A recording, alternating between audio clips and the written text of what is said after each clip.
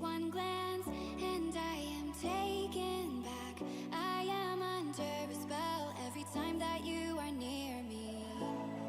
I tried not to give in and let myself fall again, but I'm under a trance and I can't deny this feeling. Watching all the people all around me finding truth, I can't help but wonder, do you wonder too? Were we meant for each other, but it just fell apart? Could we last forever if we start over?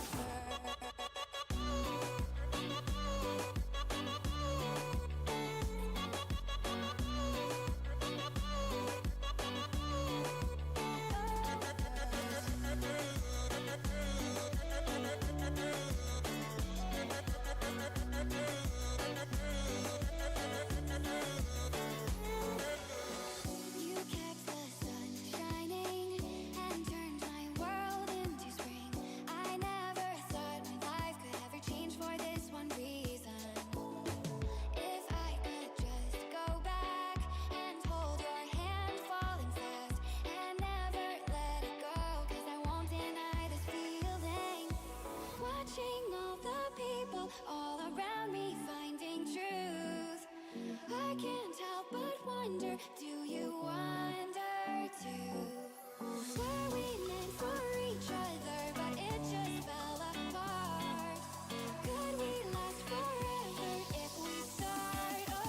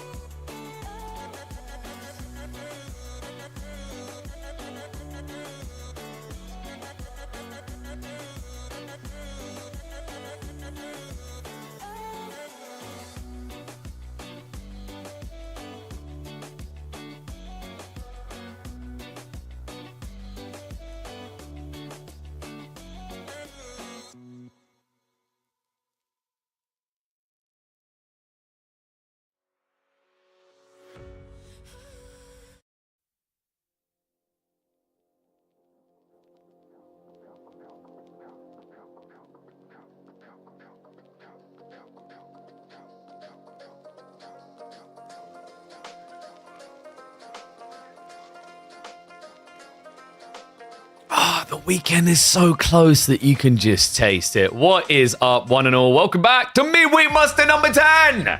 That's right. We are approaching the third way through mark. That's right, because we're not actually there yet. We still have to do the entirety of week number 10.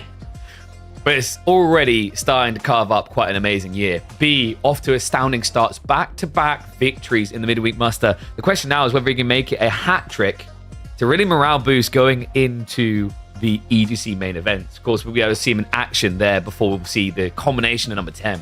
But he's looking hot right now. Dimmu will return as a competitor on the other side of the bracket. We've got the return of Numadan. Core is going to be signing up. Looks like Bohemia convinced him to come back. We've got Lash returning. Elyon, Kazuyohan, Miyamaika, Starflight, Gully Deckle, Scabrain, Ezra. So many familiar faces. The list goes on. I haven't even covered them all there. And then we have some additional sign-ups, some first-timers like Jugger appearing. It's cool to see. I love this. It was a little bit unfortunate that we just didn't have a full bracket last week, but glad to see people doing it. My goal is to try and iron out the kinks of the plans of the coming days, because we got something cool cooking up to reward people who have been loyally committing time and time again. So really excited for that. 1 second. Oh, yeah, the announcement had a weird thing on it. Yeah. So, where's my Hom people at? Dude, Hom needs to get moving. You guys noticed GOG got on sale again. If you guys have not picked up Heroes of Might and Magic free, I don't know what you're doing with your life. If you call yourself a strategy gamer and you haven't at least sampled that greatness, you are robbing yourself of one of the best strategy games ever made. It's currently $2.50, I believe, on GOG. Definitely recommend going and picking it up. Or like $5 maybe. It's cheap. It's definitely worth it. Good bang for buck. What is it? MSN Heroes of Might and Magic free. He's too young, mate. He's missed the golden age of strategy. It is a turn-based strategy game where you play on an overmap, moving around, gathering resources, and then building up an army, and then fighting your opponents in a turn-based hexagrid combat system. It's phenomenal. genuinely one of the best ever. You know when I have those backgrounds up with a green screen and you see like the whole kind of almost greeny elvish kind of thing? It's like that is from Heroes of Might and Magic. Like Civ, I wouldn't really compare it to Civ. I think Civ doesn't hold a candle to it in terms of like the immersion and also the combat style. It's very different because Civ fails on the combat level, in my opinion. It's phenomenal though. Like, you know, if you want to understand like whether Heroes of Might and Magic 3 is worth checking out, how about this? I'm going to open Twitch right now. I want you to guess how many people are watching Heroes of Might and Magic 3 roughly. How many people do you think are watching it right now? And this game, by the way, this game came out over 20 years ago. It has more people watching it than Age of Empires 4. No cap, right? Right now, it has got probably about 2,500, 3,000 people watching Heroes of Might and Magic 3. I have seen it peak in like the last month or 2 months at like 12 to 18k in that range. It does phenomenally well. So yeah, really impressive game. Yo, what's up, Mahodo? When do you cross matches in home free with viewers? Wait, what? Oh yeah, dude. Like, I mean, I would love to be able to have like a variety day. We'd do some Might and Magic 3 or something like that. I want to actually start slotting in some variety days. I'm keeping my eyes on strategy games. I don't know about you guys, but I'm really excited for Anno. I love to actually have a day in the week where we check out like Anno, the new Anno when it comes out. I know Ubisoft has a lot of L's and a lot of misses, but Anno has always been one I think that has still done reasonably well despite Ubisoft's shortcomings with other games. So we'd love to check that out. I was trying the demo for Dynasty Warriors Origins. I don't know if you guys really want to watch that, but like me personally, big Dynasty Warriors fan. And what is up, big Daniskia fan? Thank you very much, mate. Appreciate the raid. Perfect time as the midweek muster begins. But yeah, like I'm gonna try the Origins demo a little bit more. I was a little bit gutted. It doesn't have.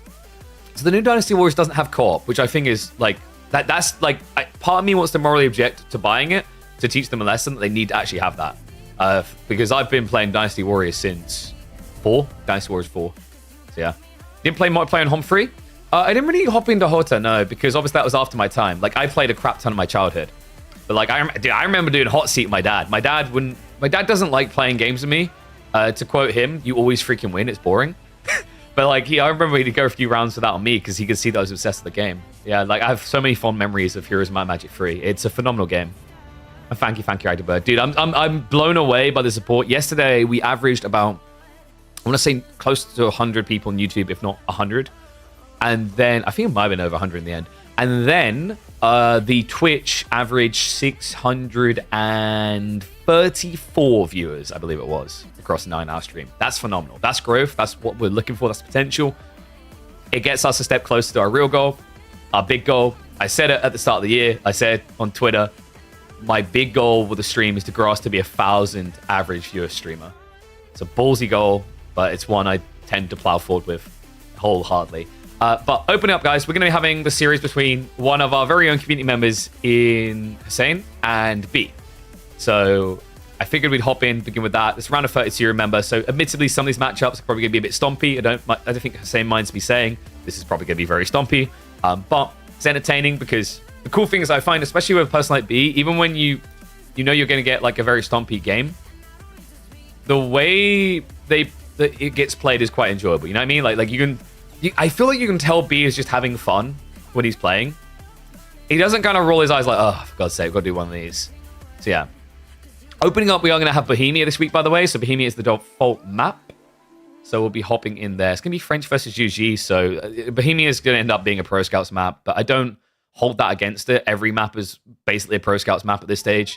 It's not a flaw of the map pool with selecting. It's a flaw of the current game meta that can't really be solved by us, because like if we basically choose maps where Pro Scouts is not viable, we're basically seeing Delhi and Abbasids are best, right? It's not a great out. Is there a video game Hall of Fame? Home Free should be in it. 100%, dude. Home Free is a top 3 all-time strategy game. I'll fight and die on that hill for sure. What else came out 20 years ago and has a lot of viewers? Oh, AoE 2 does well, right? I think I've said about this before though. Like AoE 2 has done phenomenally well. I just don't see a world in which it grows more. And that's not like hate, shade, or anything. I want it to succeed. I want both of them to succeed. But like the reality of Age of Empires 2 is that it does have a threshold of how many people it can attract. Because whenever a game gets that old, it's very hard for new players to get in to the ecosystem, right? Very, very difficult, in fact. So yeah. But let's get ready for game number 1. I just realized I need to download Bohemia myself, don't I?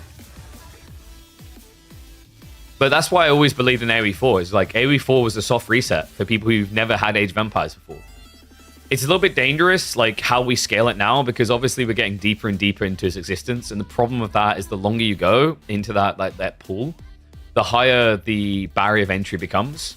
And that's why I've always been very vocal about finding casual game modes that compel people in AoE 4, whether it's more campaigns, better focus on team games, more modding support. Like these components are actually incredibly important, guys, because like without them, people just don't transition. They don't convert into the proper game, right?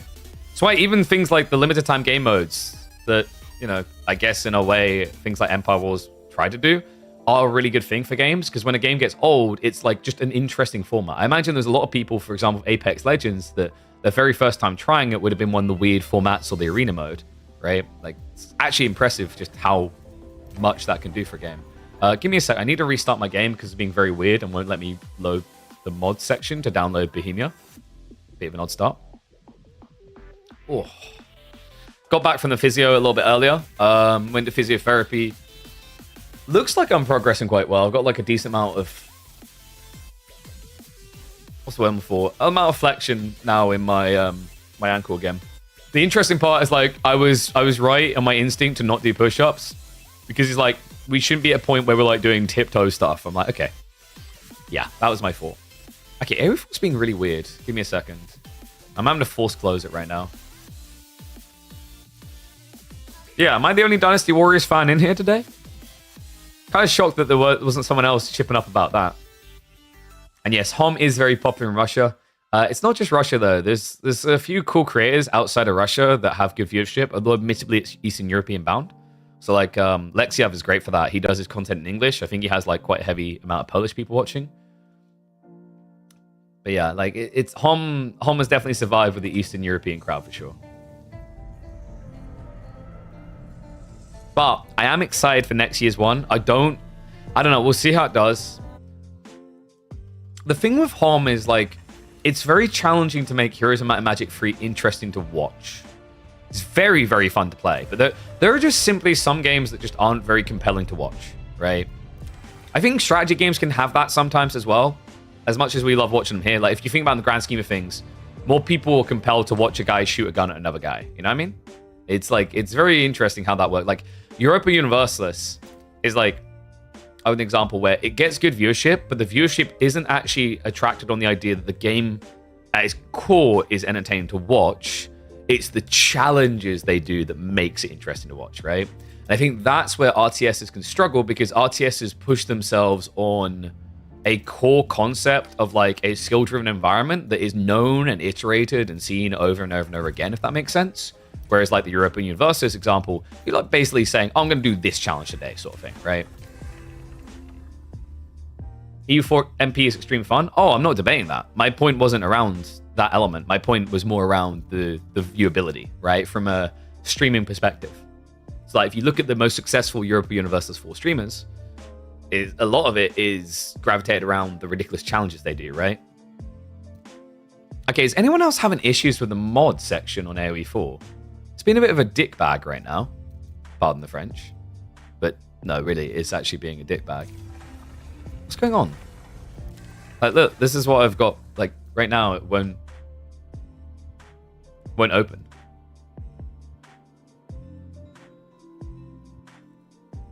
What time zone is Numedan? Numedan should be Swedish, so you're probably looking at the same as Ben. So +1 or +2. Seems like MMM has been good for the stream. Agreed.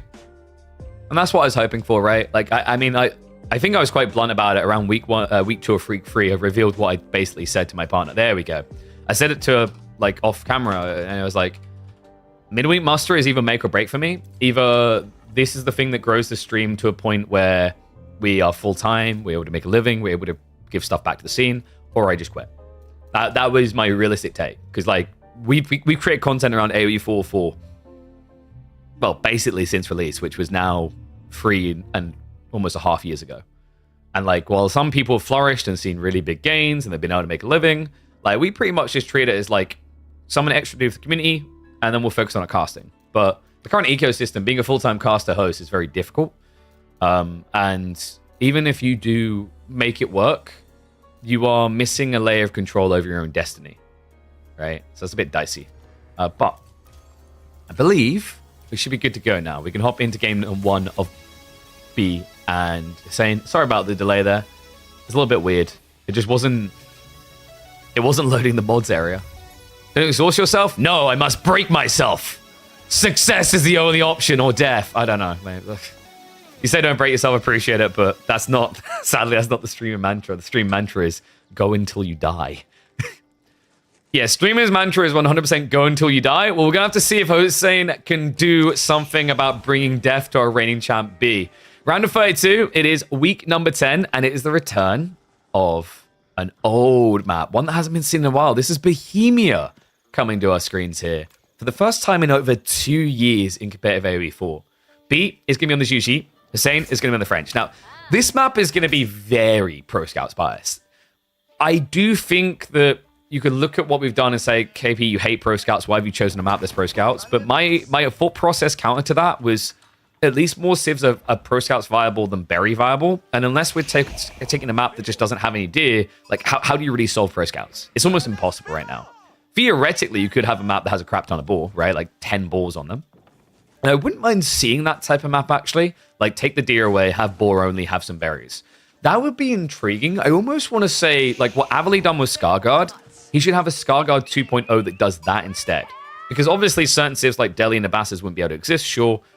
Malians also is, right? But, like, you have 16 civs, and 5 of them wouldn't be able to function there, right? Whereas, like, although, you know, the alternative is you basically create a map that only has berries, and pretty much 6 civs function, the others don't. So, yeah. It's kind of a weird balance, but Bohemia is an intriguing one. Like, when I had a look at the spawns, I was like, okay, let's give this a shot. Let's see how it is. It's a bit Dry Arabia-esque, although in some ways more open. Lack of stealth forest, a lot of small bumpy terrain areas around. Thought it'd be interesting to visit this type of map, because you go back a year ago, people would have tried to wall this, right? And they'd be like, oh, wow, look at that. I can save a little bit of wood walling here. But now, with the changes to walling, it's so difficult to do on any map. Are we live? We're going to have a mixture of live series and recorded games. Just the nature of Midweek Musters. How's KPMM performing so far? I think it's doing reasonably well. We're trending towards about 400 average viewers, a third of the way through the format. My goal really is, I don't know if I'd say 1,000 average by the end of KPMM, but 1,000 average by the end of the year is my goal. I set out a goal that, you know, about 20 weeks in, I really want to see us hitting towards 700 to 800 range average viewers. So that is really what I'm looking for. And obviously a big part of that is getting YouTube running correctly, getting editing done. Because I think my next step, I'm going to give you a peer behind the veil here, guys. Next step is really going to be to start looking at having YouTube content edited down and curated. So we tried it a tiny bit, but the trimmings is weird when you just try to take a minute off here or there. It's almost like you want to take a 30-minute game and optimize it down to 5 to 6 minutes, if that makes sense. Now, that might sound a bit crazy, but I think that seems crazy because no one's actually really done it before in Age of Empires 4. But the logic is this, right? Like, you have the VODs up on YouTube. If you want to watch the full games, they are there. When we live stream, you want to watch the full games, they are there. So my goal with YouTube now is to be able to evolve it to a point where it's providing something additional instead of just echoing what we're already doing, right? Like, there is great value in going live to get the content you want for YouTube. But at the same time, if all you're doing is minimal trimming, like, yes, here's an 8-hour stream, let me pluck this one game out, I feel like there's more value you can probably be adding. Anyway, we do have Pro Scouts coming in, which is just going to be expected here in this matchup. Hussein's going to try to mirror that. What he should be looking for is the night opening. I hope that's what he's going for. He does have just about enough food to do so. The way you want to play this is you want to open one night to pressure and then follow up with Pro Scouts. You do not want to rush Pro Scouts here because you'll just be behind Shuji. And night timing is really important because that opening night could actually do quite a lot of damage to B. What's the best way to get into Heroes Might and Magic? I've tried a couple times, but all the options are intimidating. Just play against like some bots. Obviously, like my big advice to people with Heroes Might and Magic 3, which, by the way, for anyone who doesn't know what that is, greatest strategy game of all time, possibly. Like, it's up there. It's a front runner. Recommend checking it out. And I recommend playing the campaigns. I think the campaigns are a great way to start. I also recommend downloading the Heroes and Chronicles files because it's quite easy to just get them injected into the Heroes of Might and Magic free now. And the Heroes Chronicles are meant to be like tutorial campaigns for the main game. It's actually how I got into Might and Magic originally. And then once you've done all that stuff, if you're really looking to play online, I'd say just start by downloading HOTA, which is HOTA, and just playing out a few formats against bots, and then eventually just go online. You know, it's going to be a hardcore audience. It's going to be tough if you get like highest ranking players, but it's hella fun along the way. Okay, so First Knights are coming out. He did queue Pro Scouts first, though, if I'm not mistaken. No, I think he had it about the same time. So that does mean maybe the macro wasn't optimal per se for Hossein. But what he wants to do is he wants to head into the base. Hossein looks for the scouts here, but that's kind of a mistake. The scouts aren't going to die to one knight easily. Really, what you want to try to do is poke here. You want to try to delay the spearman transition. Fortunately, B is already ripped into it. So, where you want to play this, typically, knight, and then try to get a few archers out. There is actually like two branching forts of French here. You can either play along feudal and bait Juji to have to react Huguenot. That's a big advantage of French. The alternative way is that you try to just spam knights into fast castle with Royal Institute. It's tricky though. Like I think Juji is tougher for French than Chinese. Chinese at least kind of delay themselves. So they stop off the Song Dynasty, but the Barbican is expensive, right? And then they can get Huguenot. Whereas like against Juji, the window is so small that like scaling archers early on, scaling knights early on, Huguenot spear is a lot more susceptible to killing you versus China, where it comes later in the game when you have 9 or 10 knights, at which stage like you can actually take quite a beating. You can start circulating, right? Like the easiest way to think about it is when you play against China, you'll have chivalry by the time they have Zhug. When you play against Juji, you will not have chivalry. And cheeky wall here from B. I actually like that. Because right now, like, look at the potential for rotation. What Hussein wants to do, if you look on the minimap, is he wants to go all the way around here. He wants to circle like a shark. He can't, right? Because of the structuring. And you're already seeing how he's being impacted by that. Yeah, he trusted in the rally, and that is going to cost him dearly. Knight down, and nothing gained for it, right? Idle time of, like, what, about 5 seconds? Look at that. Archer Rangers are now getting added in. Saying, I mean, he's got a decent amount by deer, right? We've got the 3 over here, we've got the 7 over here. That's 10. That ends up being a pretty lofty 3,500 food on its own from that play. And it's not like Hussein's going to be able to really stop him in time. In fact, it's criminally worse than that. Hussein is taking safety, and B is taking his. This is not great. With knights, you should be more capable of strolling over to your opponent's side of the map. So this is already looking a little bit worrisome. It means you won't be able to get the blocker over here.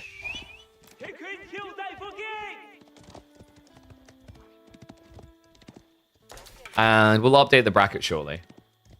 Yeah, keep in mind KPM M9 just finished. Every once in a while, a command might slip through. Absolute mismatch, like watching a man punching a baby. Jesus. Alright, Spaceman, be honest though. If you were in this game instead of Hussein, would it be like watching a man punch an embryo?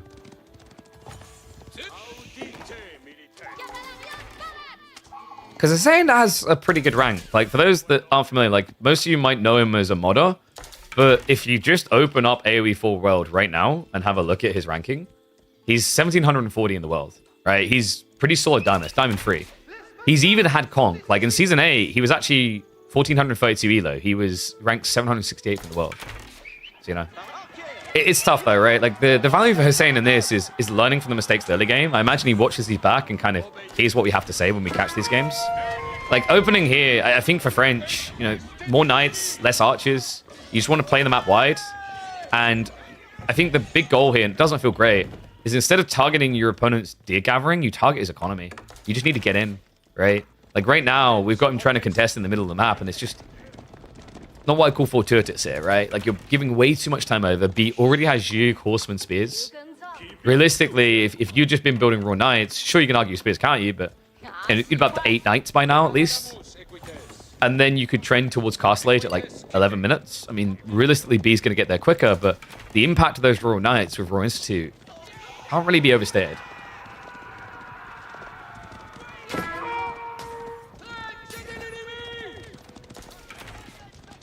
I mean, if he competes just a little bit in this series, that's someone to take credit from, right? Like, keep in mind, B is our highest seeded player. He has won 2 midweek musters in a row right now. So this is always going to be a hard one. Paul is saying basically was the final person on the list of 32 to qualify.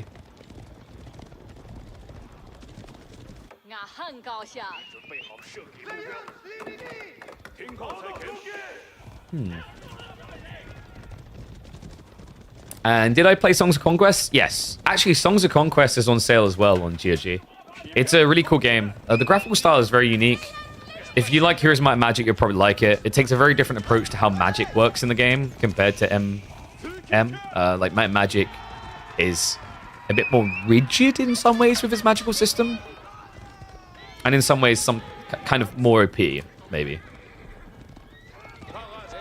I do like what Songs of Conquest tried to do, because like sometimes in Home Free, the issue can be it feels like once someone bloats an army too big, the game is over, whereas Songs of Conquest is more like what is your comp and how do you use it, right? It's very different.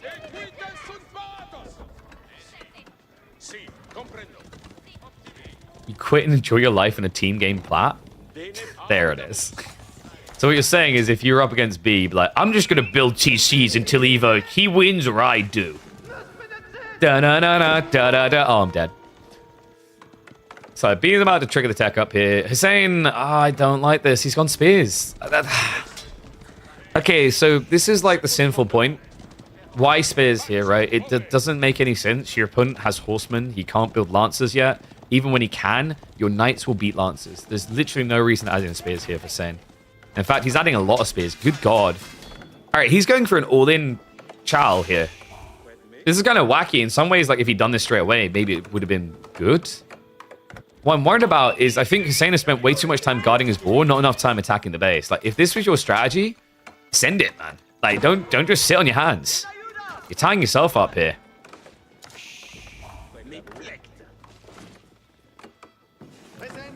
Bring your vills in front of the TC and ask for a man fight. True. You're like, B, I've heard you're good at microing. Why don't you prove it? Because all I've heard is that Zerg players pretty much only require APM to cycle through the command centers. That doesn't sound like real micro. And then he's like, oh, hell no. Out he comes. And then one night wins the game for you, you know? It's going to take a lot more than one night here. Lancer's already queued up. We can accelerate the game a minute or two here, actually. Diver's going to be coming in. Horsemen are just poking away at this. So idle time being achieved here. It's just keeping Hussein now away from mirroring the tech. He needs to mirror tech. There's no dive point here. Like, the longer you wait, the worse this gets. If you were really going to send it, you would have sent it straight away. And also, one thing I take issue with is if Hussein's goal here was to attack in Feudal Age, where's the blacksmiths? You can't be 11 minutes into a game without beastsmiths like this. You know, especially when you add spears, like that gets the most value out of melee tech. And you win mass archers, which means you need Steeled Arrow. You definitely need Undermesh against Zhug. Guildhall now coming in, so this is just a Hail Mary. He's praying that he can survive into Imperial Age. This is giving full control over. I don't think you can actually do Guildhall from this position against Yuji. Because now we're going to be seeing 5 relics. We're going to be seeing probably a quicker Imperial time actually out of B off of the back of that. Because remember what he'll do is he'll transition into Yuan, he'll get Pagodas, and then he'll block. Some of these relics are just for free, right? The south side's just not being guarded. Realistically, Hussein could at least continue on the north. He could think about Monastery dropping, and yeah, there you go. He's going to go straight away with the Monk to try and pick at least one of these relics up. So, can at least deny a little bit of resource, but in the meantime, his Gold Gathering is going to get denied. Knights do arrive on the backside. B just has plenty of those coming, right? We're already up to 6. He already has more than the French. Yeah, and correct me if I'm wrong, Hussein's intent here is just to go Archer Spears against Jignu.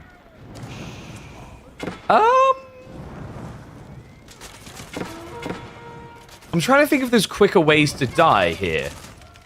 Nope, no, there's not really many. I mean, I guess you could select all army, right? 0 damage is French when 1 TC is over. It's not always necessarily over if, like, you've done 0 damage with French, if you delay the game enough, right? But he hasn't delayed the game, and he's lost 9 workers, right? It's actually wild. B is ahead on economy. That should never really be happening here. So this one's fairly over. We're going to speed up and let this one play out. I think game 2 might be bugged, but I'll double check.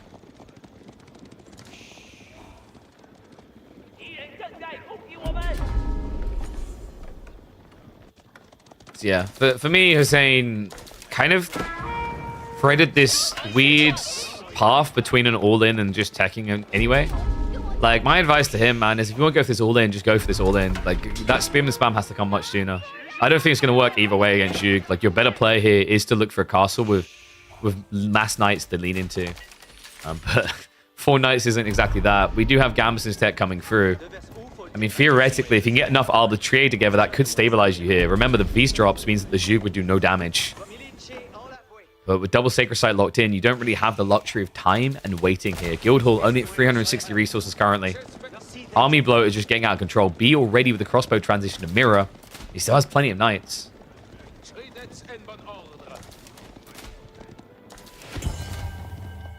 Interesting walling from B on the south side as well. He actually goes to play ball. This is kind of cool. I like this because he's got the gold, the berries here later. There's a lot of pocketed resources worth it down here. Now, Hussein has at least rebalanced to be equal economy, but with 4 relics already in the bank, doesn't feel very equal here. Sacred Sights are at least being decapped, and that's going to get him a little bit more life, but we're kind of just approaching the convergence point here. B should be very capable of just diving in for the main fight. That's exactly what he's looking to do here. Marches towards the base. Hussein, a little bit slow on the pull away. Does get out of range just in time, courtesy of Textiles. The V-drop is going to be coming through here. And wow, look at that. You dropped a shield. Let me just walk away. And now you come back in, because the moment Hussein moves, it's on cooldown, right? That's a minute cooldown. So there's an opening now for you to go back in. In the meantime, there was an attempt to dive from Hussein, but he actually got 0 worker kills there. B, just quick on the fingers. Locks the play, and now recommits into the base, knowing that Zhu can actually now annihilate the Arbitrier. This is the tricky part about Pavis. It leaves you so damn static. If you aren't in a position to leverage that play, if you aren't camping something that someone has to fight you over, it almost feels like an irrelevant variable in these engagements. When you think about the lack of Pavis and you look at the fact it's 28 Zhuge, it really isn't an over-exaggeration to say that the 28 Zhuge here could beat this entire army on their own. 28 Zhuge versus 53 other units, easy win here. 2TC, I mean, an ambitious idea from Hussein. I think he's maybe taking it a bit to heart that we've seen B delay game ends a little bit too much before.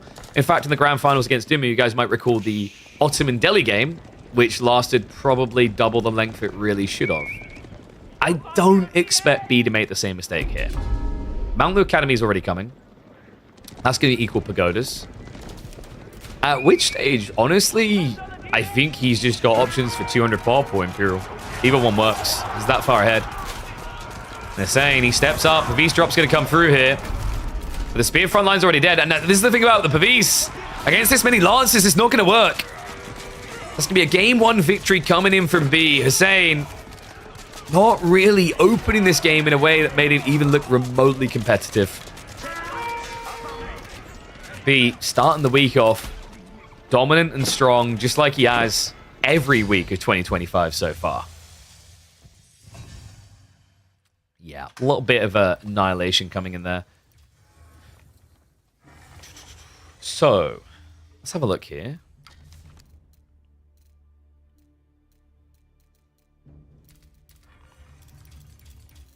I think, are we bugged for the second game? I'm starting to think we might be bugged for game 2, which would be unfortunate. Need the rank command in this stream? Send me the details on how to get that sorted and we can do it.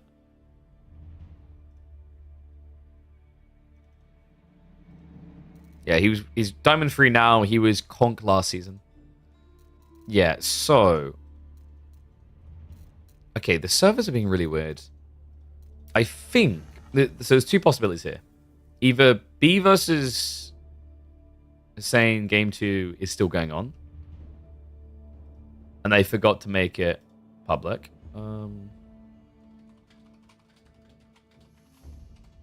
Or we have bug summary. Oh, okay. Oh, yeah, Hussein's in chat. So, yeah, guys. Oh, wait. We're good. It bugged out. That's why. Dude, AoE Force being really weird today. So game number 2 is going to be Rocky River, which was Hussein's pick. That's his home map. It's going to be Bastards versus Japanese. Yeah, I don't know what's happening, but like AoE 4 today is being really, really slow when it comes to loading profiles. But yeah, let's hop into this game and see. Let's see if he can maybe pull off a miracle here, because they're saying he's already in trouble. Don't mistake that score. Is B taking a lead? Game number 2 kind of has me worried from a drafting perspective. Basses versus Japanese is not a great matchup for ABBA. There are some maps where it can make sense, normally ones that involve water, but a straight-up land grab and castle rush is something that ABBA will struggle with in this particular one. See what it will be able to do. Ever since the Eco Wing nerfs, the camel spam hasn't really been as viable, considering how aggressive Japan's time is going to be. However, maybe this can serve the same well. B is playing docks, which means it's going to be a longer feudal than what you'll normally see out of Japan. As with a central dock drop, there's probably going to be some competition coming here. You can subscribe to Bohemia? Yeah, I was having that issue this morning. It seems to have fixed itself now. I think something was just happening with the mod servers. So I don't know if anyone else has been having problems with that. But let's go for the fast forward in the early game, just so we can get into feudal. We're likely going to be looking at Coca here. Coca's really nice because it forces your opponent to have to go camel archers. And yes, dock on 2 shoreline fish, because remember, for Japan, it's very cheap from the fishing boat standard. Right, so you get 1,000 food, you make 150 wood investment here, then you add in 3 fishing boats, that's going to be worth 135. So you're already getting triple the investment back. It's not bad. Usually this is questionable for a lot of civs because they can only go 2 fishing boats, they're too expensive. But the cool thing is like civs like Abasas and Japanese have different eco perks. So for Japanese, it's cheaper fishing boats, for Abasas, it's cheaper docks. And what is up, Camian? Thank you very much for the gifted sub, mate. Absolute legend. Appreciate ya. So, Sheeple, looking pretty good for Hussein from that perspective. It is going to be Eco Wing, though. Okay, I don't like this. Eco Wing's just kind of nuts. I think it's too slow against Japanese, because you're going to have to go free TC to justify this. And B's going to have a very aggressive line into Castle Age. Now, the way you can make this work is you do free TC delayed. So you go 2, and then you try to add in Camel Archers, and then go 3rd. But then you're playing a very, very long feudal, and you won't come out your base quickly, which means your opponent can just take all relics from the map. Yeah, there's plenty to grab here, and they're not exactly in positions that Hussein would be able to defend. Other awkward thing about free TC is, like, what do you really get with it here? You're going to have to go very loose to get justifiable resources, so I'd imagine the second one here on the goal towards the berries, 3rd down here.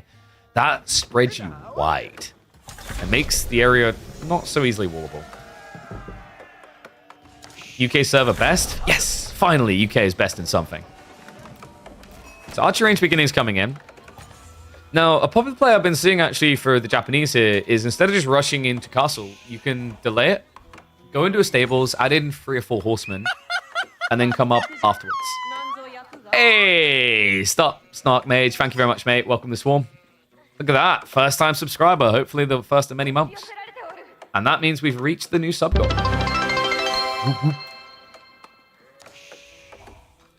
Wonder if we can hit 400 this month.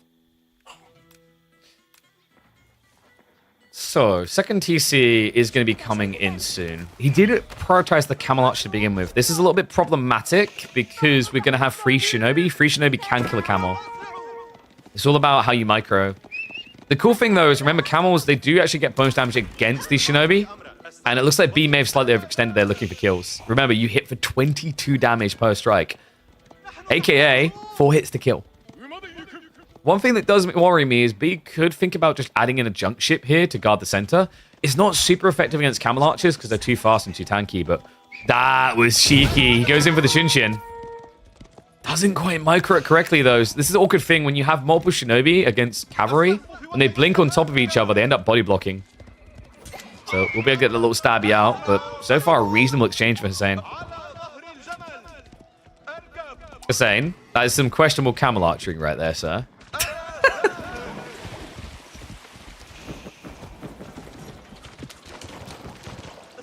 Hussein is low ranked? I'm sorry, what do you define as low ranked?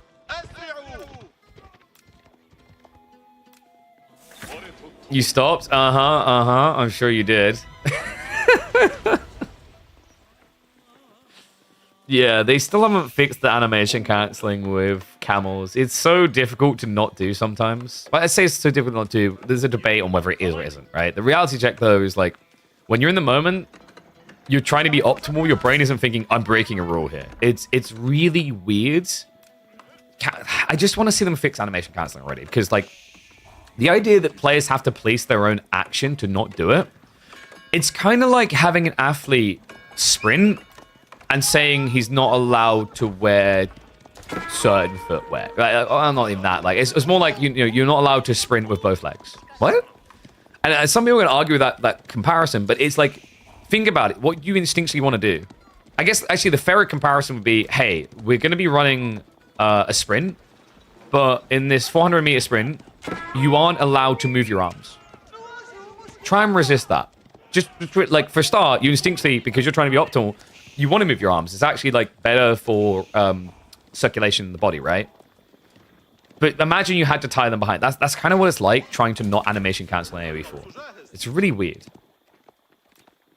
So you can say that the person's intentionally doing it, but it's also just like, it almost feels like it takes more effort to not do it than to do it. Does that make sense? Because you have to go, oh, no, wait, I haven't waited long enough to attack.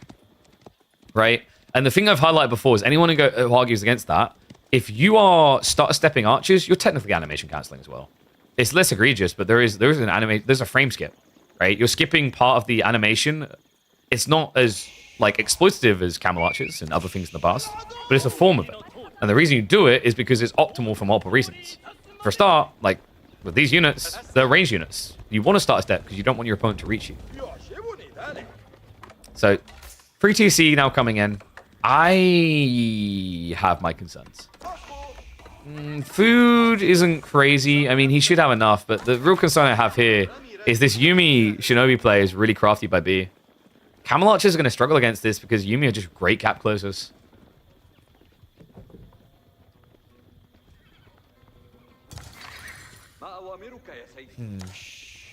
We do have the Horseman coming in, but the problem is Shinobi are a phenomenal counter to the Horseman. Yuumi Bannerman is already in the way. We do actually have Pro Scouts, which is a bit worrisome because now, like before, Hussein's logic is, I have more food. He will have to stop doing this sooner. The crafty thing about doing Pro Scouts, and not the first time we've seen B do this, by the way, is that it lets you play to 200 pop in Feudal, which you'd think is bad because Yuumi are trash units, but the reality check is the transition is much quicker in a castle. So Hussein's goal here is now going to be to mirror into archers, and then he needs to look for a tech. Because if he can get to H3, boot camp plus composite bows will make the Yuumi completely trash. The issue you're going to run into here is realistically B should be able to tech up probably 2 minutes ahead of you, and the veterancy can be rushed with a Yorishiro drop, right? So like you're going to have to fight against vet Yuumi. That's guaranteed. You can already see B start stockpiling.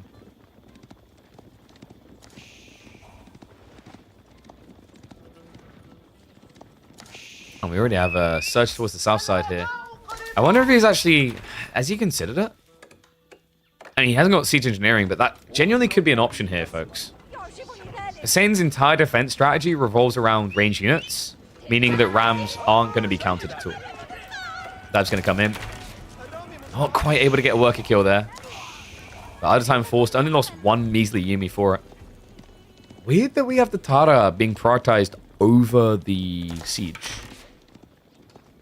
I mean, we can see what B's real goal here is, right? It is going to be a tech play. Mass Shinobi kind of feels dirty when you do get Castle's transition, right? Because remember, these guys all get auto upgraded. More health, more damage. Yuumi are going to be able to rotate in. Hussein, not going to be quick enough to move away. He doesn't have wheelbarrow either. Oh, B, he jumps on top of him. So the textiles are meant to be the pristine counter, right? Because Yuumi is such low damage, but it doesn't work when you can't run away. Sick grab there. Insane. Eco lead now being pretty heavily reduced here. Only 6 ahead on free TC at 11 minutes. And your opponent now going to Castle Age. You can see Hussein was trying to save up to do the same, but once again, it comes down to that window we talked about, right? It's bare minimum going to be 2 minutes. It's going to be longer. And, oh, wait, huh? Oh, B's doing it again.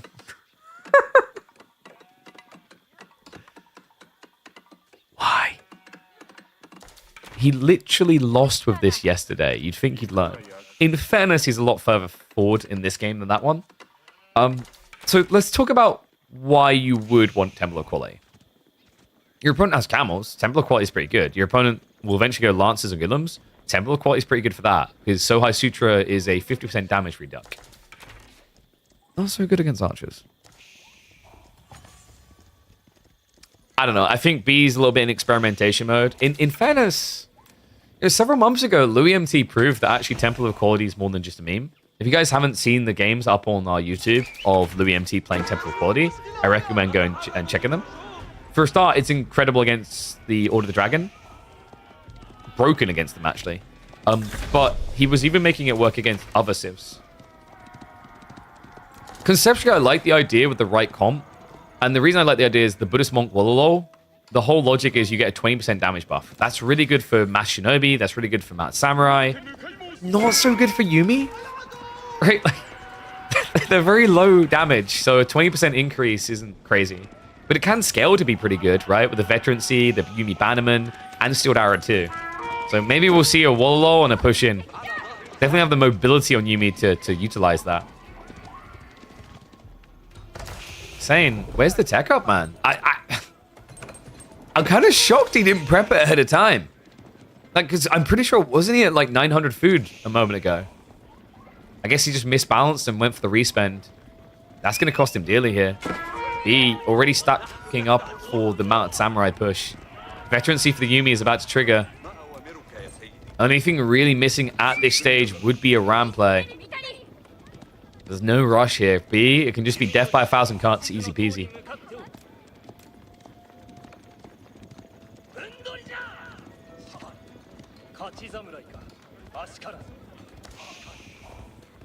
So, notice a little bit more discussion going on about animation cancelling. And yeah, we're not going to hold it against Hussein. He actually stopped himself really quickly. But like, this is my point I was making is, you know, when you see it in a tournament, someone's doing it egregiously, you can say it's like exploitative, but it's like, it does feel weird because in a way, I'm sorry, I can't take this seriously with what I just saw. One by one, they just hop in on the same spot. But the issue that you have to keep in mind is like, in a way, and I'm not defending animation cancelling, but like I'm giving the devil's advocate of what it sounds like. When you say you can't animation cancel, you're kind of telling a player to be suboptimal with their micro. Does that make sense? It's weird. It does feel like, in a way, animation, like not being able to animation cancel punishes high APM players. And I'm not saying that the animation cancel should be a thing. I'm just saying that it shouldn't be on us as a community to police it, right? It's never a good look in any game when the community has to become the nanny. You know what I mean? Right? Like I had this with Diablo when we ran to Race the World first. I had to make a very hard decision to remove a guy for basically finding a loophole in strongholds to keep regurgitating XP almost instantly. Because a lot of the popular players didn't like it. And I was a little bit torn because here's the thing. It was an exploitive trick, but our goal wasn't to nanny the community. But also, the hilarity is all the popular streamers were using a different exploit to reset strongholds that are meant to be one-offs anyway. So there's already like this exploitative nature, right? It's like, that gets into the realm of subjectivity, and animation cancelling is very subjective, right? Like, what technically is an animation cancel is very debatable. What's an acceptable animation cancel anyway? Because it feels like you're going to have situations where someone is definitely attacking quicker than a Camel Archer should, but it's not to a degree where he's like, okay, he's definitely doing it. So it's almost like there's this gray zone that you can exist in where you can animation cancel and not get banned or cooled out. And that feels weird. And this feels awkward. Zane hasn't even noticed. He's slowly losing everything out here. Military wing is on the way in 40 seconds, but we already see ample forces to push with from B. Yuumi count's still at 30. Soon to be 10 of these Mounted Samurai, and he dives in before the Shinobi. Oh no. No, so much that eco lead feeling really impactful. B is about to be up to 5 Rolex soon. And he's not done claiming scalps yet. Bring back animation scout canceling? No, dude. As a guy who runs tournaments, do you know how depressing that is? I still remember that infamous game between Marine Lord and Vortex on Boulder Bay. I think it was a semi-finals. And 5 minutes in, Marine Lord GG'd because he lost the scout animation cancel exchange. And then his animation canceling follow-up killed a dot. That was terrible.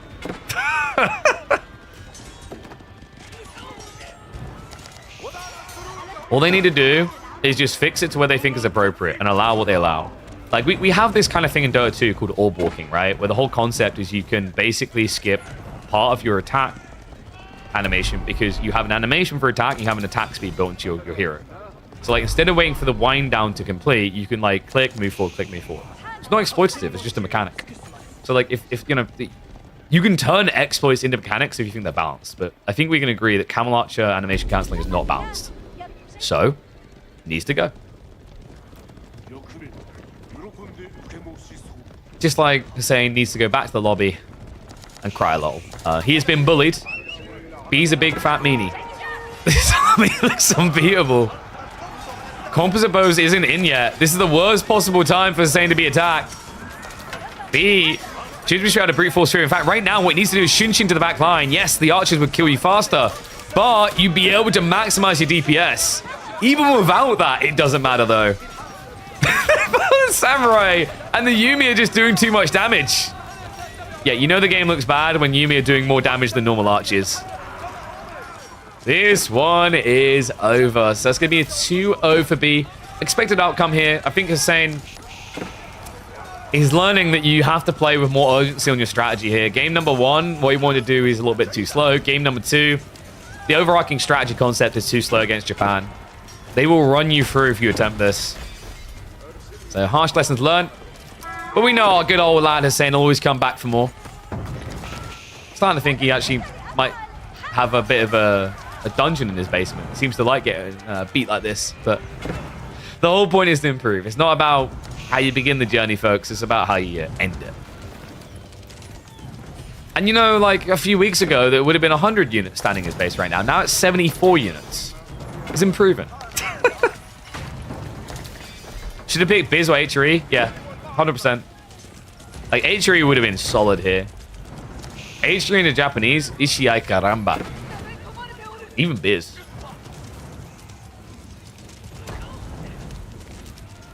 Oh, folks, I'm going to speed this one up a little bit because there's no coming back now. It seems like KP might watch my game and I don't want to give him like a 10-minute GG. There we go. Game number 2, a 2-0 sweep for our reigning champ B.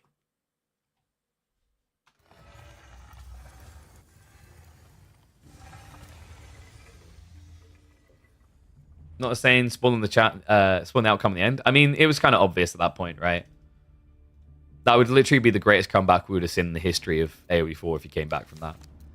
But what we have now is, I believe, there should be a draft for Gully Deckle versus Starflark. So let me go ahead and grab that.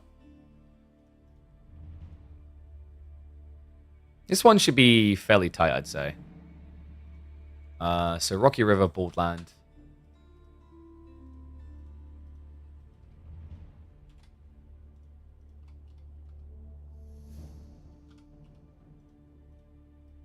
And let's update that in.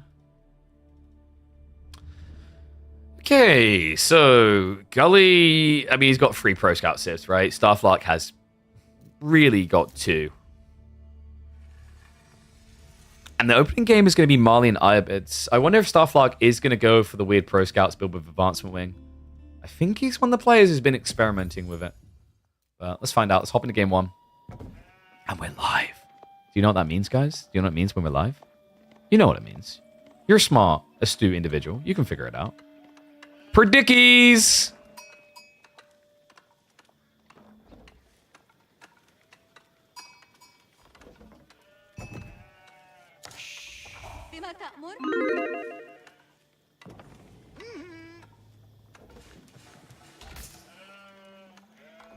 New week, new groove, baby. It's Pro Scouts time. Okay, actually, that's not new groove at all. We've added something that has not been seen in over 2 years in competitive Age of Empires 4. It's the return of Bohemia. Ladies and gents, we're back for midweek muster number 10. Opening round, round of 32, and this is going to be a tight series. Starflark and Gully Deckle very closely matched in terms of skills. And we already have an interesting draft, actually. On a map that looks like it's pretty good for Pro Scouts, so the amount of small-pocketed deers, Starflark picked Iabids. Are we about to see Pro Scouts Advancement Wing? It's a given that we're going to be seeing it out of Marlians, right? Like, Marlians absolutely thrive on this right now. The Pro Scouts meta into Farimba just feels like an easy peasy winning play against a lot of civs. And I think Ayu is one of those civs. Well, here's the Mr. Core. Core, who's going to be, of course, playing this week. He did sign up. I think he probably got a little bit too excited. A bit of "we" came out when he saw that we've got Bohemia this week. Kind of interesting, actually, for... I'm trying to think, like, this isn't the most Pro Scouts map, right? They drafted Rocky River Borderland. Borderland is probably the most Pro Scouty map. Starflock drafted Chinese, French, Ottomans, Ayu. So, like, he actually has really good picks deeper in the series for the Pro Scouts play. They actually both do. If it feels like I'm focusing on Pro Scouts a little bit too much, it's because everything about the game right now focuses on Pro Scouts. And apologies, my son is getting a bit grumpy. What do you want? Yeah, suck on your fingers. Little finger sucker. Hey, yeah. Partner just went to pick up our daughter, so I get Ezra for a few minutes. Desert Raider Pro Scout. I think you... Oh, okay, this isn't Pro Scouts. This is Growth Wing. I mean, if this is Pro Scouts, it's a very late Pro Scouts. Conceptually, like, Desert Raiders to open here against the Scouts should be pretty good, right? Because, like, this is the awkward thing. As Malians, you can't build Horsemen, but the negative is if Gully Deckle goes Pro Scouts and opens a few Javs, slap him around. Don't I like this map? I don't have an opinion on this map yet. I haven't seen it in action. Right, so we'll see how it goes. It was barely ever used in competitive. The thing that would make me not like this map is that we are in a Pro Scouts meta, and like this is a map that doesn't change anything about that per se. But that's an issue with the meta, right? Like we were talking earlier about maybe the players just have a map with no deer and 8 ball. Does mean that certain berry civs can't really play the map, but it does at least get some divergent gameplay away from berry civs and away from Pro Scouts.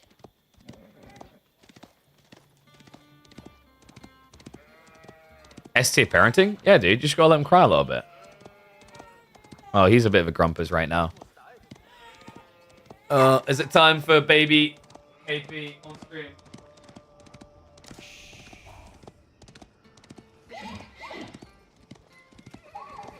Alright, he might settle for his fingers, we'll see. We'll keep an eye on it. But he's a gratch. The thing about little Ezra is he's a very windy baby. And he doesn't let go of that wind easily. So sometimes you just have to let him grunt and get it out of his system. So, 18 sheep to 8? What? That's ludicrous. All right, Gully just... I mean, I'm talking about like my baby being windy. Starflower just copped a squat on him right here. This is ridiculous. That is so much sheep to work with. Huge edge for him here. Yeah, it doesn't bode well for Gully because he has to do the predictable play now, and it means that your opponent can just go Desert Raiders. Growth Wings definitely give you a lot of resources to do that with. So Stables Drop's coming in. And I'm going to have to pick up Ezra as a grump.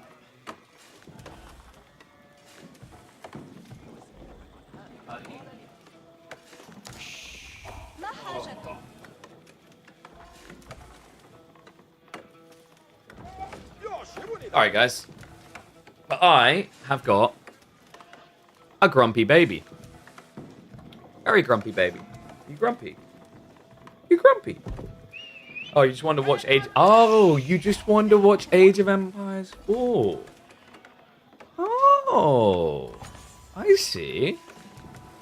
We might have a future gamer on our hands here. He looks so angry. That's the wind. It's always the wind. So double pit mine's getting set up pretty quickly here by Gully. That is at least the nice thing about his spawn, is the gold is really tight, but that can turn into a negative with pressure, and Starflock has already opened with Horseman. Yeah, so why Horseman over Desert Raiders? It's all about the production timing.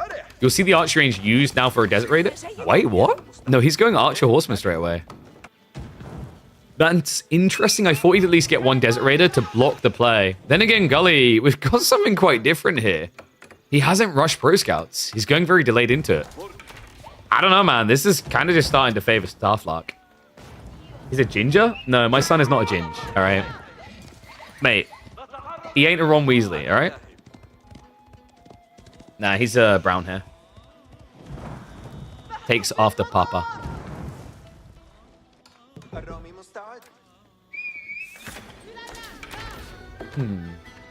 How do you guys predict in the end, by the way? I'm kind of curious. I mean, surely you saw Malians, you fought Pro Scouts, and then predicted them, right? 57% for Gully, so slight favorability there. But I think for a lot of people, that probably rank Starflock a bit higher as a player right now. His rankings, I think, have been better. Gully's been sinking down to the 200-ish range last I checked. Starflock had an account in the top 100 not too long ago, right? Had 2 accounts in the top 200.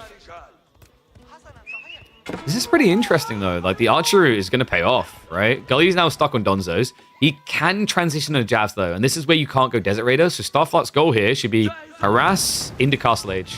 You stop your opponent going Pro Scouts, you kind of have what you want here. The goal now is to get away from this Age, because the only advantage you really have as IU is, of course, Desert Raiders, which get completely annihilated by jabs. We'll have a little bit of poke going for him. Obviously, the buildings he's built will keep value in Castle Age as well, because you want to go Camel Lancers and Archers. What's up, buddy? Wow, he's actually very chill all of a sudden. Yeah, don't categorize my son as a ginger. You don't know. Who knows what's wrong with being ginger? He's not. He actually, so he came out with a full head of hair. I was like, that is father's son right there. Innit, mate? So we do actually have commitment here. Steeled Arrow. This is very rare of IU to just see this. He's actually leaning into the blacksmiths. In Feudal Age, like, it's very rare. Castle Age, understandable, right?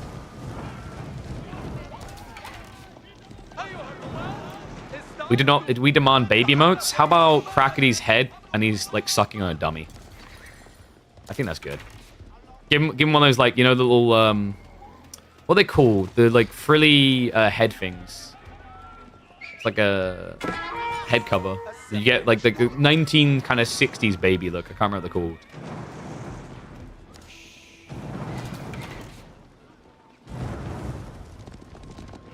Oh, wow. I just realized Crackety has that emote where his mouth is open. Like, you could pretty much put anything next to that.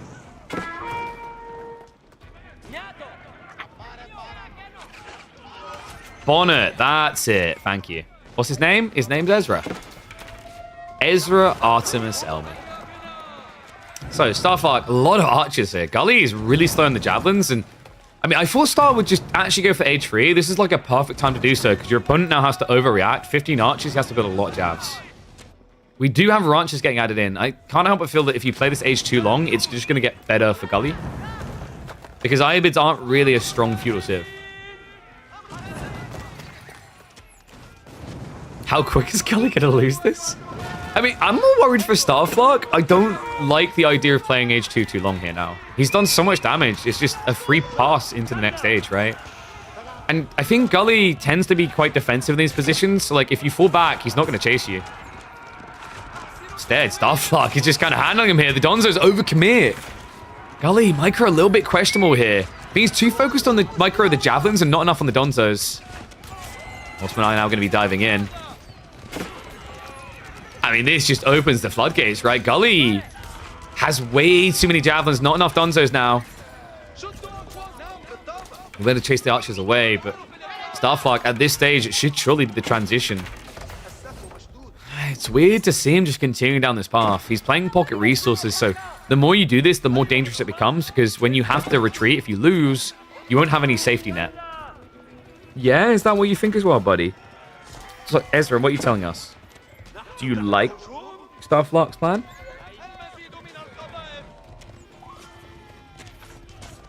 He's being shy.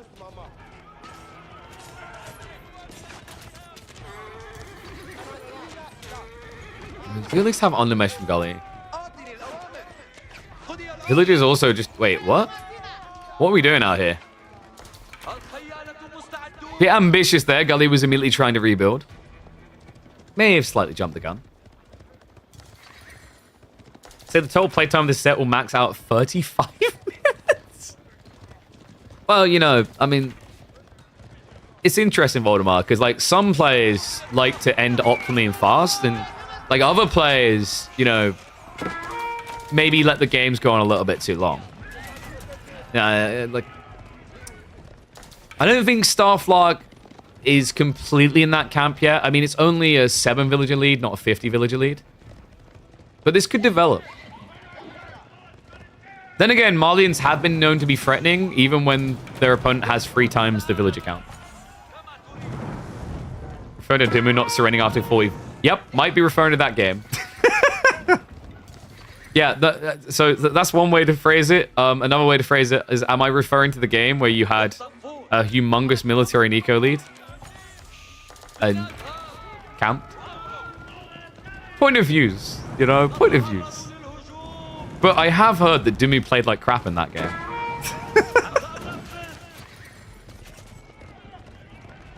Wait, can you please just finish the ram? Can you just touch it? Like, just, yeah, the little boop. There we go. Now send it in. Congrats. Gully doesn't really have a good way of dealing with a ram. I can't believe Starflock is just full sending it in feudal like this. Like, long term, they should be favoring Gully, but he just keeps losing villages. Like, right now, Starflock, just kill these. These are the targets right now. Freebies on the side. Villagers not able to build the outpost in time. Gully tries to run away, but the horsemen have broken through. There's no Donzos again. Gully, a classic issue here. Just too many jabs, not enough front line. He's getting wrecked by horsemen.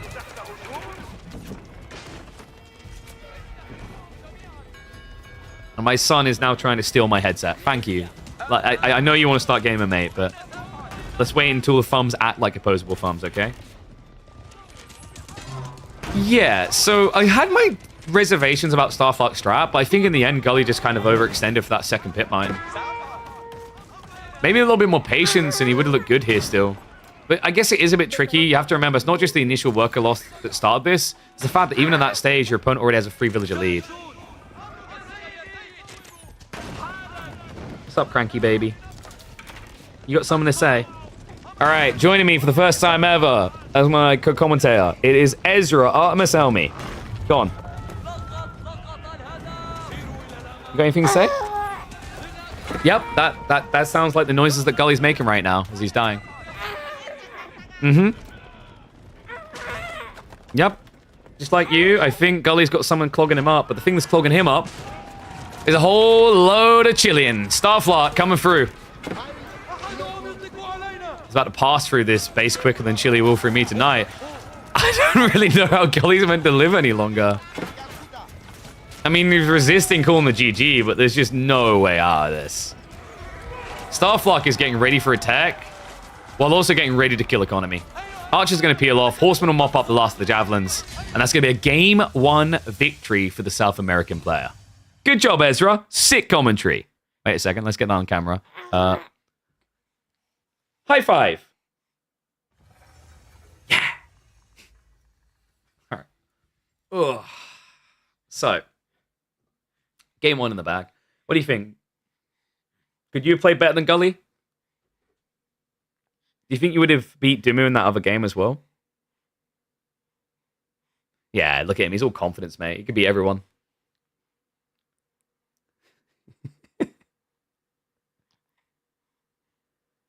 Hello. Say hello. Your sister's going to be home soon.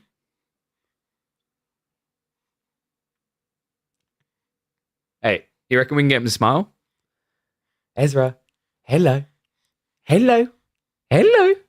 Hey, yeah. Hey, yeah. There's too much going on, isn't there? Hey. Hey. What? What are you doing? What are you doing? What are you doing? There he is. What? What are you doing? What are you doing? You gonna smile? You gonna smile? Yeah. Big smiles. It's a daddy's boy right there. Nanny's boy? Don't know about that. All right, one sec. I'm going to put him back down, see if he's okay. And then we'll get ready for game number 2. Oh, wait. There's one thing I need to do. Oh,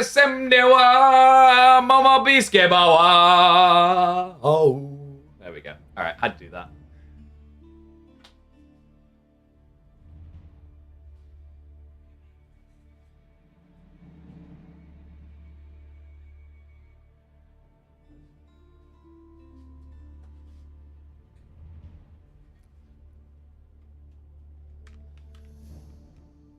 KP has reddish hair. That's news to me. Maybe if we hit a sub goal. All right, so game one, let's mark it up. That was kind of funky. Oh, come on. You were fine. He's an attention seeker, right? That's what he is. So, game two, let's see where they're going to be taking us.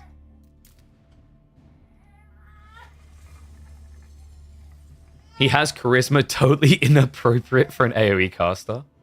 Yeah, that's the problem. Like, you know, is the type of person that wins in the commentary by being on screen. Is that Gully or some baby? Jesus. Poor guy. All right, 1 sec. I'm going to have to go get him again, aren't I? Yeah, there's no escaping from him. 1 second. I'll go pick him up. I can do it too. It's not impressive.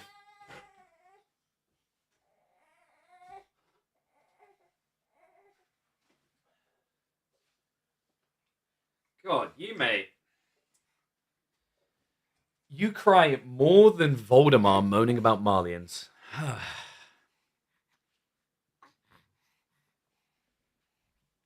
right. Baby's back. Yeah, I guess this one's just getting loaded up to YouTube as Baby Cast Age of Empires 4. Baby Cast Baby playing Age of Empires 4. There we go. So, game number 2, it's going to actually be French up against Juji. And we are on Boldland here. Good map for Juji, actually.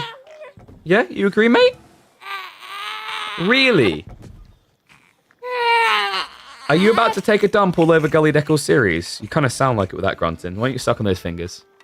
Ah. So, how does this one play out? Typically, Juji do really well against French here because you can come in super fast, so they can actually combat your Nage. But also the Pro Scouts is even more important. Oh, buddy, are you just gonna be? You're gonna be real sad about this, aren't you? What? Ugh. Knowing little Ezra here, it's probably a bunch of wind. His mum has taken ages as well. But yeah, so the way that I've seen this play out, like this is a bit more awkward for French than the Chinese matchup. I think Chinese is more of a skill-based one where you can like outplay them in fights. I think Juji plays a little bit too fast for that. Likely, the best play for Starflark is just blob a lot of knights, try to raid, because Boldland's a really good map for raiding. And then, if you can't kill your opponent before age 3, you end up taking up with like, 13 knights with Ruins 2 ready to go. Oh my god. Can you look where you're leaning, you little psycho? Look at this guy right now. Dude, he's like, just, what? Do you mind? What? Alright. Tell us how you really feel. Ugh. Alright. Back in the game. I'll just have to juggle him while also casting and following the action. Gully, how are we looking right now? 6 sheep? Do I even want to check the comparison? It's 14 right now. This is the second game where Gully Deco has failed scouting. This is not looking great right now. Is he... Yeah, I know. I'm outraged too. I can't believe this, Ezra. Is he going for the second pit mine without it? Like, wait, I'm an idiot. Wait, I'm thinking game 1. You're distracting me. Juji, Meditation Garden, how are we looking here?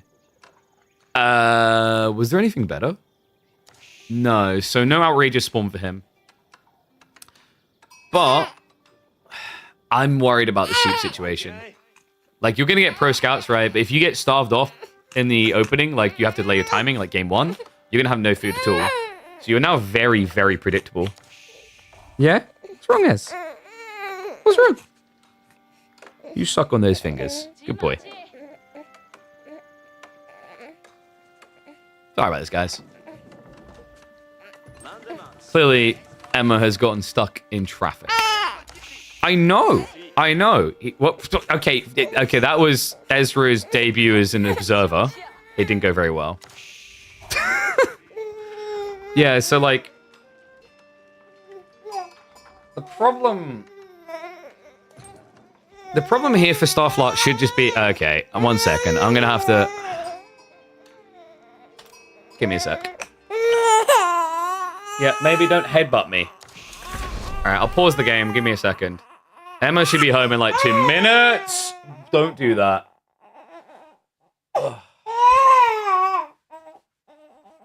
So, one thing I haven't liked about Ezra since his birth, he has a very strong ability to flick back.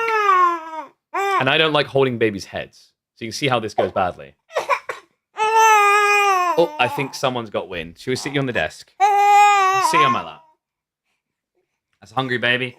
It might be wind with him. Would have been nice for Emma to have fed him before she went out. But sometimes you just won't wake up. Will ya? There you go. You guys can look at the baby for a sec. So, for those that are just tuning in, what the hell's going on? We're literally just going to have to pause for a minute or two. Because Emma should be on the way. And then we'll continue Starflight vs. Gully.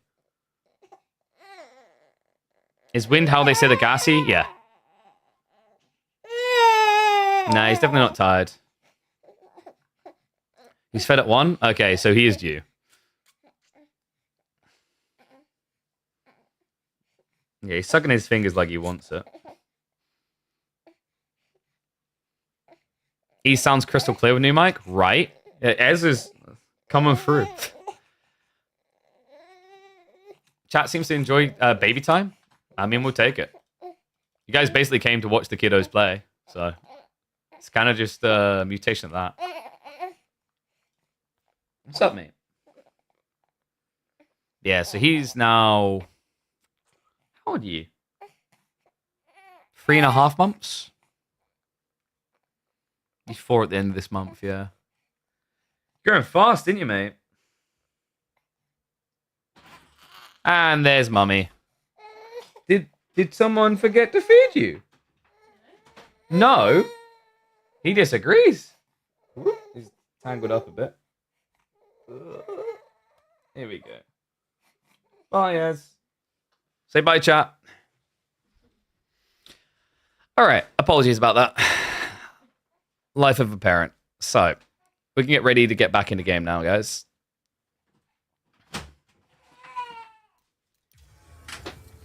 All right, debut complete. Ezra is going to be leaving us for game number 2. He got bored of watching Pro Scouts. This is what the pro scene has done to my son. He's seen way too much of this strategy already.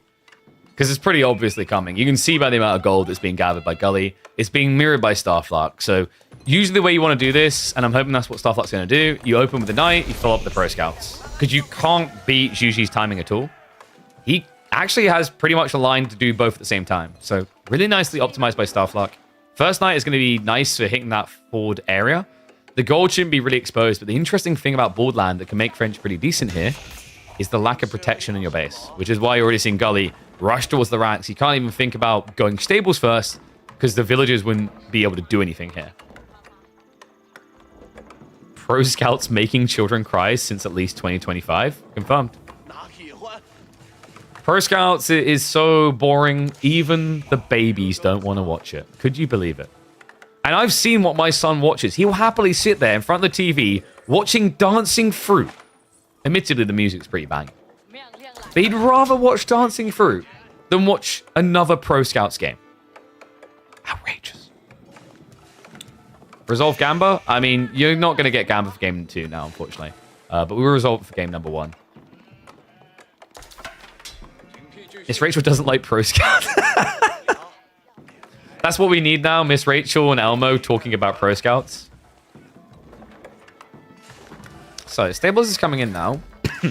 We do have the Scouts now getting queued up. Starflark actually went double Knight first, but kind of makes sense when you think about it, right? It takes 1 minute and 15 to get Pro Scouts. It takes 1 minute and 10 to get 2 Knights. So I actually quite like this from Starflark. Gives them a little bit more pressure to begin with, but won't be able to snatch these deer away. Too many spears already from Gully Deckle.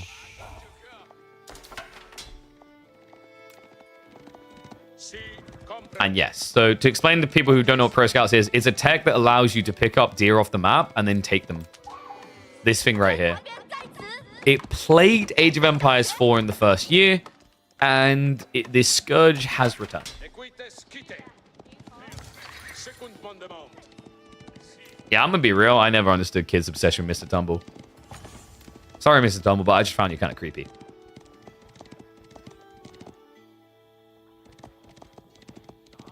I did hear some dodgy crap about Blippi, though. Do you guys hear? Like, I don't know how many of you are familiar with Blippi. I don't know how many parents I've got. I don't know how many of us being stereotypical virgin gamers in the basement versus how many are parents. Judging by my demographic, I imagine I've got quite a few parents. But Blippi, the guy sold the IP for a lot of money, and then my partner was telling me there's a video out there of him crapping on someone. Oops. I mean, I guess in a way that's very relatable for babies, as most of them spend their time sitting on people's laps and crapping, but admittedly in a nappy. But yeah, kind of wild that people's kids are watching that, and when they grow up, they're probably going to watch Blippi in a different form. Night Spam is coming. We do have the archers getting added in. Gully has gone Horseman Spear, but no Zhug yet. Usually the advantage of Zhuji over China here is you get into the third component much quicker, because you don't need the Barbican.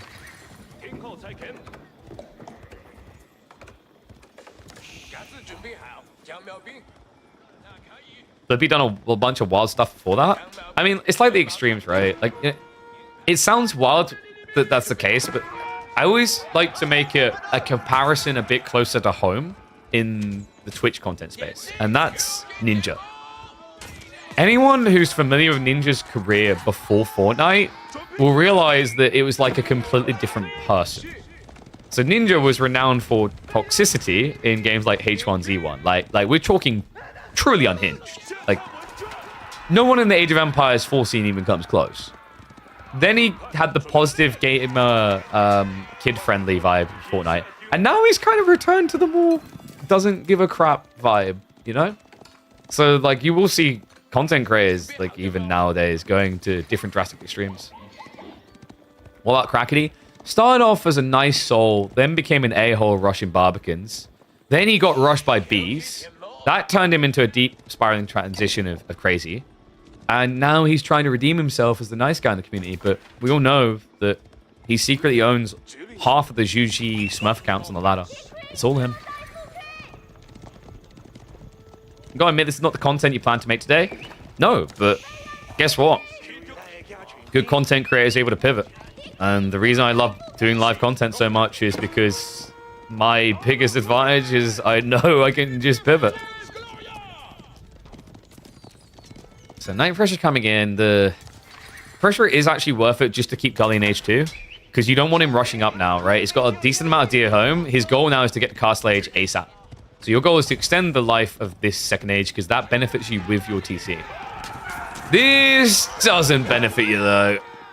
Starflock, he done the classic sin. No scout with the knights means you are riding blind. You have archers at least on the way. Gully is starting to blow up horsemen, but the question mark is now whether he can actually exceed the pace of Starflock's production. Because the interesting thing with these Roaring Knights, I said it's 35 seconds each, right? It's School of Cavalry, so it's 29. 29 seconds for you to produce one of these. Without supervision, it takes 23 seconds to put a horseman. This isn't really a comp that should be capable of winning for the Zhuji. He needs more. Like, an extra stables would make a lot of sense at this stage. He definitely has the wood to do so. Archer's slightly overextended here. Starflock, he gets pinched on too. Gully, able to chase past here. And Starflock, that weird rotation north side, and the timing on this just doesn't seem to align. The Spearman Mosh Pit is able to just send it straight into him. Starflock's in trouble, folks. Knights keep recommitting, but every time they do, he die. I mean, at this point, Starflock is wishing he just let those 6 archers die. It cost him 3 knights. It's not worth it. He still lost, what, 4 of the archers? Terrible exchange there. One that puts Gully Deckle in the driving seat.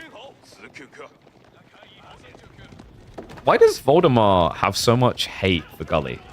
You guys noticing this? Like, Jesus, man. Chill. Did you take a crap in your suit? like this. So you've got 3 kiddos. You've got Dragoman, MSN, and Gully. And the one that Voldemort seems to throw more shade at is the one that didn't clown car. What's going on here? Oh, that's right. One of them isn't Scandinavian. I figured it out. These Danes and their coalition. Shallow Monastery now on the way. Okay, so Starflark has made slip-ups, but the knight count is still bloating quite well here. If you get up to about 13 to 14 knights and then start teching up, it's still kind of this opportunity to take over, because Borderland is that type of map, right? It doesn't necessarily reward greedy play as much as you'd think, even when you pro scouts, because it's just a lack of wood, a lack of safety here. Wait, Gully, Stonewalls, and Feudal? Alright, duck this guy. Outrageous. How dare he not honor the unwritten rules of AoE4? You remember earlier when we were talking about pro scouts and how it's silly that we have to police our players instead of the game rules making sense? Why are Feudal Stonewalls still allowed? Because that has been a staple of competitive AoE4 for over 3 years now. Archer's getting good poke here. Now, Gully, he did get the tech up, but look at the golds. You can't play H3 without gold here. He has got some taxation, so that'll somewhat help, and he has got 3 officials to make that happen. But there's not really much for him to grab here. No, he's drained the coffers. So he's going to have to compete here. Does have the veterancy in for the Spearman. Starflark is starting to stockpile, so we should be seeing Castle Age coming in soon. In fact, he's going to back up entirely and just get ready to rotate with the Knights.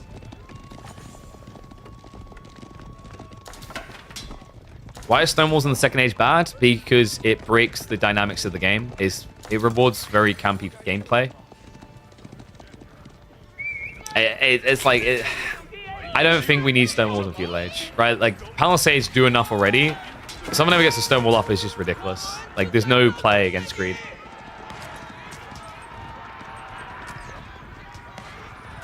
So dive coming in. Looks like Starflark isn't able to fish too much off of that.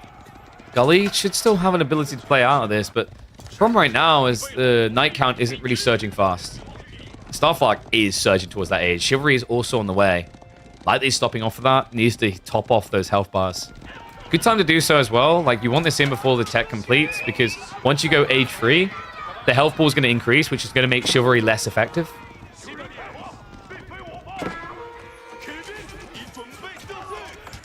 Meanwhile, Gully is going to be diving into the base. That's actually a really good engagement here for him. The Horsemen are going to get the perfect play into no counter. Shiv's out because it's the best actually that Starflark has here. There is a Lancer in the mix, though. These villagers are going to get lost. Archers chased down in the meantime. Knights are on the way home, but we're looking like Gully could easily be getting us to a game number 3 here. We may have talked too soon, though. Like, the Horsemen... Credit to him, the Shiv's actually done a lot of work there. Gully didn't kill a lot of workers. I think he killed 2. Yeah, 2 in total. Guildhall now on the way. So despite what looked like that should have been a dirty good dive, not much actually being achieved there. Starflark holds his nerve, shows the value of the villagers, and now we have a problem. It's 10 knights, Guildhall's coming in. Royal Institute would have probably felt better here, but this gives Starflark some longevity in the game. And it kind of lights a fire under Gully's ass. He needs to move faster now because the game drags. Not only is it the TC amplifying an lead now for the French, it's the inevitability of Imperial. And yeah, true. The proxy walls crap was ridiculous. The interesting part is actually, I think, one of the big extenders of why we saw Stonewalls getting banned from competitive back when they originally were wasn't as much the proxy wall shenanigans. It was actually in conjunction with Stonewall Towers. So Stonewall Towers actually aren't banned from competitive anymore, by the way, guys. They used to be completely banned. Because you'd Stonewall as you were taking up, and then you build Stonewall Towers, and they kill everything.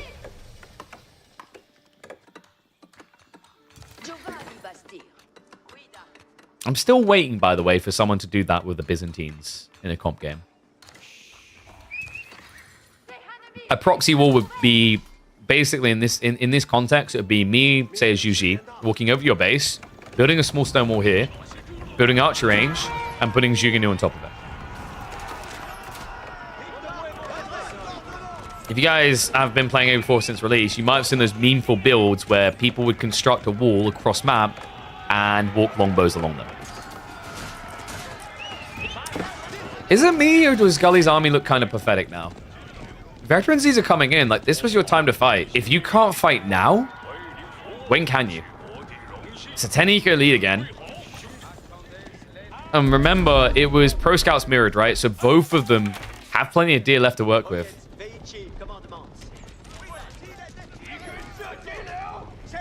Crossbows are getting queued up by Gully, but with so many archers in the field already, it's going to not prove to be the answer he's looking for. I love this from Starfluck as well, pulling away from Knights and going into Spears.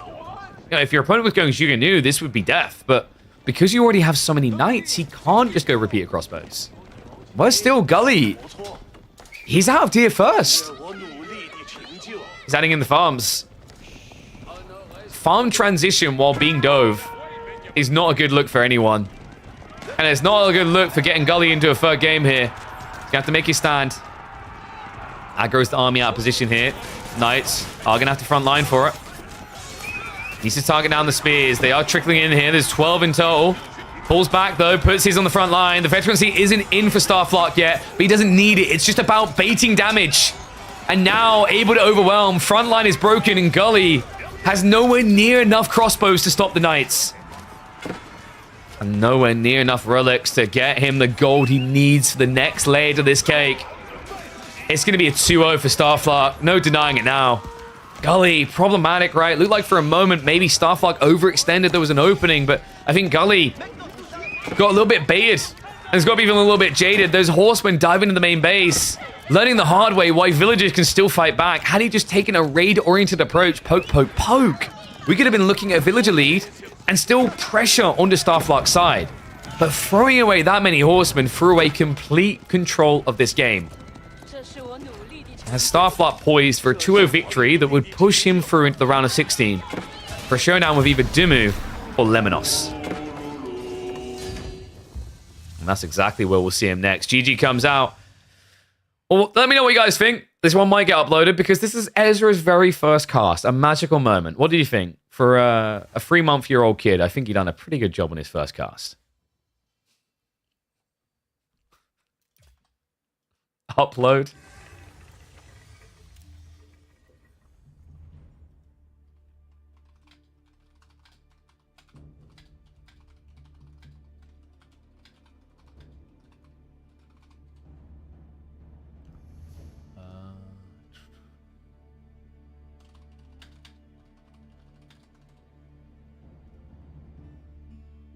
$32 minutes. Yeah, so you're off. As a percentage, that is 10%, basically round it up a little bit, but 10% inaccuracy, mate. Not quite good. AJ Masters on YouTube. How are babies made? So what you need to do, the goal really is to go to your local orphanage and you just treat it like Pokemon, really. You pull out like your plastic Pokeballs and you throw them at them and go, I choose you!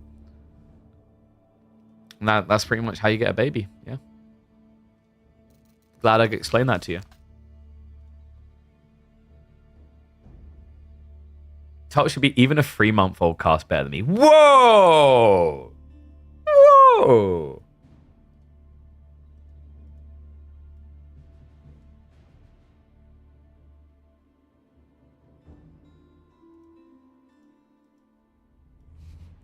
Now, what you say? The future best caster of Age of Empires 4. There you go.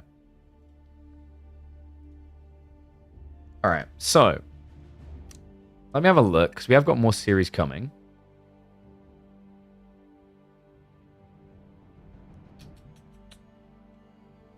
So live series wise, we've got MSN versus Lash coming up a little bit later.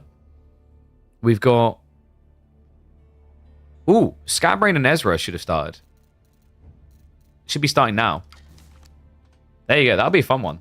So we get rid of one Ezra, we bring another one in. That's how we work. Okay, so let me see.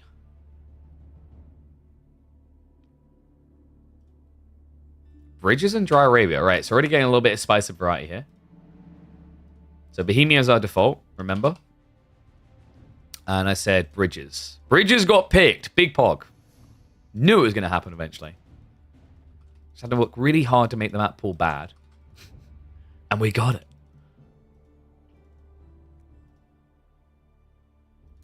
And then, do I have one of them added? That's fine. I can find them in the thingy anyway. Just need to go to the live tab.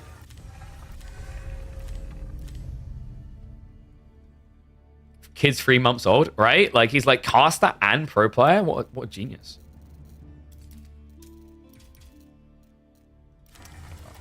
Observe. Yeah, okay, there we go. Game 1, it's actually going to be Roost French. Wow, look at that.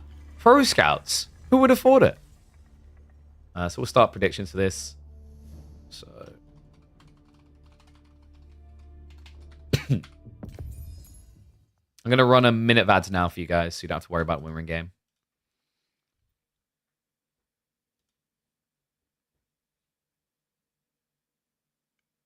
Ezra's going to get seeded into the grand finals. Yep, I mean... First he gets seeded into this world, now already into the grand finals. I mean, it's just the evolution. Nepotism, baby. You know what I should have done? I should have called my kid Neo. And then anytime I do something that puts him ahead in life without meritocracy, we could call it neopotism. Right? Right? Missed opportunity, man. I'm going to have to go and get the birth certificate changed. All right, let's get ready. I'm going to be hopping in.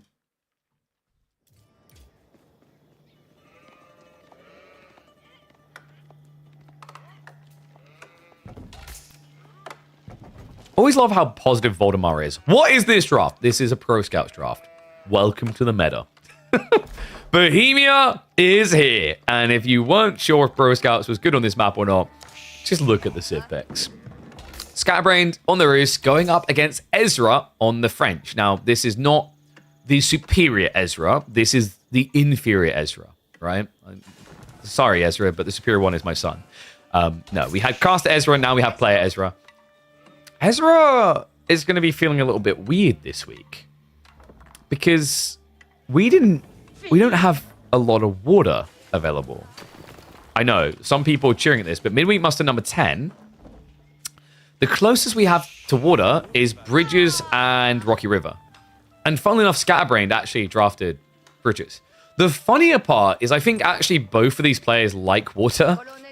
So they probably a little bit frowned when they saw that the map pool wasn't going to feature anything like Archipelago or whatnot. Yeah, Roost versus French. I mean, I've quite liked this matchup for French. I think it's really good. You can just scale Knights. Your opponent has to react to you. The only upside for Roost is meant to be a bit more efficiency on getting towards Pro Scouts. And also teching up, right? So like the reason why Roost, I think, has looked quite good has been the Fast Castle Horse Archer builds. But I've seen a few games that are convincing me that maybe French can actually dive early enough to ruin that strategy. Oh yeah, every Ezra is better than Ezra Miller. That guy's a piece of trash. How you guys betting, by the way? Okay, 73% for Scatterbrained. Yeah, you guys believe in the Horse Archers, huh? I don't blame you. It has looked good. The reason why I'm kind of thinking that French can work here, like I said, it comes down to micro. We'll really be able to test that because like my theory crafting is Ezra rates himself, I think, as a micro player because he likes water that much. So with that in mind, like this is a pristine opportunity to show that you're good at micro. Like French Knight's gonna have to do that. I'm wondering, is there any sort of fast castle play here? You're gonna need to scale Knights regardless, right?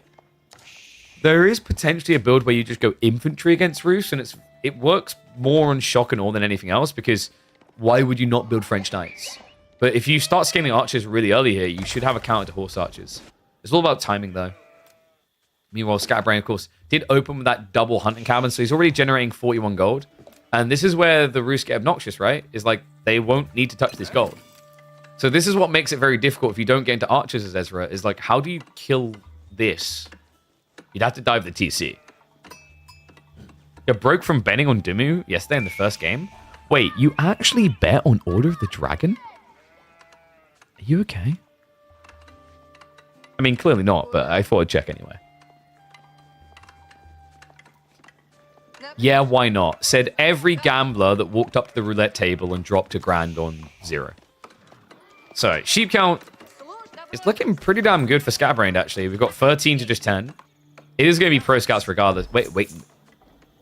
It might not be Pro Scouts. Okay. All right, this changes things a little bit because we talked about the idea of sending it as the French, right? The thing that would cripple you a little bit is although Pro Scouts is cheaper, it's still one less knight in the other game, which is a lot, actually, if you're looking for pressure-oriented play.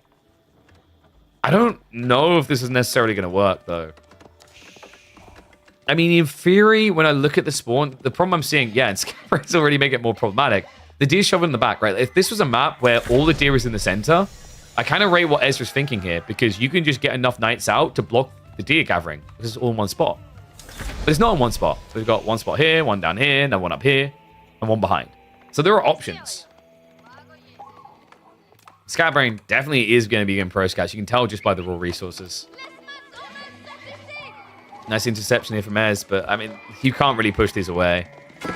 You can't even snipe it, right? Like with just one scout here, you will die before you kill all the deer. Pro scouts just got queued up as well.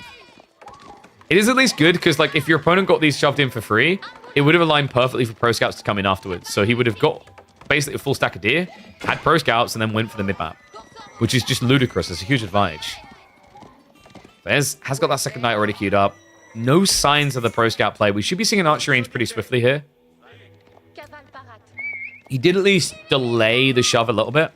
So that's going to stop Scatbrain on the second grab. But my worry here, and this is why like Roos just looks so good, is if they get this initial pro scouts opening, 2,450 food is enough to go castle. So we're going to get some other tactics coming in. So makes sense. Very cheap tech here. And you know that Scatbrain shouldn't be coming for this deer too quickly.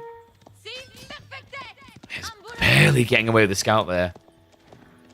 I say he's not going to be coming this deer too quickly. He's already marching forward, but we have got a knight to block that. Meanwhile, other knight.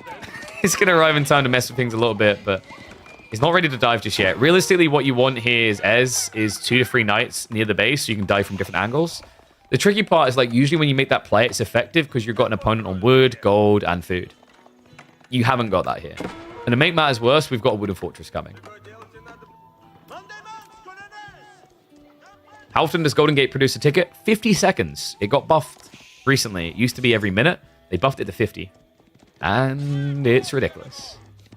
It was kind of hilarious because they buffed it while they'd been simultaneously nerfing Kremlin back to back.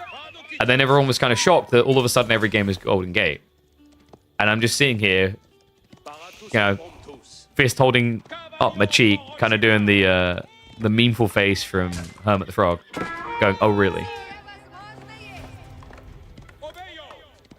And yes, it will compensate for the villager at this stage.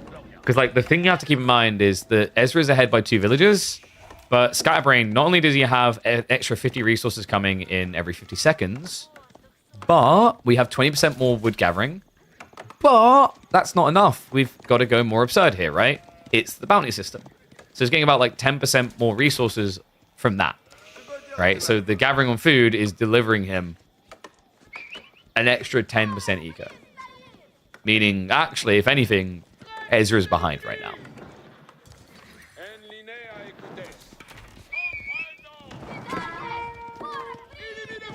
You hate the Pro Scouts men on the ladder, but you love it in our tournaments, right? Right? Say right. Roost income isn't... No, it's fine. Like, the Roost income's good here, guys. Like, getting 20 gold per minute is great. Like, he built the hunting cabins at the start of the game. It's already paid back what he invested. And then some. And remember, the goal is, like, wood is easy to grab. The gold is dangerous, right? So if you are using wood to generate extra safe resources of gold, it's worth it. Now, Ezra is going to get the burn down in the first hunting cabin. Second one is not attainable due to the wooden fortress. We do have archers coming in. But we also have a tech up coming in. Scatterbrain is getting ready for age 3. And Ezra needs Undermesh to dive when that tech up begins. He's 45 seconds off. I think there's a risk here that Scatterbrain is just going to get age up without pressure. Like, this would be very different if Ezra had Undermesh coming in 30 seconds sooner. High Trade House is now on the way, and no, the wall went up. All right, this is bad. Scatterbrain is going to get the age up for free. Ezra will not be able to dive him at all. We've already got archer rangers being prepped, and remember, the horse archers come out very quickly. Underwhelming High Trade House? I don't know. Why don't you put a prediction in? Get a number in. Tell me what you think this is going to be. Now, in theory, archers are the counter to horse archers, but you need a lot of them. And unless you are able to target something to draw their attention to fight, horse archers can just avoid you.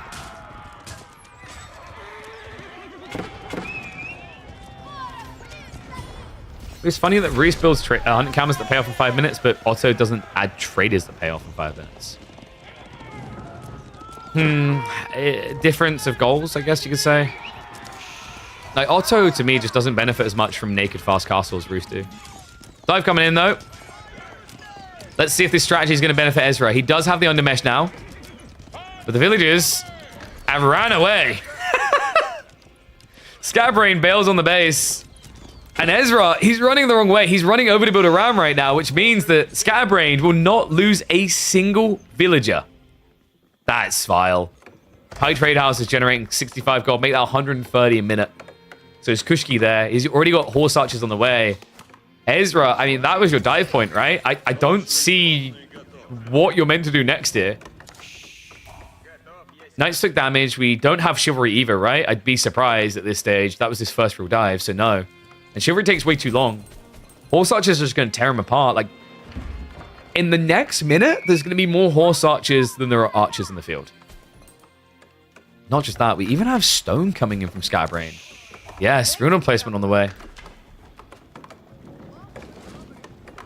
So to address the elephant in the room, I think the problem here for Ezra, undermesh 30 seconds sooner gives you a dive to intercept the high trade house. He didn't scout around the back. He didn't stop this wall going up. Like, this strategy could have theoretically worked had he been on top of it. But what Ezra was doing was leaving himself zero runway here. If he found that all in before the wall goes up, he gets on the high trade house. Scatterbrain is stuck. But the difference that a few seconds make here has seemingly decided it all. Wooden Fortress is going to be able to whittle away at the archer count. Knights are going to go for a dive, but still yet to get a worker kill. That's the first one of the game. Textiles is making it difficult, and the horse archers are able to run this through. There's just not really any knights left over. Second worker kill of the game. Scatterbrain should just be able to garrison inside. He actually hangs around for the repair. The army's been mopped up. At this stage, just torch down the ram and get back to business, because Ezra really has no say in this game now. Horse archer count is up to 8. He's trying to switch into horseman. You're an entire age behind.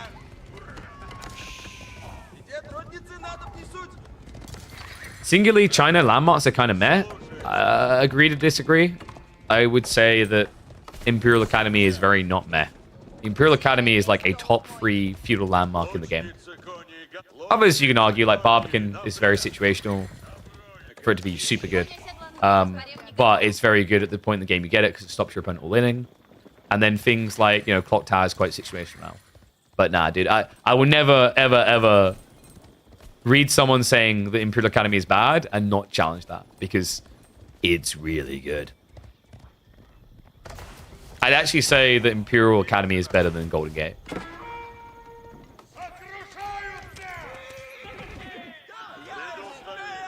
Ezra has bloated archers quite swiftly again. Scatterbrain at this stage needs to be adding in stables. Just get 1 or 2 knights going. We do have the warrior monk starting to come out, so we will be looking at the relics first. One thing that I don't like from Scatterbrain is the lack of blacksmith. Undermesh goes a long way against what Ezra's doing here. I think Scatterbrain was expecting Ezra to go age 3. So Ezra might get one more shot at this.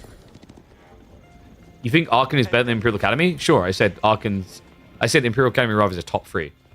I didn't say it was better than Arkan.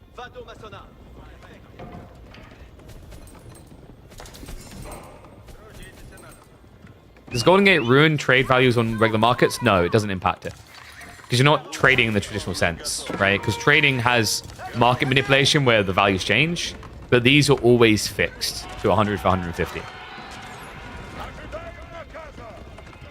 And Scatterbrain, he needs knights. I'm kind of shocked he's still not leading into it at all. He does at least have a lot of food to work with, so it's not like he's going to have to rush out and there's danger, but Ezra is going to try to march in. We do have another wooden fortress, so back to business again.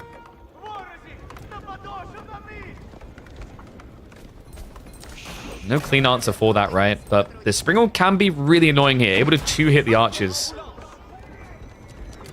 Villagers going to add a lot more firepower in. This is tricky. 1 ram takes way too long to kill a wooden fortress. When Scatterbrain had to come out, it's a good fight for Ezra. But when Ezra has to go in, the TC fire, the wooden fortress, it just adds too much DPS into the fight. Knight's going to have to dive here, and this should be GG. I don't know, man. I think Ezra... I respect that he went for a second punt here, because, to be honest, the game was already so grim that if you mirror castle, you're dead. But you just see why most players won't go for the feudal all in here. It's just too risky. If that wall hadn't gone up, potentially a different game. But instead, very easy win for Scatterbrain to kick this series off.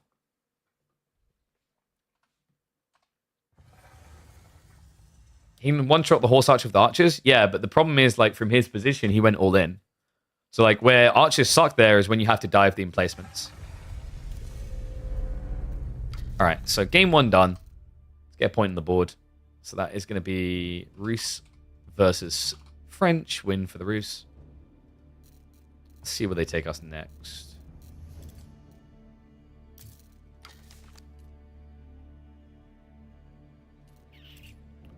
Okay, game 2 is actually going to be Juji versus Ayu on bridges.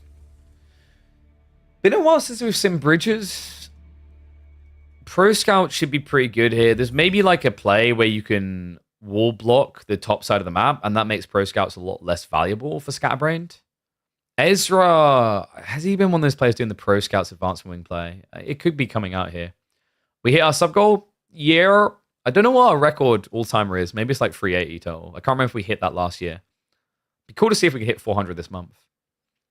Kind of curious what people would like as sub goals per month. I wouldn't mind the idea of like incentivizing, rewarding people for that type of thing. Just not sure what we could do. What could be interesting? I don't know. Maybe we have like, if we get this many subs, we'll do a like show match. Something very simple to start with. You know, like 700 subs and we'll do a show match between M Lord and Puppy Paw.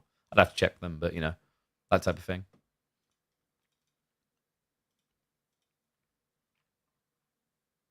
All right. We are ready to hop into game though, so let's switcheroo over.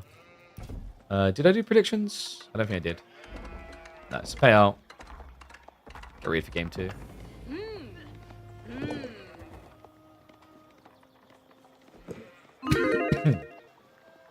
Oh, bear with me a sec, actually. I need to turn the heating on.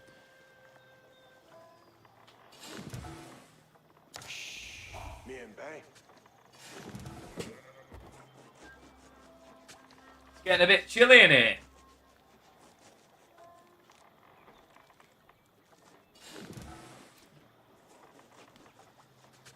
It took 2 weeks for this map to get picked once. It's Bridges. Finally returning after a long time away from competitive Age of Empires 4. Scatterbrained with his UG. A good map for Pro Scouts. Ezra has gone for the Irobids though. Is he going to go for that advancement in Pro Scouts play? Or do we get something different and creative? Like, for example, a wall-off on the north side. I love the idea of a wall-off here. It means you don't necessarily have to compete with the Pro Scouts. You can just seclude this area of the map and then potentially play onto it yourself. More likely, knowing Ezra, we're probably looking at advancement wing. I think he's one of the players that has been practicing that build. The whole idea is that you get your tech up so much cheaper and so much quicker that you can afford to go Pro Scouts, right? Because with being 250 less resources, you only then have to find an extra 100 to do Pro Scouts. It's like a superior French discount buff. Problem is, it's obviously using your entire feudal age tech up just to save 250. And that's why usually I'm a bigger fan of advancement on water maps than I am with this Pro Scouts play.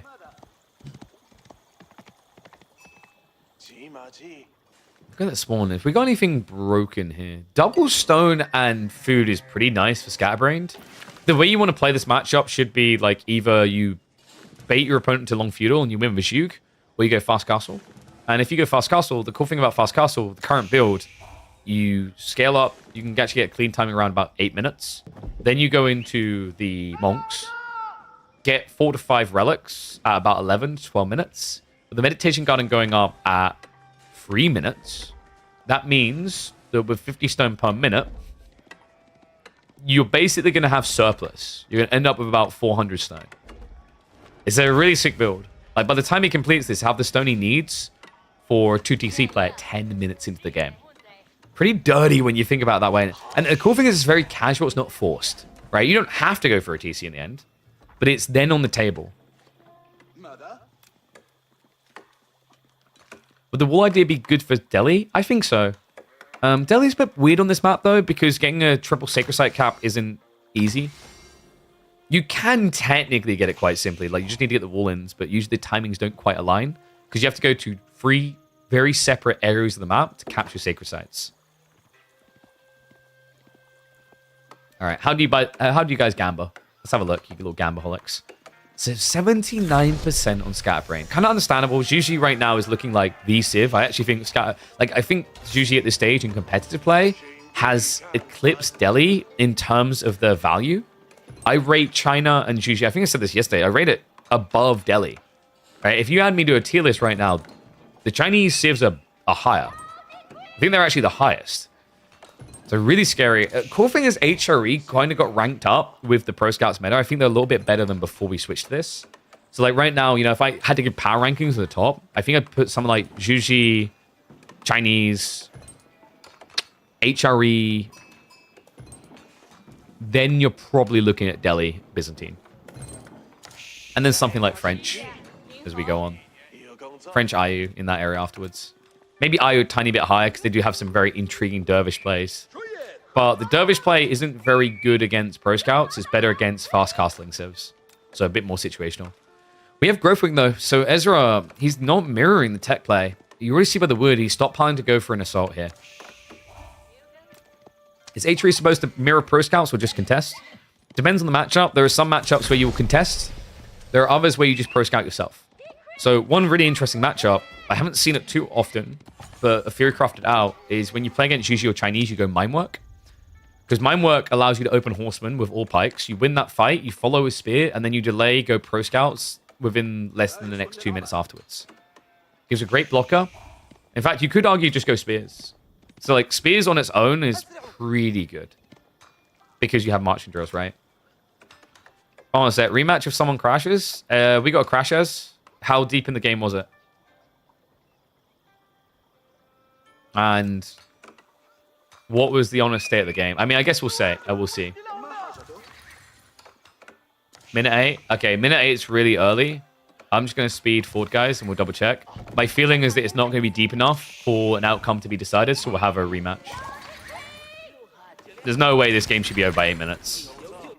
Unless Scatterbrain does like fast castle into Mount Lu with Temple and is running back to his base with 4 relics, in which case, like, that's a pretty big lead. But like, yeah, I'd say you guys just remake by the looks of it. Because you've got, what, Archers plus Desert Raiders coming in. Scatterbrain already has outposts for hand cannon slits. You're not going to dive that anytime soon. You'd have to stop for Rams. You stop for Rams, he's going to go Castle Age. And then he already has stables to pump out Lancers. You've got Desert Raiders, but like, Horsemen, a few Lancers, he kills you, right? So I'd say this game is even. Just do a rematch. I'm assuming Scatterbrain is going to crash. I mean, it's a 50-50 assumption, right? But like, the only thing that would skew it slightly more towards like, oh, it's not a remake, is does Scatterbrain crash? But I don't think that matters. Yeah, so he's adding in a Horseman now. Yeah, just do a rematch, Ez. All right, so apologies, guys. We're going to have to wait a few minutes to get back in the game. Looks like we're going to have a rematch. Because this game isn't decided. Like what? He has deer home as well, right? Yeah, he's got at least 4 deer. So he's got over 1,000 food. And with supervision, he'd get enough horsemen to push this away. So, remake. Who crashed? It matters for Gamba? That's true. Who's technically... No, we'll refund the points and I'll let you guys Gamba again.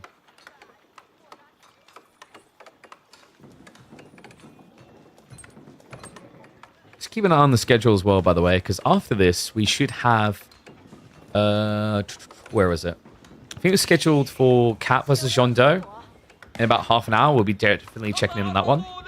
And then after that, next live series is going to be MSM versus Lash at 18:30. So in 2 hours from now. So what we might end up doing is like we might do Cat versus Jean Doe into a like I'll go eat moment and then come back and continue. Depends how long the series is though. All right, so we'll get that remade. You hate the Bohemia spawns? The deer spawns are always much better for one side. I mean, I think we have a channel for feedback, so that'll be feedback to give. We wanted to revisit Bohemia because it's been like 2 years. So like, we'll take that type of feedback into consideration. So this is what I always say to players is actually let us know. I think we have a channel for feedback. Let me check.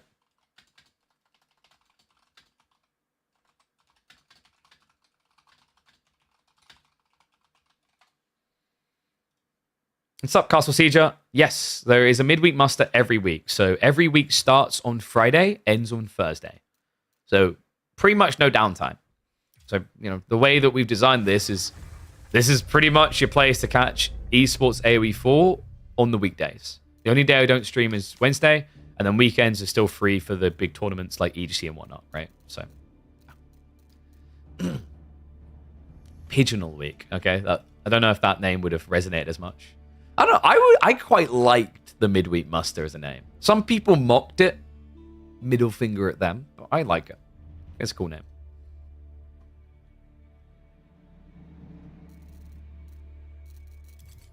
So lads should be starting up in a second. What I'll do now, guys, I'm going to run 3 minutes ads so that when the ads are done, like rest of the series, you shouldn't have to worry about them at all, okay? 3 minutes is enough time to maybe go and subscribe to the channel. I mean, I like to think that the emotes we have are cool enough on their own because they are pretty pog. There's even a K-Pig pog. But if that's not enough justification, considering I just said 4 days a week we're live, you'd be able to dodge all those ads.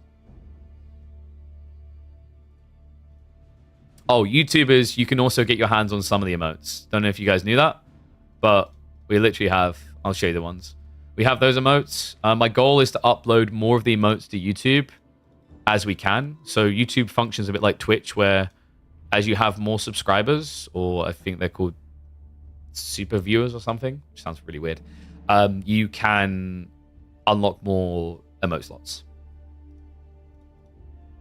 Not sure what other perks I can give to YouTubers for subscribing. I'll have to look into that. I want to find more things to give to the YouTube and the Twitch people who subscribe. So if people have ideas, my Discord is open. Go to it. Drop ideas. Same with the Patreon, really. Like the Patreon is quite bare bones on what you get right now, but I'm open to expanding it and hearing what people want to see.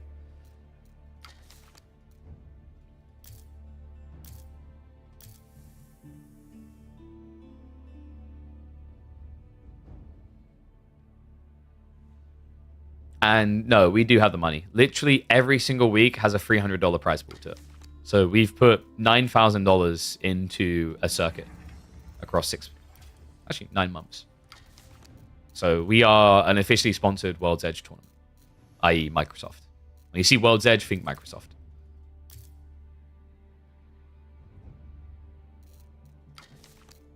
But the goal is, as we grow, using this as a catapult point to go back to World's Edge and be like, look, here's what we done with $9,000.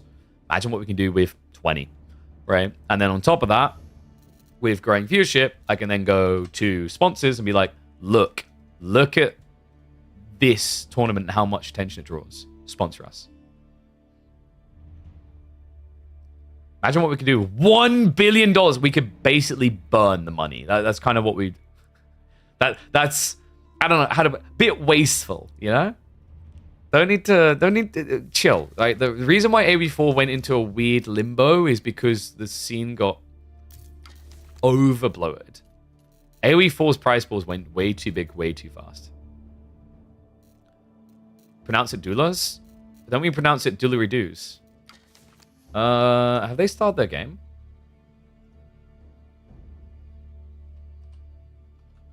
Let me double check. Currently, it's not showing. 2 minutes. Okay, thank you, Ezra. In fact, let me just add him as well so then we can see in future. Boom. Subathon where you burn money. You know, it was, you guys remember Excessive Profanity, right? Really nice Australian, love that guy. So Cody, he occasionally streams Age of Empires 4. He really likes this channel. He's rated us a lot in the past. I was watching his stream last night, and he was making some fair points that he actually hates, like, the lazy content, like subathons, right? Because if you think about it, subathons aren't even real subathons anymore. They're lies. So, at first, we had subathons, and to be honest, the concept of them was a bit dumb. Because, like, those don't know, it's very unhealthy to stay awake that long, right? That's actually, like, staying awake as long as people were in the OG subathons can kill people. And then we're like, well, that's stupid. Let's not do that. So then subathons got changed into this watch me sleep thing, which is also just kind of, oh, Jesus. Some people made it kind of interesting, right? Like, credit to him, like, Kai had some creativity there. And now, now we have fake subathons. And what I mean by that is, all right, guys, that's 8 hours done today. All right, we're going off now. Same time tomorrow, and the clock will continue ticking down. Which is literally just streaming. Going live for a certain number of hours a day, and then going live again, is literally what I do already. And I'm not even doing a subathon. So, yeah, subathons got kind of ridiculous. And pointless. What historical Twitch streamer do I look up to? So I usually watch his YouTube videos, but I really like Doug. I mean, what does historical mean? Are we talking like the OG crew, I guess, right? I'm always impressed by like Carnage's grip on relevance all these years later. When at its core, while being a very entertaining guy on stream, like the goal is we're just going to play new games. That's really cool. It's not easy to keep that, I don't think. And like, I don't ever feel as if Ko is part of the cliques. So when you look at the biggest streamers, they often have cliques that helps them all maintain relevance and control over like the upper echelons, right? But Sing Sing has always been a phenomenal one to me. I loved watching Sing Sing back when I was in university. He's back on Dota 2. I was cheering for him when he went a little bit more multifaceted, because he actually went actually in fairness, he's still variant. So yeah, like I'm always rooting for the people who were stuck in a game and find a way to be variant, because variety streaming is difficult, man. Like I've got a content creator on my roster who the game he committed to, he was averaging about 3,500 people. Probably if he was still just playing that game right now, he'd be averaging, let's say, 2.5, because the game's in a bit of a slump. But now he's like trying to go like variety streaming, and he's down to maybe 600 to 700 people. It's like going variety is really freaking scary, because one of the big challenges is people have to realize they have a niche. If you can't identify your niche and find a way to convert it, then you can't leave your niche, right? So like right now, I'm an AoE4 commentary channel. What I'd like to be able to do is not just bail on AoE4, that's not the goal. I want to do more Age of Empires 4, but I love to be able to have the variance of being like, yo, AoE4 tournament happening this week. Next week, we're hosting a Spelunky tournament, you know? Week afterwards, here is my Magic tournament, and people will be like, yo, I want to tune to this. So I love this idea of us being able to be a hub for esports tournaments. So that, like, if I wanted to expand beyond Age of Empires 4 with my current type of content, that's how I would pivot, right? But some people, like, they burn themselves out and they just like, I just want to play a different game. It's like for some of the OG streamers, because they really hit the top already, they can just more or less already do what they want in terms of playing games and be their person, which is really admirable and really hard to do, especially for newer streamers. The sheer freedom being a personality-driven streamer, right? Like, I mean, I don't know. I don't know if there's enough people that think that my personality isn't cardboard for me to do that, right? And it's like, even if I'd done it, the problem you have is like, I would only even be able to contemplate that if I had YouTube Sword, which is why I've kind of been like beating the drum going, yo, really want to find someone to work with on YouTube to help grow the channel, to give them a slice of ownership there so they feel incentivized to grow it, so we can build it into something big. Because like, you can't really just become variety with Twitch alone. It doesn't work. I think there's some rare exceptions, but they're like very, very weird fringe cases. Like, I think CSO, he still obviously had the YouTube as a big part, but like, CSO is very interesting. If you don't know who CSO is, just look up his content. He's very intriguing because in a time where people want quippy, snappy, edited content, this guy will just upload a 4-hour VOD, which is very rare. Most people like don't go that type of content now.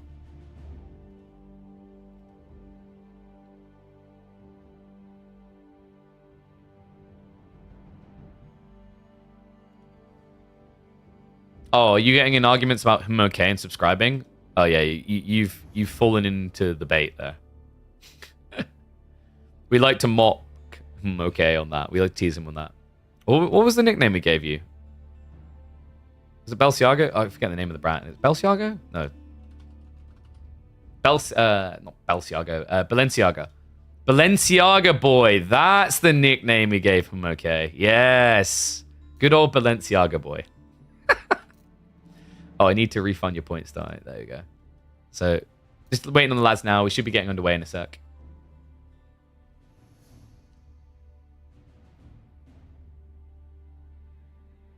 You can within your genre, like InSim got big stream of Phasmo, but he does horror games.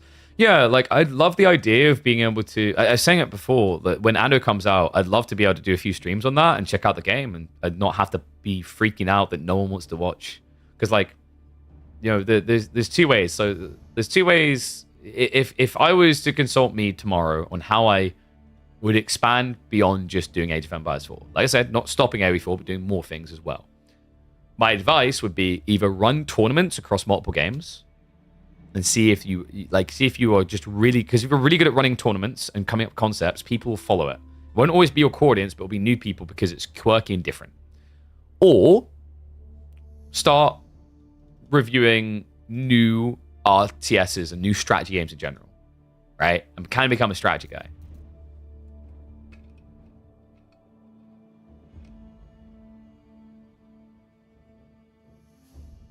Where does CSO upload Bilibili? I assume so.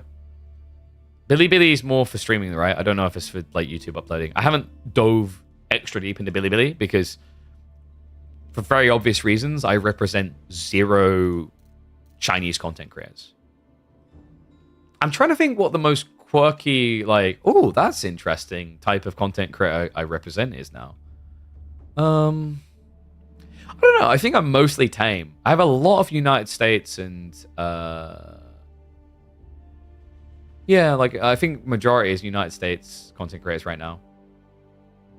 I think all my creators are English actually. No outliers right now. Scatter's internet is down? Oh, dude, come on. All right, guys. I'm going to put a game up on screen while we wait. Ezra, if you can let me know if the problem resolves. If it doesn't resolve within 15 minutes, guys, what we'll do is we'll switch over to Jondo versus Cat and come back to this later. But Ez, do me a favor and just bump in chat if he reconnects. So what I'm going to do in the meantime, I'm going to put a game up on screen for you guys so you have something to entertain yourself with. Do you not trust China? No, I just don't trust. I don't speak Chinese. So, you know, representing Chinese creators. And it's also, there is kind of an element of like, I thought about this from Australian point of views, right? Like there's a few Australian creators I know, I'd love to represent them. But the circles that I swim in from a networking standpoint, brand representation, etc., are different. So for those that don't know, I'm a founder owner in an agency. And we represent a cool roster of talent, some of the lead competitors in their games. But we are mostly Europe and US based creators. Now, I'm not against diving into other areas for creators, for sure. But there has to be a trusted understanding that we're going to have to take time to build relations in those zones because, for example, I know a lot of the UK contact points for brands because I'm a UK creator. And I know a decent amount of the European ones. And we have people in the company that know a lot of the American ones. But we don't have any contact points with Chinese brand reps or Australian brand reps, right? So it's very understandable then why we aren't rushing to get, 15 Chinese people signed to the agency. Okay, thank you for the update. So Ezra's series is going to be in a lot later. So what we'll do is we have got Jondo versus Cat coming up in about 10 minutes, guys. So what we'll do is we'll watch a pub game because I'm trying to think if there's any other series we can cast right now. Oh, there's Dumi versus Lemmy. Dumi versus Lemonos, actually. We do have that one.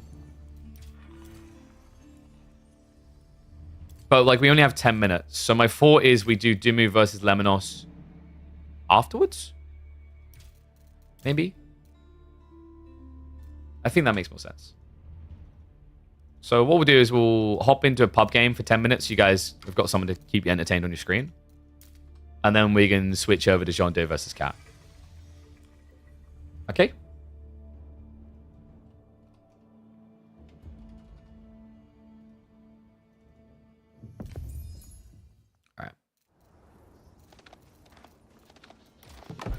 And what we'll do is we'll watch a little bit of Voldy Boy versus Striker in the meantime. Okay, so 1 second. I'm just going to update all the stats pieces. So up next will be John Doe versus Cat. Nah, and Cat's always so entertaining to watch as well.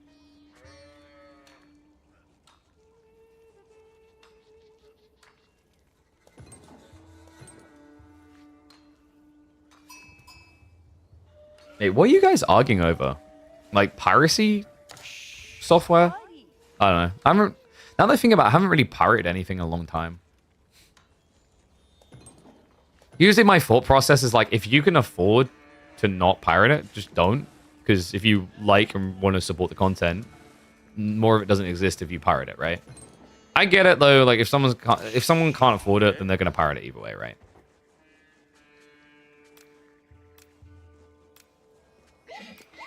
And then you have like the gray area of things like key selling websites, where that's actually worse than piracy.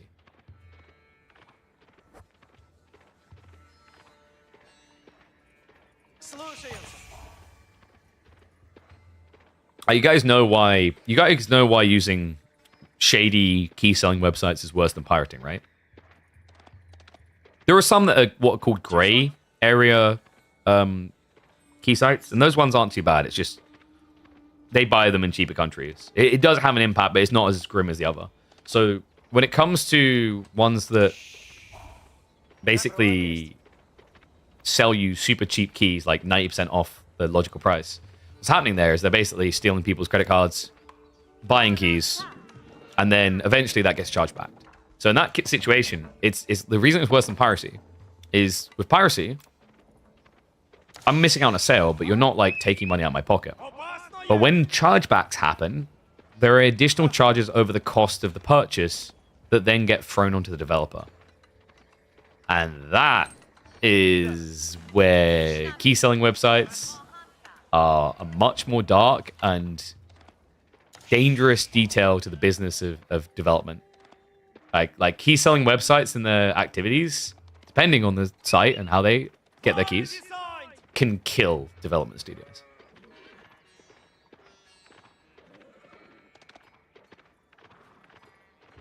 Want to watch anime, but you can't because there's no platform? Yeah, so like, actually, now I think of like, I haven't watched anime recently, but when I did, yes, there were websites I used. Because I just don't know like where else I'm going to get them, right? It's like a lot of them are dispersed or don't exist properly. Also, I would say where you're probably within your rights to be a pirate is when the people who own the service are a little bit of a douchebag.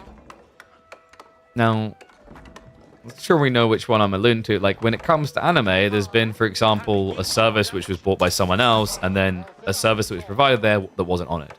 Those type of activities are like the ones that deserve the piracy they then get.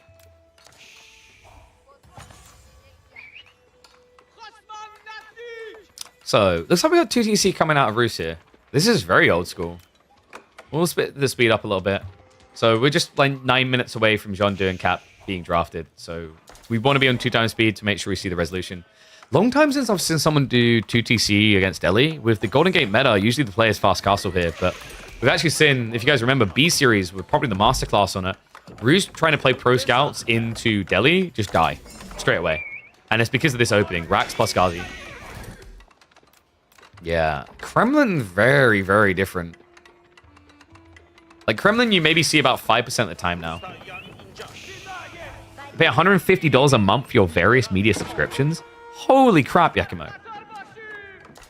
You want to give me $150 a month so I can get various media subscriptions? Now, most people start to cut down because they have a lot of ones they don't need, right?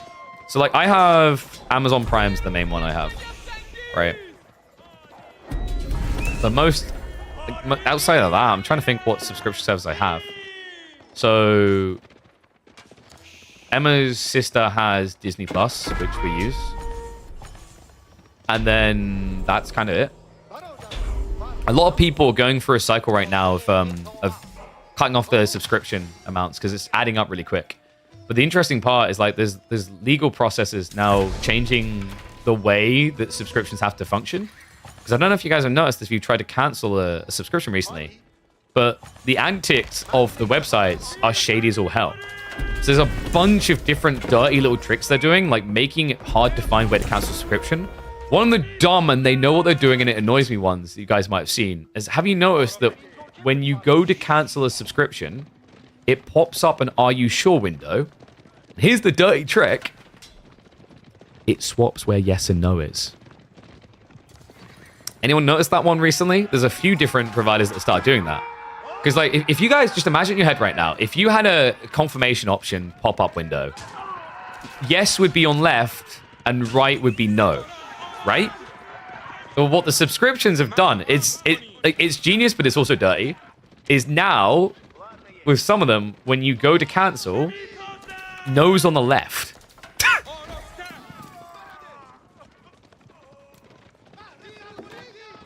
Okay, so getting a little bit into the age here, Kid has built a decent-sized army. Striker is reacting with archers. However, we have a ticking time bomb here, right? Walls are going up.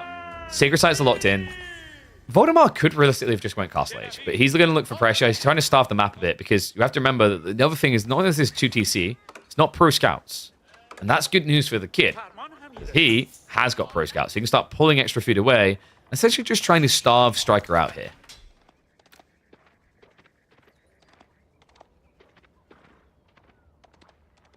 The friend has a Planet Fitness gym membership, and to cancel you, have to give them a written letter or go in the physical gym. That's wild. Dude, I think a lot of services, and even beyond subscriptions, things are getting weird. Like, I knew someone who, for their business, which made a lot of international payments, whenever they wanted to make an international payment, they would have to physically go into the bank to make it. My instant reaction is like, what year are we in? And why is it 1940? And where's the fat bankerman in the tweed? Like, it's ridiculous right now the way most services are functioning in our society. The free body problem where, wait, what? He needs to confirm it 10 times. I haven't seen that.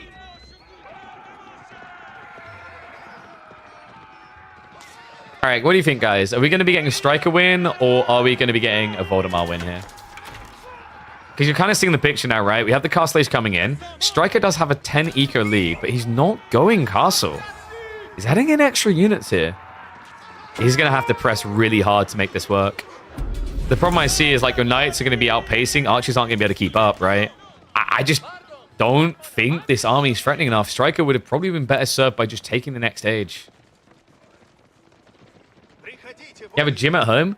Okay, but here's the challenge for me. The gym that I'd want at home, I'd have to build a climbing wall. It's a bit more expensive than the gym. On the space, anyway. Sadly, I don't have the room for that. Yeah, I really want to get back to climbing. My hopes is in 6 weeks, I go back, have another scan, pretty much the full heal is in, and they say, go for it, back to sports. I freaking really want to climb again. You can afford a Lamborghini doesn't mean you're smart to buy it. Okay, but do you want to know what would make you buy it? Do you guys hear about this with Lamborghinis? So guys, when you buy a Lamborghini, you have to pay to have it delivered, right? There is an alternative.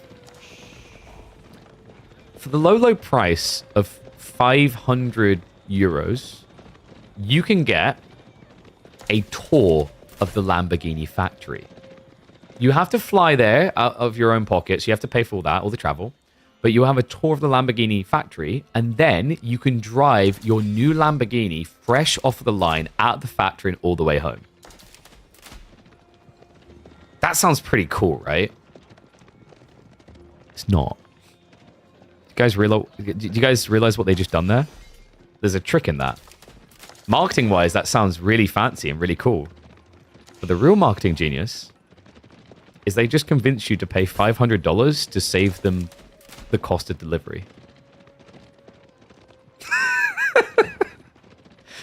Whoever came up with that is a freaking genius. Can we just agree? That is so damn smart.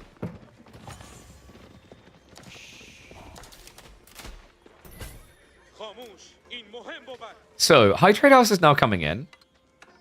He has actually saved the entire tree line. That's pretty nice. He could have went deeper. Oh my god. What are you doing to me, striker? Vol's been doing that for decades. Yeah. Like, I mean, a lot of them, I think, have started doing it. I believe Mini is the same. Mini Coopers are the same. You picked your Lamborghini up 2 months ago? Man, you must really be paying the bills off of that still then, Zero Cool, because I'm seeing a lack of a sub emote on this channel. You charge people for your service? Dude, of course everyone charges for services. Like, if you're really smart, you can basically make someone feel fancy and pay more. Like, what was it? I think it was... Not Lamborghini. I'm trying to remember what brand it was. There was a brand that used to... They used to basically try to do sales on their cars at, like, car shows. And then they switched it over to doing sales at yacht events. Yacht sales and purchases. Because the logic is, like... I think it's Audi, maybe. Because the logic is, like, if someone's got millions to spend on yacht, spending, like, 100 grand on an Audi is, like, an impulse buy. They'll just do it. But yeah, Striker looks pretty done. I don't know, man. Like 2TC against Delhi. And yes, I think you're right. It was Rolls Royce. Air shows and like yachts, sales and things like that. Because like the price of a Rolls Royce is not that high for someone who's going to buy a yacht or a plane. It's an impulse buy. Which, like, to us, like saying a Rolls Royce is an impulse buy is wild, right? But it's all about scaling and perspective. Dude, he's losing to this one elephant. Like, he's literally just getting destroyed by a solo elephant. That's it. GG comes in. I mean, perfect timing as well, because we are going to be having Jean Doe versus Cat draft starting in just a minute.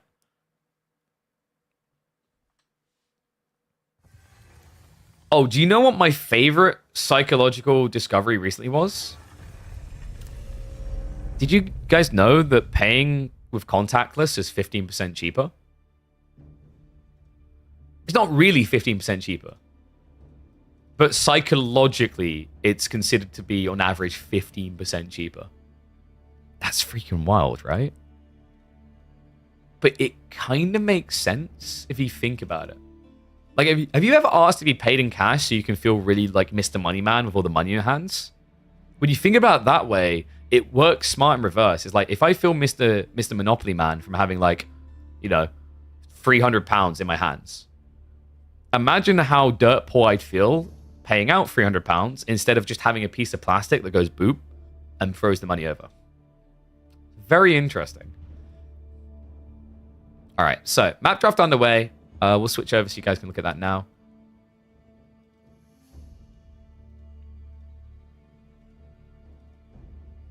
Elitist people in chat? They can't be that elitist. They're not sub tier 3. Come on. Hey. Billionaires shouldn't exist. Can we agree on that? It's... So, that is a very loaded element. And here's why.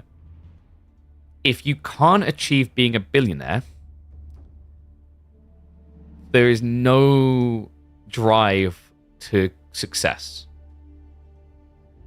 I would agree that a lot of the people and the way they become billionaires isn't fair or reasonable. Right? Like that I'd agree with. That's a fair point. There are a lot of people that the way they're a billionaire, it like you look and you go, how? Why? Right? Like, what is the contribution to society, etc.? So, like, you can maybe argue that it's skewed, screwed, and messed up the way that, like, people are becoming billionaires. But, like, no, you should be able to be a billionaire. I don't agree with that statement. As someone who's not a billionaire, as someone who, by the way, I probably don't even truly, like, I don't categorize as middle class. Like, I'm worker class, for those anyone that wonders. Like, I might dress in my fancy, like, suits and whatever, but I'm working class. Right? My father was a builder. My mother was a bartender. Right? But, like, the way I drive myself in life is to now pull myself up way past that. Now, what I would agree with is that everyone should have an equal shot to succeed. And a lot of people are born with luxuries that put them ahead, that compromise the idea of a meritocratic system. That I'd agree with. In some ways, I was born with meritocracy. I wasn't born with meritocracy within my own country, right? I had no advantage living in Britain, right? Like, growing up, my family was in debt. Growing up, my parents worked really hard to make sure like I knew none of that, and I had a good childhood. I was very lucky. But like, I didn't have a trust fund. I didn't have private education or anything like that. But compared to someone living in, Nigeria, or someone living in, North Korea, etc., I'm very privileged. So yeah.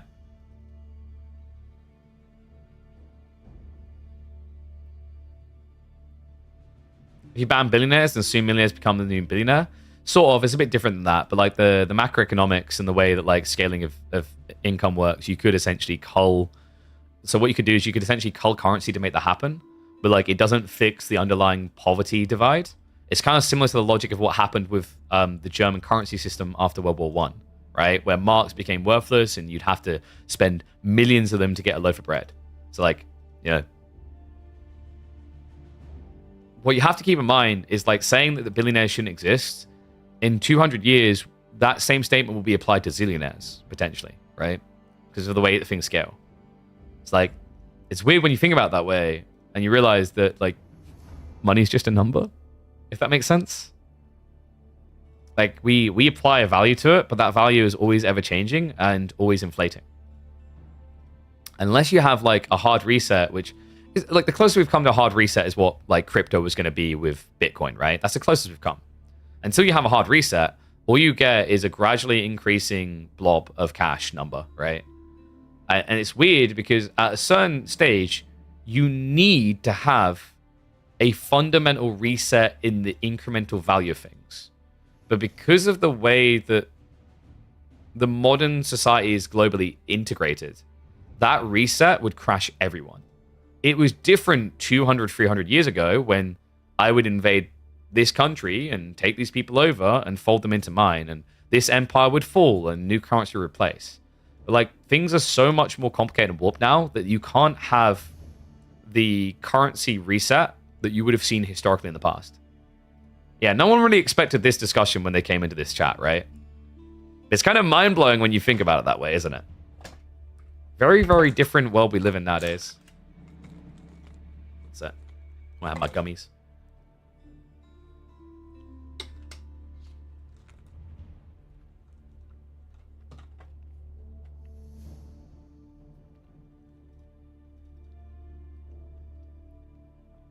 Hey guys, would you rather be in the bottom 10% of income in your country now, or the top percent in your country 300 years ago?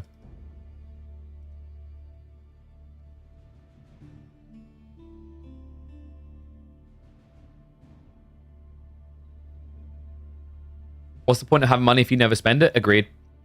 Like when I was in that job I hate, I talked about it before, right? Like I would basically hoard money and I would math out the hours of my life that it costs to like buy things. Like you gotta find enjoyment in what you do, or find enjoyment through what you're able to spend on. Otherwise life is pointless.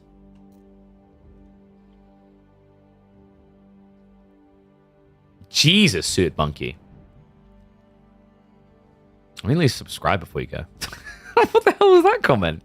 In Japan, being rich in Japan 300 years ago was probably awesome. Have you ever looked up Japanese culture in like the 17th century? Yakima, you might want to rethink that.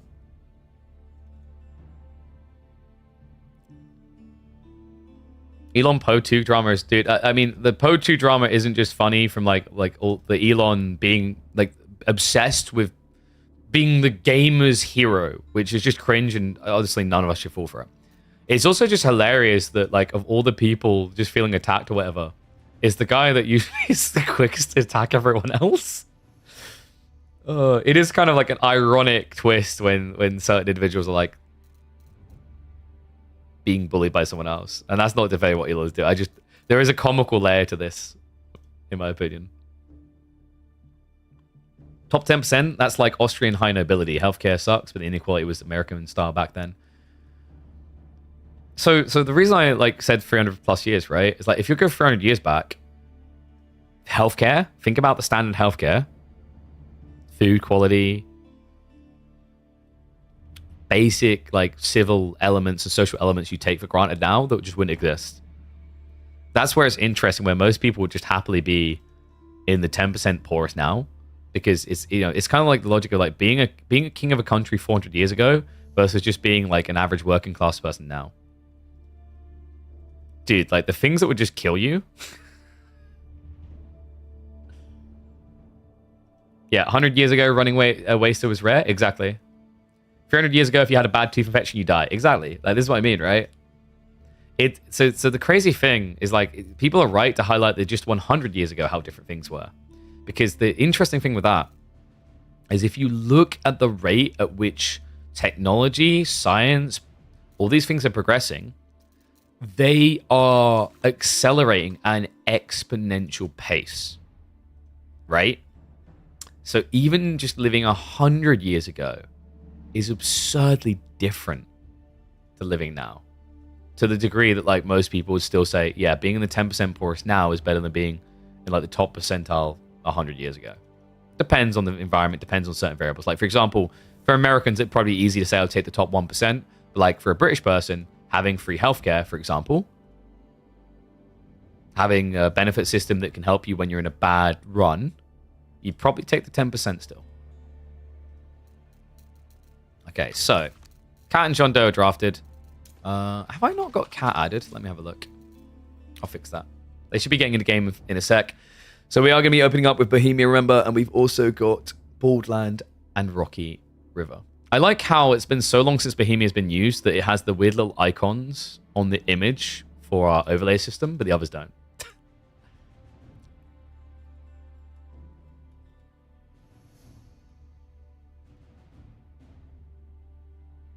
Are we okay with the tax cut race to the bottom? VAT up, taxes the biggest firms down? Not really. But here's something that we've been way too okay with for way too long, is avoiding a recession. People don't like using that word, but the current economical climate is unsustainable. In theory, an infinitely growing economy that never has to have a recession is feasible on a global scale. But in reality, it's a fallacy. One of the biggest sins of the last 20 years is our reluctance to accept that recessions are inevitable. And I think the way I described it before is like the longer we resist the recession, the idea of recession, the bigger the hit's going to be. Because what we're doing is every time you kick the ball back and say we can't have a recession, it's an elastic band that we are stretching out. And you guys know how that works, right? The more you pull it out, when it eventually does backlash, it's going to hurt a lot more. That's why things are getting so dire. And by the way, like these fundamental elements of economics, growth, and contraction apply everywhere. It's not just the economics; it actually applies to esports as well, guys. So, like, very interesting thing with esports that people haven't really taken full appreciation of yet is that esports still hasn't had its winter. We keep talking about an esports winter like it happened and like the doom and gloom is gone and we are now safe. We're not. So the esports winter is coming in about 2 more years. I think that's where we'll reach our climax. And the reason is this.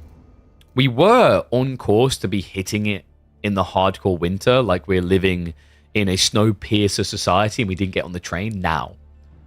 But EWC, Esports World Cup, delayed that. So the Esports World Cup, there's a lot of money getting injected into esports right now by the Middle East. But theoretically, that money isn't like long-term sustainable. There has to be a cutoff point where like we're still pushing esports at a scale that is very hard to justify monetarily. Right, and people are still putting they're putting the runway. They're putting the planes before they have a runway, if that makes sense. So, like, my theory is in about 2 more years, esports is going to have a hard crash, and then a reset. We actually need that reset because we have built a system that is currently unscalable, well, not unscalable, but unsustainable. Yeah, so that's why I think I made the right choice to continue to lean into doing content creation more, not just doing my esports work, is because it's hard to be a full-time esports creator as it is. It's going to get harder. You asking me how many companies have I founded, or are you talking to chat? I founded 2.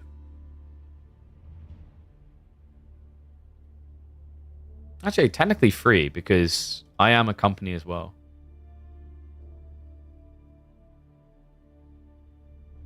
Okay, not me, yeah. Esports is running hot on VC money, but a lot of VCs are... Exactly. So, like, the biggest problem, by the way, is, like, this blow and this shady salesman logic of I will get you this, and then that not being got is actually the problem, right? It's like a lot of where esports went wrong is overpromise, underdeliver consistently into scale and VC money. And now, you know, the boys have come calling, right? We're at a stage where that isn't sustainable. We're at a stage where, like, people want returns and they're not seeing it. And what I hate is the people that came before me, the people came before other people in this industry, set such an impossible standard that now a lot of the companies don't want to take a chance because they're like, well, these numbers don't make sense. And it's like, there is actually a middle ground that makes sense, that's valuable for a lot of sponsor integrations, but you won't see them now leaning. These companies don't want to do it because they're crap scared, because they originally took like a 5 million punt and it didn't pay off. So now, even when you ask them for 100K, they don't believe you. That comes back to the whole idea of people who are in it for short-term gain and who are in it for long-term. The short-term gainers really screwed over our long-term. I'm rich? No, I'm not rich, mate. I'm like, dude, founding companies and succeeding are very different. So I founded me and we do kind of okay. Really nothing crazy. I founded, I was one of the founders for a website for Diablo. Diablo is, you guys know how that story went. And then I'm a founder for an influence agency, which we'll see how that one goes. I'm feeling positive though.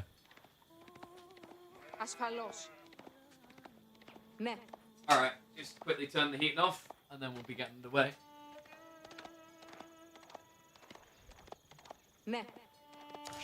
We've done it, guys. Blade is coming back to Age of Empires 4. All we had to do is summon his map. It's the return of Bohemia after 2 years missing from competitive. And it's going to be a fun one. Jean Do, role-playing himself as the French. And we've got Kat on the other side of this. 3D Clans member that made semi-finals last week. This time, Midweek Muster number 10. How deep can this boy go? Admittedly, a matchup that should heavily skew towards Kat in terms of skill. But I thought it'd be entertaining because just like watching B, even when you have these very, very awkward seedings, like B basically against Hussein earlier was rank 1 versus rank 32. Even with that in mind, Cat and B are incredibly entertaining to watch. They always find a way of making the game spicy. They're not that person who comes in and is like, I'm going to play the orderly meta. I'm going to do the exact thing that I'm meant to for 20 minutes. No, these guys tend to be a bit more unhinged. Let me get predictions up for you guys as well. I'll give you 2 minutes to predict.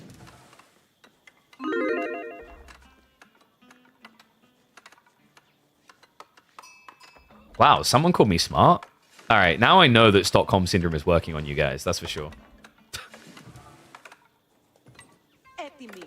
So, Byzantine versus French. There's an interesting line that French can take here, actually, where you basically blob archers and bait your opponent to rush Limitane without really building any knights to justify. It's all about smoke and mirror subterfuge. The other thing that's really nice, actually, is that Pro Scouts gives you a big edge here. It's like, for anyone watching this who's like, oh my god, Byzantines just win this matchup, it's not that simple. French actually can play into this. Execution matters a lot, of course, but in a Pro Scouts meta, this Civ is disadvantaged, this one is advantaged. Are tournament makers stupid? Whoa. All they have to do is take the map pools from any of Blade's tournaments and just use them. Whoa. Okay, Blade. I'm going to make him eat some humble pie here. He wasn't even the one flexing. I don't know why I do this to him. Would you agree, Blade, that some of the maps in your tournaments did suck? I'm trying to remember the name of it. There was one map where it had a tiny pond on the east side and a lot of stealth forest and a lot of small tree lines. And it was really not good. You remember what it was? I've forgotten the name of it. But yes, I think Blade had some bangers. We do miss him. But you see, the problem, guys... You feeling that map? Yeah, agreed. The problem is, guys... Blade doesn't have time for us anymore. He's too busy being a stock market investor in the Path of Exile's currency market, cracking the secrets of Path of Exiles 2 so that he can make money. We don't have that type of marketplace. Our marketplaces allow you to trade wood for gold. It's too simple. You had to go into more complicated things. But this isn't complicated, is it? Pro Scouts coming in. Last time we saw Cat on the Byzantines, we actually saw Pro Scouts as well, but that was with a Hippodrome build. This is going to be a little bit more linear. So we have got the Limitane already queued up. Likely going to be looking at the Javelin contract here. I'm actually kind of expecting Lombos, because Lombos is better for camping at home against the French Knights. Javelins is better if you suspect your opponent is just going to go mass archers. We do already have the archer rangers coming in. Yeah, so I think Jean Do, the crafty play here is you legit just build a crap ton of archers. Also, wait, did the on-screen celebrations pop up there? Appreciate the bits, always cursing in two-way petting zoo. I didn't see them come up. I'm gonna have to look into that. It's weird because we're actually using Twitch's alert system, so they should pop up.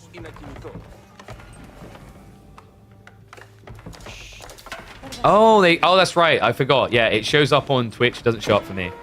So, little fun story about that. When they added the on-screen celebrations, you guys realize how big of a problem that was for brands, right? You guys realizing it yet?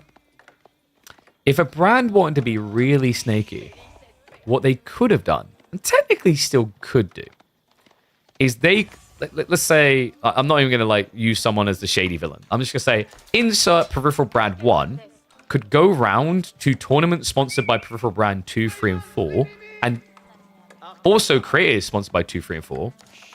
And they could, with their own account that would have, say, their logo as an emote, do on-screen celebrations on all of those channels.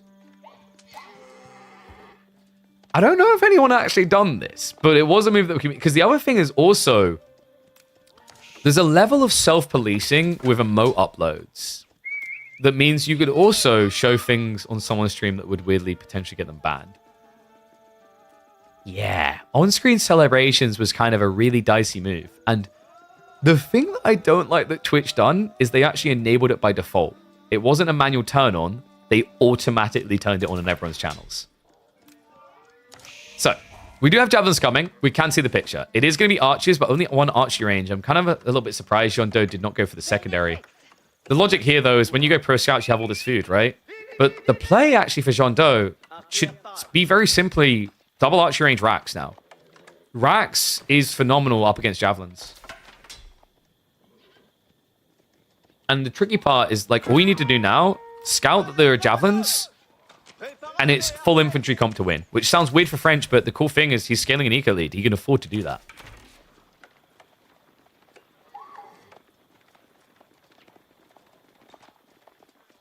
I wonder if he's going to realize it, though.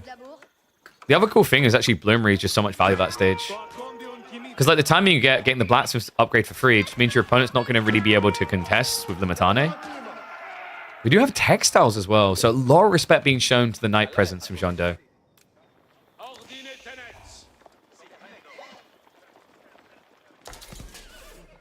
In San Francisco, 1 million will give you a tent home? Wait, I think you mean London. Isn't London more expensive than San Francisco to live in? Actually, maybe not. What's the most expensive city to live in? It's probably Zurich, right? Blacksmith's coming through.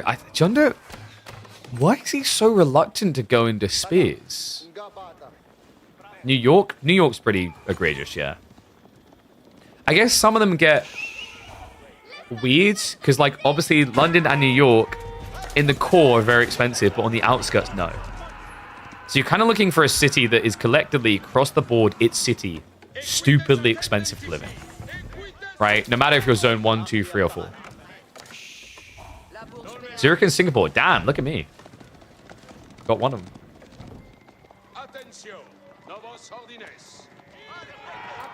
London's a pathetic 14th, yet people will still rent a 10 in the middle of your room. That's coming in. Jean Do, this is a losing fight, by the way. I'm not really sure what he's expecting now. Cat's just going to tech up, and he's already got a big enough army to strangle you. The only positive Jondo has going for him right now is with Pro Scouts, he has a lot of safe food. What he doesn't have is a lot of safe gold. Ah, well played by Catman. Like I said, I think this is a matchup that should be better for French. All you had to do really is force Cat to go into like mass archers as a response to your archers, and then you come back to knights. But like the problem is Jondo tried to make this a 1-2 comp instead of a 1-1-1.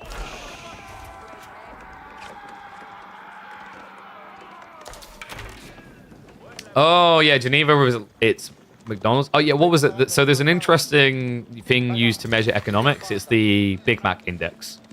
I don't know if that one is as reliable anymore, but that used to, about 10 years ago, be a really good way of like measuring the cost of an economy. Basically, it's exactly what it sounds like. It's the cost of a Big Mac in all the different countries. Okay, so Cat is about to age up. We should be getting Golden Horn Tower coming in. There's no real need to go Cataphracts here. Jondu's kind of stuck. He's not going to know the tech up is happening. And also, his eco lead isn't really big enough to substantiate an argument that he's ahead. Right? Cat loved the Golden Horn Tower placement. Mainly because it's closer to the ford, and he can even then set up the Raxes, yep, right next to this to get that system buff pumping. So this now should be just more Limitane flood. You need to kill the knights that are coming. He might open for a few Varangian simply because there's just not that many knights. And in fairness, I'm expecting like 5 to 8 Varangian. Limitane get upgraded, and then if your opponent is blobbing a lot of cavalry, follow up more Limitane. But it's looking so good for Cat because Jondu is going into horsemen. Varangian don't care about horsemen.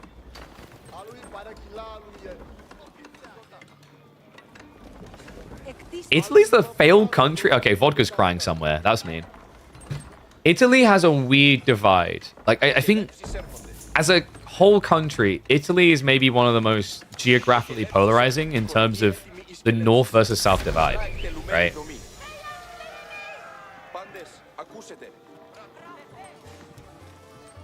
So, Jondo, at this stage, the game is close to over. He doesn't really have the resources to catch up now, and he hasn't been raiding. He got too scared when he saw the Limitani jabs coming.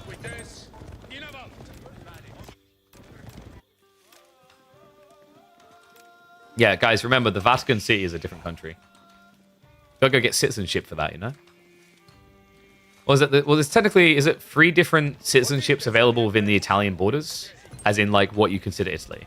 So you've got Vatican citizenship, Italian citizenship, and then is it San Marino, I think? San Marino is also a country. There might actually be even more than that. I like how we just got these casual side conversations while we're casting the games. It's quite nice with the pacing age of Fun Bars 4 because we can have these.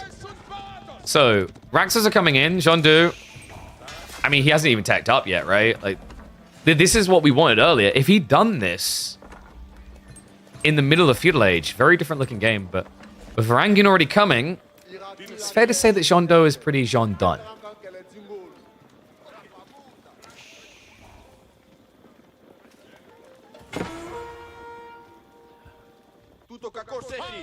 And finally we get Night Raids. I mean, if this was happening earlier, possibly a different game, because you could have stopped Cat before you got the core comp together, but it's already looking too good, right?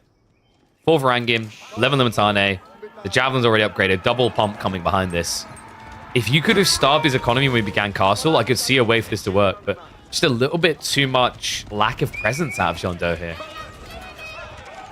Dive now coming in, the Javelins relatively uncontested.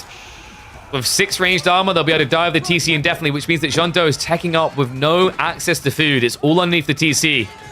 He's living the nightmare of every Mongol player that's had their primary dove at 20 minutes. All those pastures and no gathering to be done. He's going to get back to work, but this is going to cost him. The tech up will complete, sure, but the point is, at the end of this raiding, Cat's going to be ahead by 20 villages. Nowhere to run, nowhere to hide. He hasn't even built a gate on the side. The gathering. Jondo's going to have to stop doing it. He's got 2 knights queued up, which is weird. You've got men-at-arms options here. That would at least compete a little bit better. You just see how long it takes to the TC. Full garrison TC at that to kill 1 javelin. This is depressing to watch. So many more Varangian coming. Like, this is just wave number 1. Wave number 2. Looks like the killer. Yeah, takeaway from this. to just reiterate, like, if you guys are wondering, like, oh, I've had this as French, what do? You build spears. You build spears early and aggressively. Spear archers and then eventually extra knights would have changed this game entirely. Well played by Cat, though. Found his timing. Punish Yondo for not reacting accordingly. Makes it an easy peasy win in game number 1 for the 3D Clan member.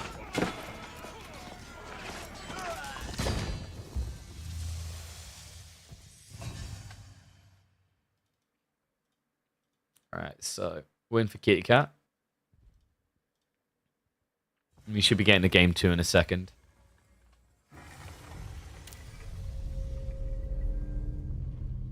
Is it Norwegians that have some sort of financial contribution because of the oil, right? I'm trying to remember. Why spears? Because you basically need spears against these Limitane and javelins. So you blob spears, so you have a big enough army, and then archers. Because, like, why would you build knights against Limitane, right?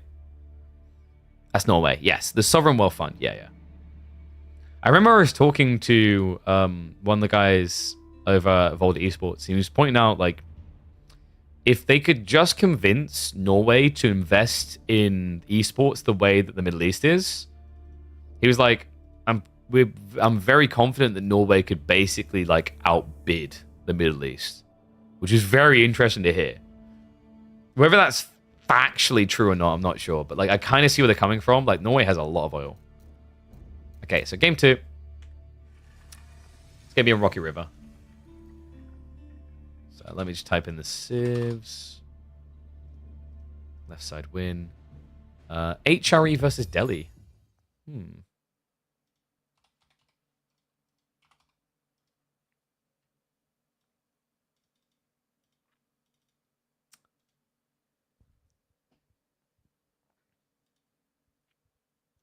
We timing out Castle Sieger. Enjoy your 5 minutes. There's what you guys need to use your points for. We can just convince more people to light fire for esports to be in a much better place. Sure. So, like, do you want to know what the key solution is at the end of the rainbow? Is if we could just find a way to financially activate esports viewers more, then we would be in a much better position. There are some that do it quite well, but there is a lot of play in the industry that just doesn't get people to open their wallet. Ad time? Yeah, we'll do 30 seconds.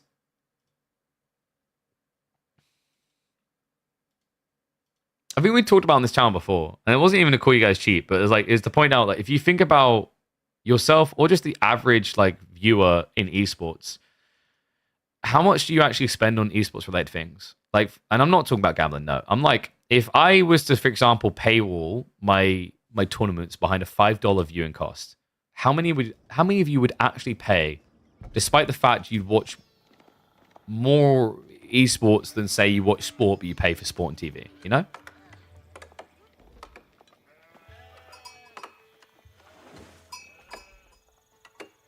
Jesus. Chill, guys. All right, we up the timeout. All right, let's hop into game 2. Literally, some people in Twitch chats complain about tossing. Yeah, so this is the thing. I mean, we've got our resident morally objecting McKay was like, I won't give a streamer $5. It's like, why? You're getting the entertainment value, right?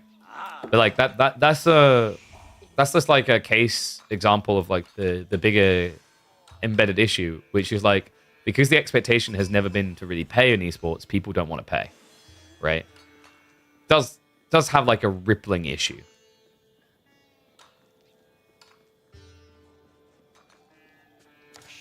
Is this a real interest poll? I would pay. Yeah, so that's cool, and it's like, but so here's the real test. You'd pay me, you pay Drongo, you pay EGC, but that's because we're more community level. Does that make sense? Like, you've seen behind the veil. Now, the challenge is, people will pay $5 or $10 to watch a boxing game. To make a comparative scale, would you pay $10 to watch PGL or ESL?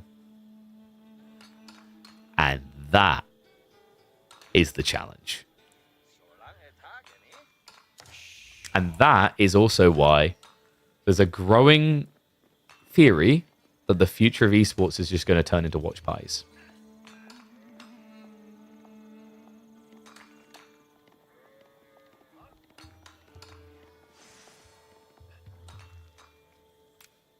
All right, take a little bit of a break from the discussion about esports and how you actually get people to buy into it at a viewer level.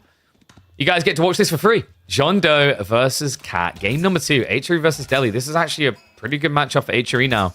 Pro Scouts, Mind Work, gives you a lot of potency. You can even just play Pro Scouts into standard Arkin.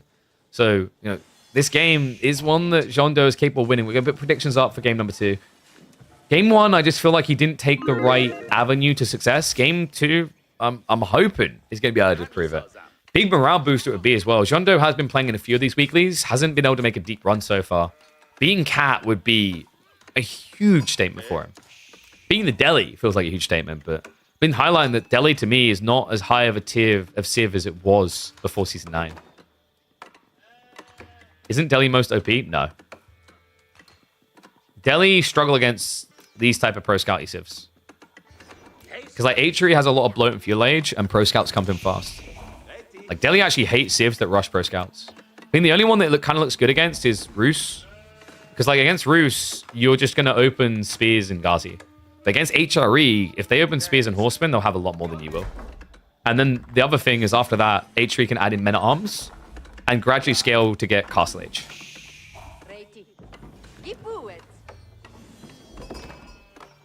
Wouldn't the biggest revenue for esports be from ad revenue and not crowdfunding? You'd think, but like ad rev spend is kind of scaling down, and it depends like where are you going to get the money. You need to convince a brand to come in. Twitch's platform doesn't really offer much in the way of ad rev. YouTube varies. Gaming is weaker, so to give you like some piercing the veil statistics. So gaming is worth about probably half of what lifestyle is on YouTube, and finance is worth about 4 times gaming. Music is actually worth about a third of gaming, funnily enough, guys. And that is worth $2.50 for me. Thank you very much, Freddie. Appreciate the prime sub on this one, buddy. But yeah, the goal is to find sponsors with esports is what we're trying to do, right? But the goal is to actually find meaningful integrations that are desirable for the sponsors and for me, right? It's like, I think I was watching a video from Josh Strife and he hit it really well. He's like, anytime that I take a sponsorship, I see it as I have a currency of trust, and I'm spending that currency of trust to basically get money in return. And it's like, it's a bit different with the way that you think of sponsorships on esports events, but it's also the same. Because like for me, I'm a content creator as well. So like I had 1 or 2 brands come to me and I'm like, well, for me to market this, I need this rate. And they're like, no. And it's like, well, you guys want me to take a chance on you, you have to take a chance on me. So like in the current climate, getting that negotiation without a lot of trust already existing between you and the brand is very difficult. Like right now, we're going through one of the harder times of getting brands on board. I am feeling positive about 2025 though. 2024 was a lot worse for trying to get brands to integrate and sponsor things, because everyone was too busy freaking out they were going to get fired after all the tech firings at the start of 2024. Almost took the honey bucks? Hell no. I'll tell you this as well. Like whenever I take sponsors, I actually do due diligence. I work my ass off to do due diligence. Because I take that seriously. It's my responsibility. Doesn't mean I'm always going to catch absolutely everything, but it means I'm going to put the work in. I don't want to be one of those creators that like brings you an absolute scam because I saw a big number and I didn't even try to figure it out at all. The honey one should have been a little bit of a weird red flag for a lot of people, because like realistically, how were they ever making their money? So Stables Racks opening. This is exactly what we expect out of HRE. We have already got the Pro Scouts coming in as well. Cat is mirrored with Ghazi. Hasn't got the spears yet. This should be a fight that he loses, right? There should be more horsemen coming than what Cat can keep up with.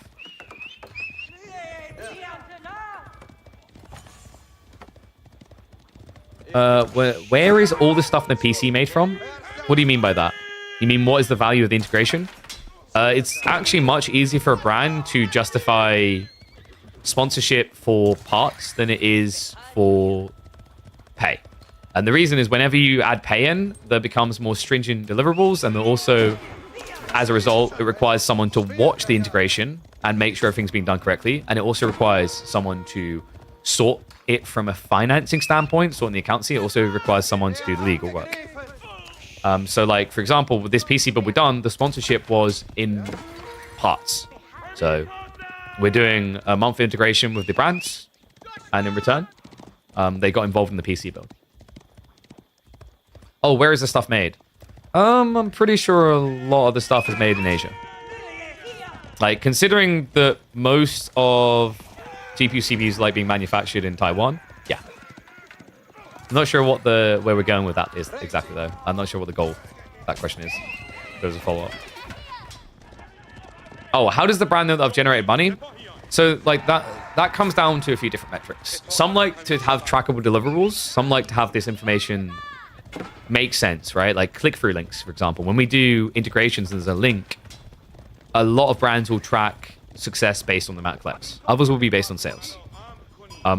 But this is a bit more loose because, like I said, there isn't a financial burden attached to it, right? But in general, like you can pretty much categorize sales into two types. So, or marketing and activation into two types. There are sales-driven activations that want to see an affiliate code link used or a code used to discount and track sales and whatever, and that's how they measure success. And then there's exposure-based marketing. So that is, I have had 20,000 people looking at your brand, and that's how they measure success. But the good way of doing marketing in general is to make sure that you are always looking to track it based on a level of statistical analysis. It shouldn't always be dominated by statisticals because that doesn't support the idea of creativity, but it's a good baseline. Anyway, focusing on the game. We do have a lot of spears. We're seeing the problem that Cat's in. It's quite a conundrum. We do have archers on the way, but with pro scouts, Jondo can afford a lot more horsemen now to follow this up. This is why I favor HRE, right? I think Cat is very deceptive when you look at his numbers. You have to remember, sacred sites are difficult to contest. He can only get his hands on one right now. And a lot of his army value is in scholars. So substantially weaker, actually, than Jondo.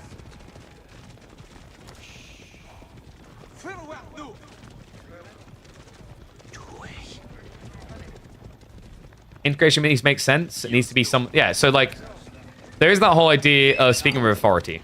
So the example I get used is if I recommend a hair product, you take it a lot more seriously than if I recommended a wood carb product or like lipstick, right?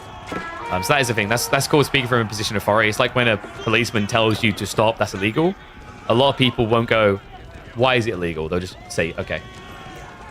Also, the guy having a gun helps, but you know, once again, authority. Well, Cat's getting his guns going. We've got 9 archers and scaling. Undermesh is coming in. The blacksmith timing is going to be very aggressive here for Jondo. He has a big window here, because if he rushes into Blimmery now, he can just kind of blob the fight. Tricky point in the game. Cat is trying to go for a second cap now in the center of the map. I think Jondo should be able to block that, though. The question is whether he wants to or if he wants to go Castle Age. Yeah, kind of feels like Jondo should be raiding. Not a fan of him just staying back like this. Like, you want to try to get a little bit of poke going. Presumably your opponent is going to be playing out onto the map. Then again, like Cat, he did get a lot of sheep to begin with. So that's 10 in reserve.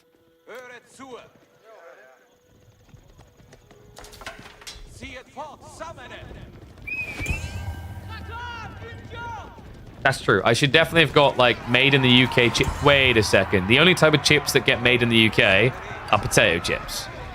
We call, you know, which you guys call fries.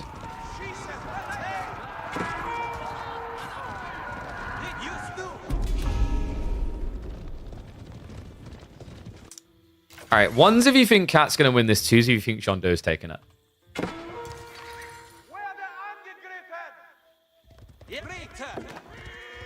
Because I think Jondo's getting to where he needs to here. We do have men-at-arms now getting queued up. We do still design chips in the UK. I mean, ones that are being used in GPUs and CPUs right now. I'm not so sure about that. For sure, there's certain things being designed. I think as long as he blobs men-at-arms now, Jondo shouldn't really struggle too much here. It's a little bit weird, though, because Cat hasn't been losing as many Ghazi as he should have. He's got 17 right now. And we've seen Ghazi can beat men-at-arms. Jondo needs to find the smoothness of a transition to castle. Once these boys get upgraded, they can carry the game. But right now, Looking a little bit wonky.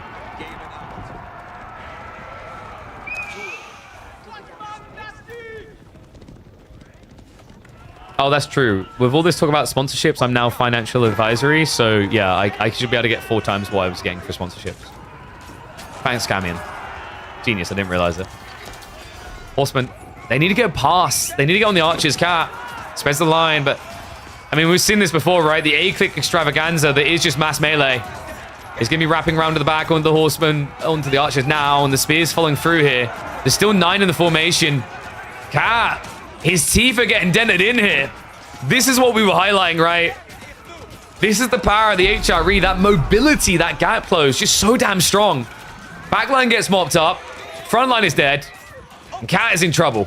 Jondo not only is able to wipe the Ghazi, but he does so while building into the men-at-arms. And all of a sudden, the potential for Game 3 starts to reveal itself. Cat has all these scholars... and no bank to play with. Jondo can now blob men-at-arms and send it in. Farms aren't being added in yet, so there is a risk of running out of food, but as we can see, folks, there's still plenty of deer left for him to pull back home.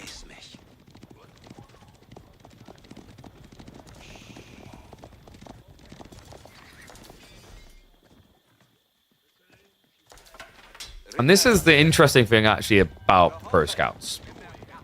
I've highlighted the one positive of this meta, and it's that Delhi is weaker. This is the old school HRE build, basically, guys. Remember, we used to see mass men-at-arms in Feudal. Now, because you've still got Spearmen, your opponent can't rush Ghazi, he has to go back for archers. So all you have to do now is keep adding some extra horsemen, go for men-at-arms. And once you're like 15 to 20, you go Castle Age. Cat doesn't have an answer for that. Those horse hooves sound good. They also look good. You enjoying the quality in the stream? That's courtesy of that PC build that's been sponsored we were talking about. Damn, I love this PC.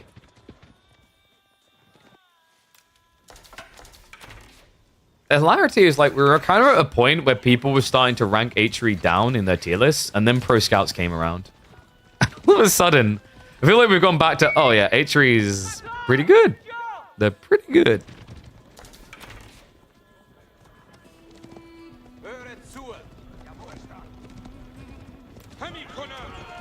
Cat knows he needs to step up. He just doesn't have an advantage to play off of here. The only advantage is he has Steeled Arrow, right? And Jondo has started adding archers, so he does need that transition. The Scholar Pool's really all he's got, but check this. Once again, there's a pull to the back. The Horsemen are on top of him here. The play would have actually been spears, considering the lack of archers. This is over. Cat is going to lose way too much from this engagement. All Scholars pretty much flop and dead. Well, he brought 5 extra to the fight, so he's going down to 6. And a game 3 now guaranteed. This is going to be decided on Boardland. Well played, man. Getting into this, a lot of people would have been like, oh yeah, you know, Cat's just going to 2-0. Especially after that game 1, I think Cat ran Jondo through. The boy knows this build well. I mean, Jondo does do some casting in French, right? So maybe he's been watching this particular build recently. Good execution. And now you just go Castle Age. You don't even need to dive to kill. Like, Castle is good enough. Your opponent can't rush to mirror you. He just lost an army for the second time.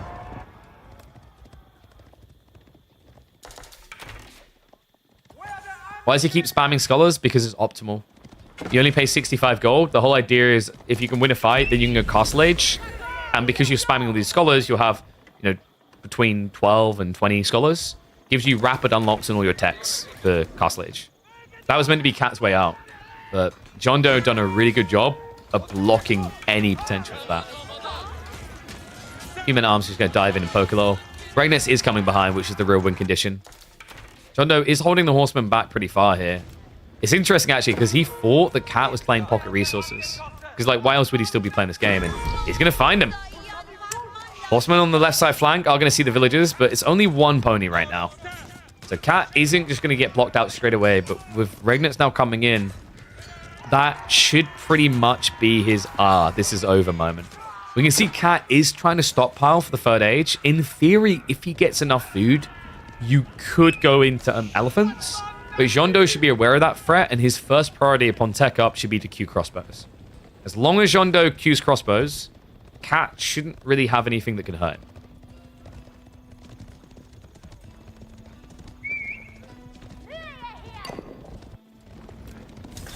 Heal back just in time by Cat. So take out complete first for Jean. We already see him moving for the deepest relics here with the Prelate. Really smart because this is a race now for relics. Cat has still got a lot of Skellers. He needs to use them on this map. The problem is, it's not really going to be much for them to grab. We're going to have triple Prelate moving out to the east side. It's going to be at least 4 relics to the HRE.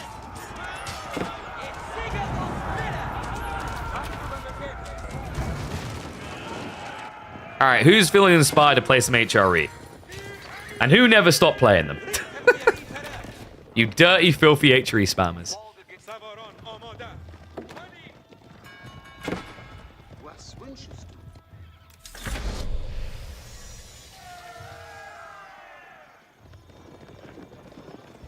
So, Cat, where are the elephants? And can you actually get them out quick enough here? He can't go tower elephants due to the fact there's horsemen. It has to be a war elephant. And there is another budget thing that Cat could build that might save him. Don't say the word, though. Begins with S. Horseman now diving in. This is going to be a wipe of the army. War elephant just got queued up, but... This is going to be as incredible of an elephant story as Dumbo for it to work, because the only way it will work is most definitely cut out for him. Cat with a lot of idle economy, just really doing nothing in his base right now. I'm not really sure what he thinks his out is. It's almost like he's waiting for Jean Do to slip up and make a mistake, but the only mistake that would get Cat into this game again is Jean Do selecting the entire military and hitting delete key. Now, you can argue that Cat is a higher ranked player, but I don't think Jean Do is so low ranked that he would delete his entire army. First elephant has come out. That's at least going to pull him away temporarily. And we will get the crossbows now queued up.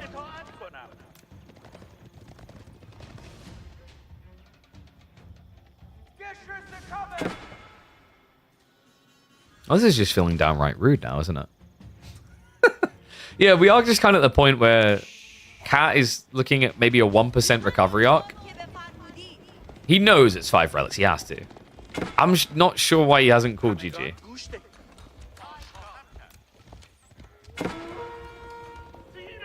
I mean, we've seen elephants do some pretty incredible things, but let's be totally real and address not the elephant in the room, but the giant German army in the room. I have a blocker on the food as well. He got found out on the berries. Jean Do has to add in the farm, so that is going to slow things down very temporarily. But yeah, let's be a lesson. Anyone who's looking to play HRE in Delhi, it's... I don't want to say it easily winnable matchup, but it's fairly straightforward what you want to do here. Melee Blob Pro Scouts just looks a bit busted right now. You can do Mind Work or Arkin. As you've seen here, Arkin is good enough. Mind Work gives you a more aggressive line to just overwhelm your opponent, but comes with a little bit more risk and a little bit more micro behind it, right?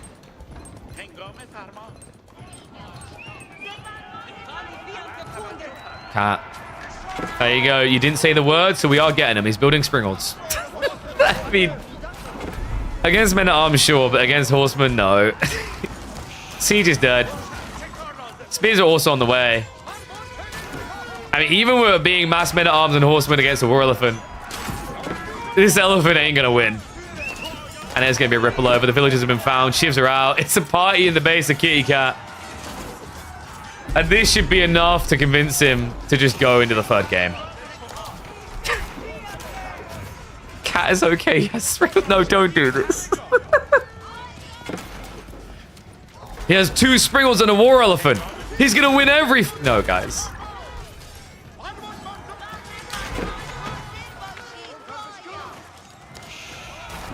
I'm trying to think if Jean Do is like an early riser and Cat's got some like grand plan to fatigue him. He just seems so reluctant to wave the white flag, and I'm trying to figure out why, right? Because we have Boldland as a third game. Cat still has Marlians and Byzantines, right? Oh, sorry. No, he has Marlians and GG. Yeah, there's no reason to be scared. Your opponent has Ibis in English. Probably going to be seeing Marlians out of Cat.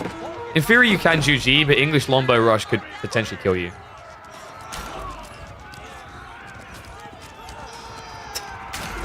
Wow. The game is still going with 0 income in every department. Well, Kat has had some crazy Hail Marys at the deli, but this would set a new record for him in Midweek Muster.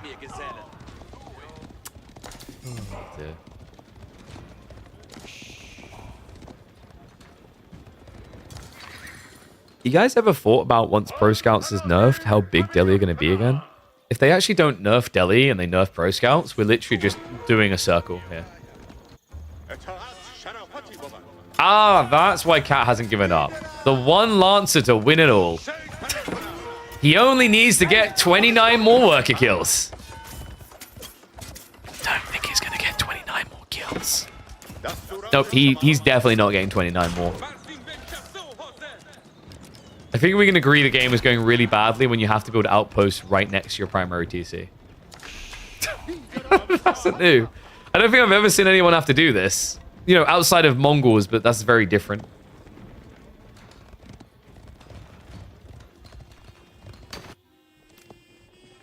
I love the irony coming out from Jondo as well. It's like, you know what would really annoy a Deli player?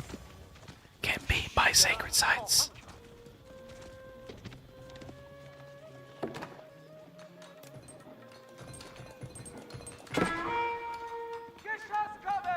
The thing you gotta remember about AV4 games, guys, is you're always just one delete key away from winning. You know?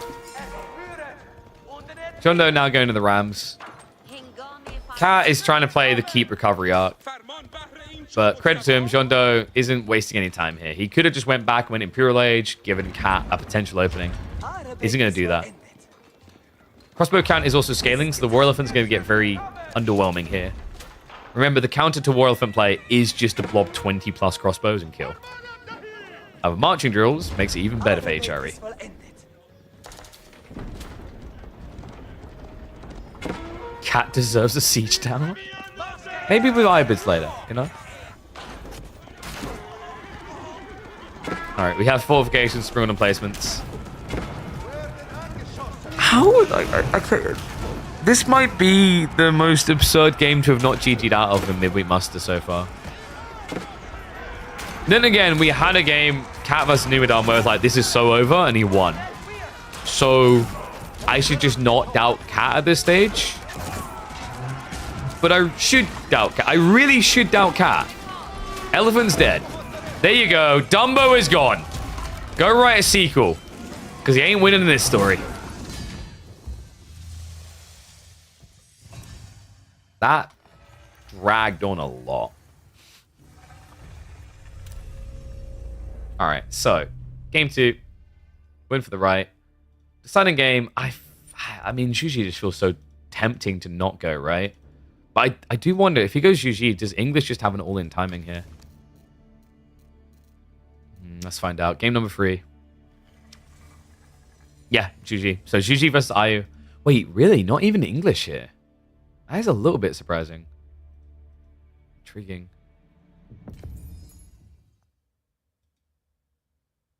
Oh, nice. As just activated. Perfect time as well.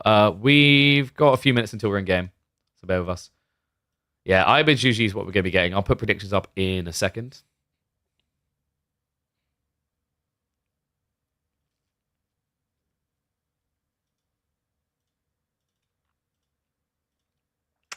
Look at, man, someone just won big. Whoever predicted on John Doe, believer wins. So, game number 3. We are 3 minutes out from in-game, so I'll put 5-minute predictions on. Dominant performance, agreed. Really, really impressed by that, man. That was nice and clean. I don't think it's like he played that dirty. I think it's just legitimately Cat probably should have been GGing out a lot earlier. That's why that game took so long in the end. He just seemed very reluctant.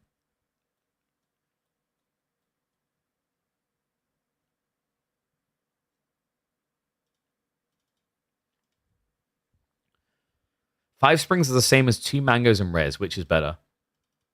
Mangoes. Spring Wall situationally could be useful. if you're being like, so the whole idea, I think what Cat likes about Springles is if a game looks practically lost, the logic is he's going to have to now dive my base, and diving my base forces choke points. So like conceptually, whoopsie, learn about Blade too much. So conceptually, what Cat thinks of Springles makes sense. The whole idea is that you basically build an elephant which will hold the choke point, and then you have Springles behind to win. Right? It's kind of like Delhi's version of Order of the Dragon. You've got very tanky Archer and very tanky frontline. But in reality, in a lot of situations, Mangos will feel better.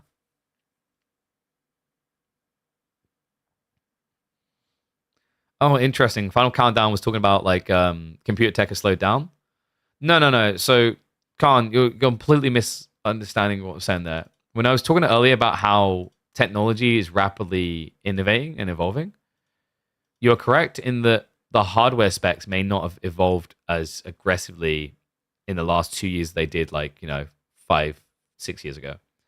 But as a general base of like medical tech, AI tech, any sort of change in evolution, every 10 years in our current society is equivocal to 100 years of evolution 100 years ago.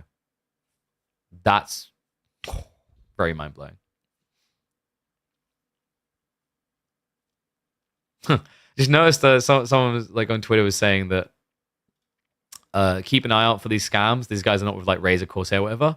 And it's like an @op.pl Gmail. And my brain was instantly like, yeah, no duh. I always put them in the spam straight away.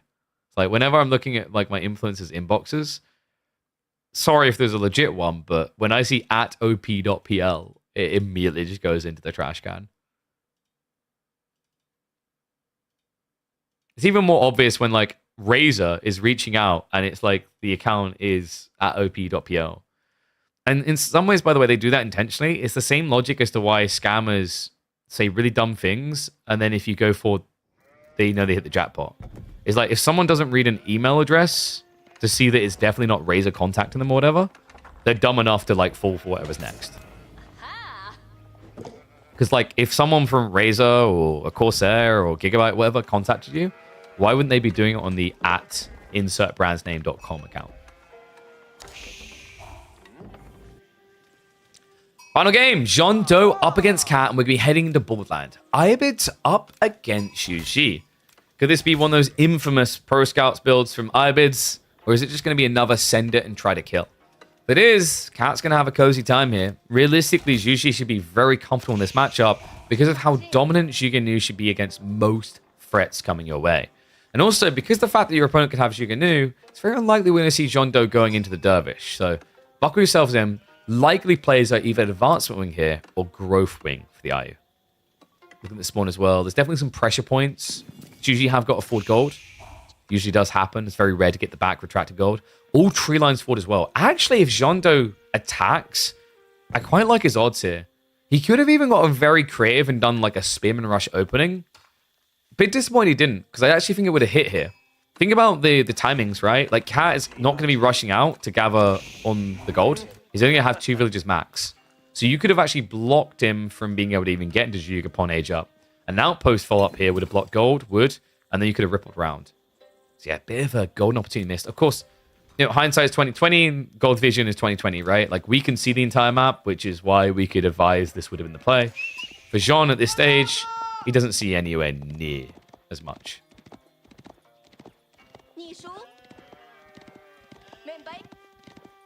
You're going to copy Cat's Pro Scout Shuji build on ladder? So you're basically just going to play every Shuji build on ladder. I mean, it's pretty much everywhere right now. Looking at the spawn, actually. Ooh. Okay, this is a really good Medigarden. Yeah, Cat doesn't see it though. It's the classic. He went to his opponent's side of the map. So most likely the Meditation Garden is either going to be dropped between the 2 tree lines, or even more likely would be gold and the wood, right? The reason is, like, usually Meditation Gardens on food are super value. The reason why they're not as cray-cray here is because you're going to have Pro Scouts. It's like, realistically, generating 36 food a minute, nice, 72, pretty cool. But when you've got potentially 7,000 plus food underneath your TC, you tend to not care as much anymore.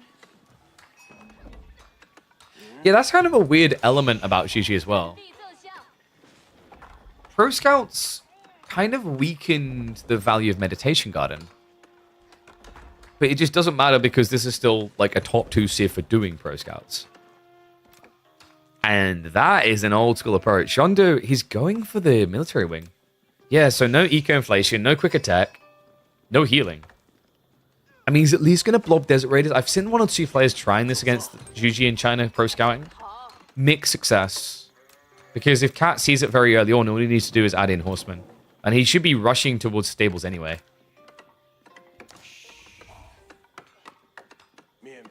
Alright, how did you guys predict in the end?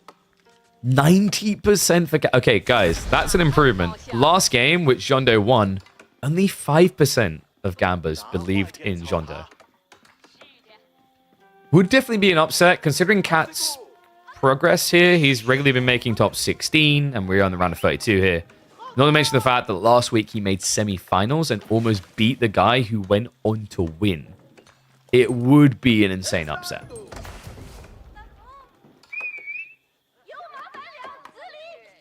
Cat. This isn't Pro Scouts at all. Okay, now I see why. Oh my god. He's got 22 sheep. That's wild. Jondo, playing as a civ that starts on berries, only got 9 sheep.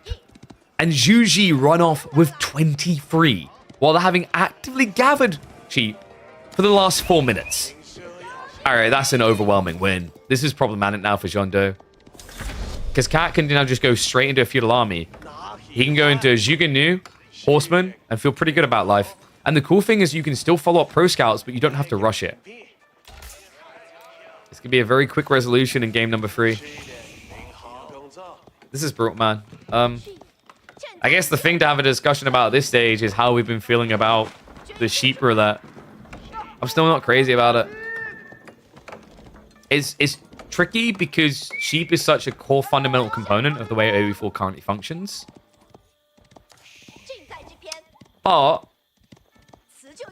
there's no denying of the RNG elements that can decide game outcomes early on. Sheep is still one of the most dirty elements. Like, you can argue about bad gold spawns, bad tree spawns, whatever. The difference is that you at least know where you're standing straight away. And you can try to adjust accordingly. But, like, you don't really know how screwed you are on sheep until probably 2 minutes into the game. So the logic, the reason that's important is, like, if I see I've got double gold spawn forward, crap, it's a bad spawn, but I'm going to build an outpost now. Right? Like, what's your counter to bad sheep spawns?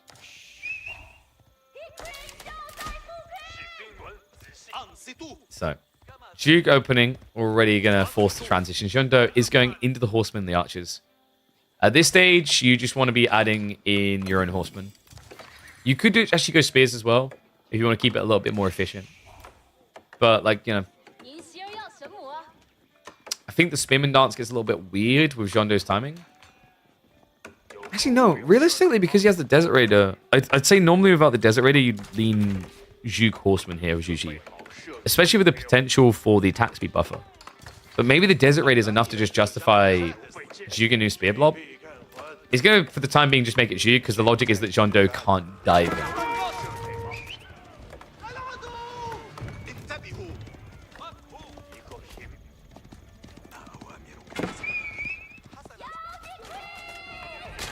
Now we get to a really awkward stage of the game. Because Jondo can't just raw tech yet. He doesn't have a great value point to do so. His economy hasn't bloated to the point that he can get it that fast. However, if you wait too long, Cat is just going to Zhugnu all in you.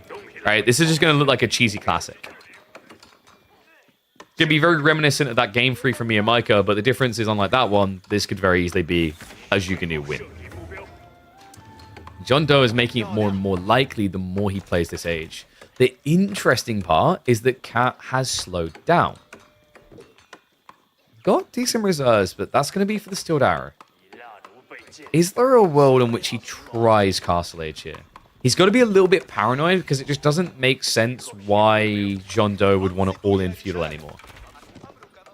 So that might make Cat not just bloat. Like, normally expect like double archer range by now. Instead, he actually just settles on the supervision, which he can pivot afterwards.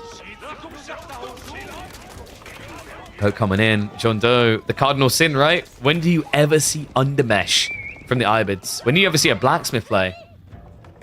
If he doesn't drop a blacksmith in the next 20 seconds, he just needs to age up. Because you're so far behind at this stage. Remember, the Juji rushed this. This is an unkillable army, guys. Like, he's about to get cheesed. Oh, no. His horsemen are going to be taking 6 damage per Juganu strike. Desert Raid is already being sniped out. At least those units are for free, but John Doe is about to be freed from this series, from this tournament round, because I don't see anything that can stop Jug. Yeah, a bit of an underwhelming end to this series, actually. John Doe looked a little bit stuck on what to do with this. But I think that was really informed by the sheep. You know, if this was a low sheep count, you would have seen probably pro scouts forced out of Cat, and it offers up a very different game, right? Because all of a sudden your opponent can't just camp until he's got a big enough army. He has to come out.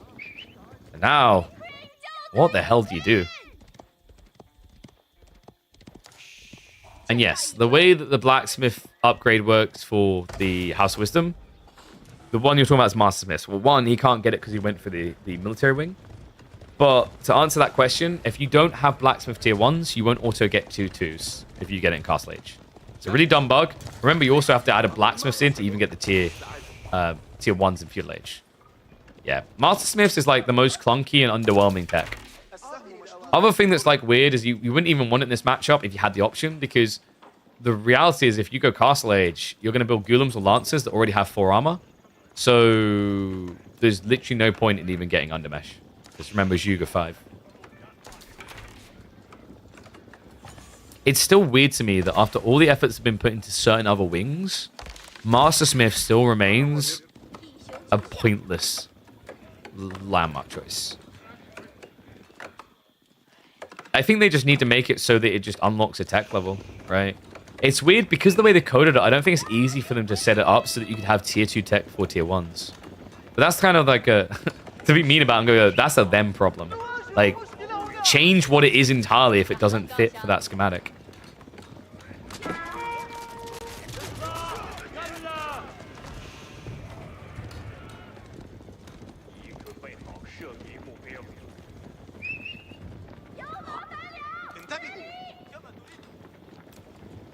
So, just a reminder, by the way, guys, we are going to be having, after this, we've got Lash versus MSN in about 20 minutes.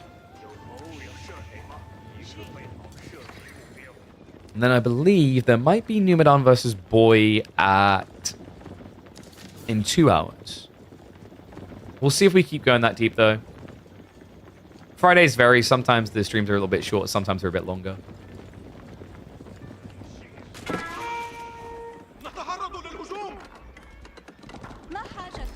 Mills are going to be coming up on the front side. I mean, this is a kill point, right? Like you don't get to gain here.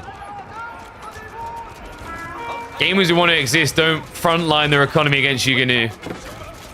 Cat's numbers are just way too big. This is just classic dented Juji. And remember, we talked about the delayed pro scouts. It's there. He's been returning the goodies. This won't stop.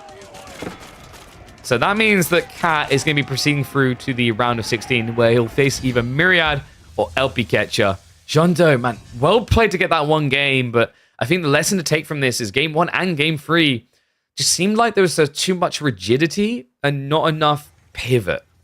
Game 2, where he had the lead, made sense, but these other 2, where you start a step behind, I didn't see any attempts to really get ahead.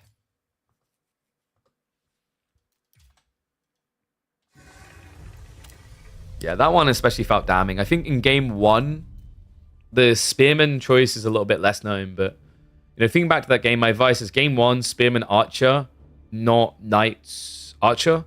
And then game 3, I think you just need to find a little bit of surface level damage and then go Castle Age. Because like against Juji, a long feudal doesn't ever feel good.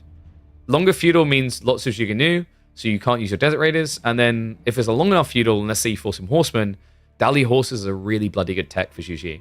It's just a losing play to play long feudal.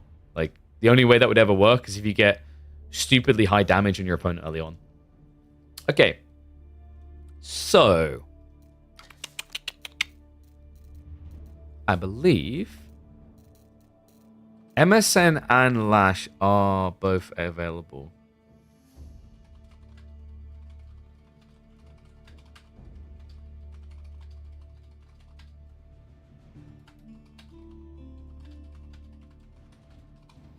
So we might actually have Lash versus MSN starting slightly early. Let me have a look.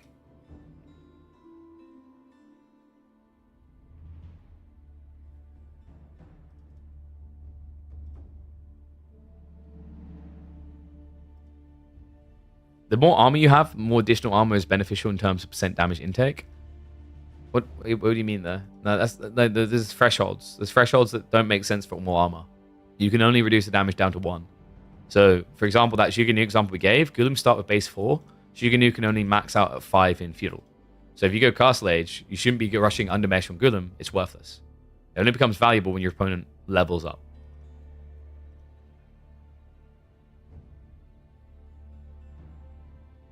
That's what we're talking about.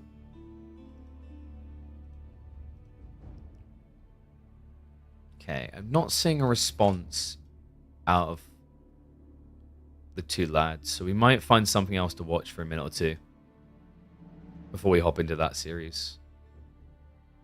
I think we're waiting on MSN to respond.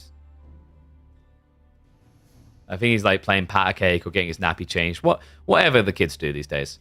So while we wait a minute or two, I guess we could like pull up someone's game just to watch. So we have some background stuff.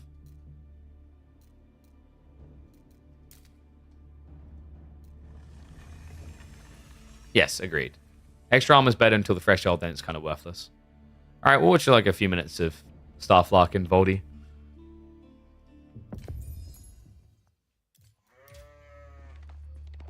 That's it. I don't know if we'll be able to do the entire game because basically in 15 minutes max, MSN versus Lash is happening.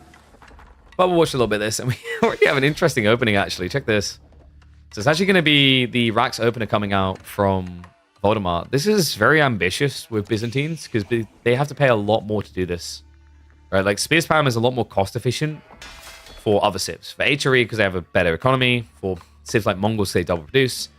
For the Byzantines, you're going to have to spend extra food to get these Rax units out. Remember, it's 80-10.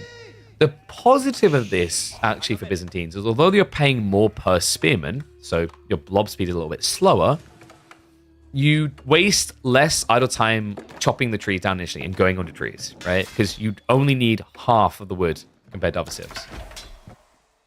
That'd be a good spawn for it as well. Starflark ending up with the berries, gold, everything forward. Not a good position to find himself in here. And, ooh, not a good timing. Starflark. Mining camp was late there, so some unforced suboptimal timing. Sheep spawn is looking fairly even. We should get about a 50-50 divide. Then again, actually, Voldemort is going to mirror cut the other side.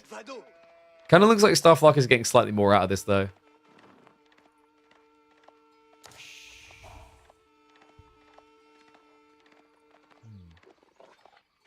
I'm just thinking about how long we're going to stay alive. Because I think Emma's already cooked. So my food is cold, rather. Not my cold food. My food is cold. Sadness. I don't know. We got like some really cool series for the round of 32. Like I said, Lash MSN should be really intriguing. I think Knock Knock versus Dragvan's going to be happening tomorrow.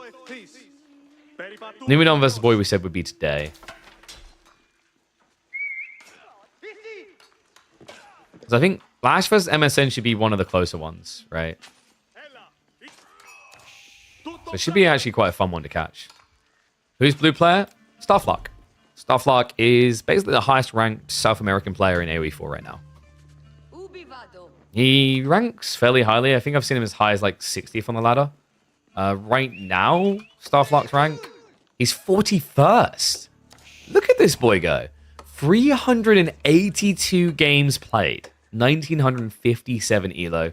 Right now, Voldemort on the other side is actually a little bit low. He's sitting 101st in the world. And Am I the only one not entirely convinced about the Limitani pull?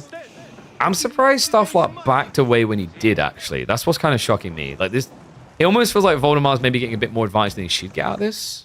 But it's because Starflot only had, what, I think 2, maybe 3 out on the gold. So he clearly got caught off guard. Just look at the health bars. Yeah, this is really bloody good for Voldy. Like, you're now a French player who can't even play your biggest edge. And the problem with that is now, like, realistically, all Voldemar needs to do is follow up javelins.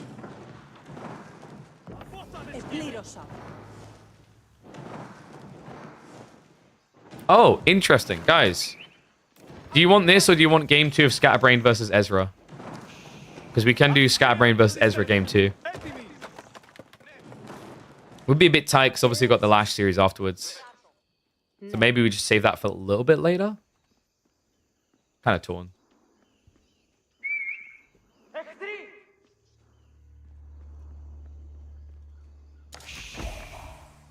All right, no opinions at all. You guys are rather chill. So what is the play out of this for Starflock? I mean, realistically, you're going to have to take a risk under the gold.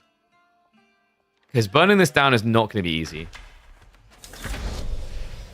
750 HP. He could even actually add in arrow slits because of the stone gathering, right?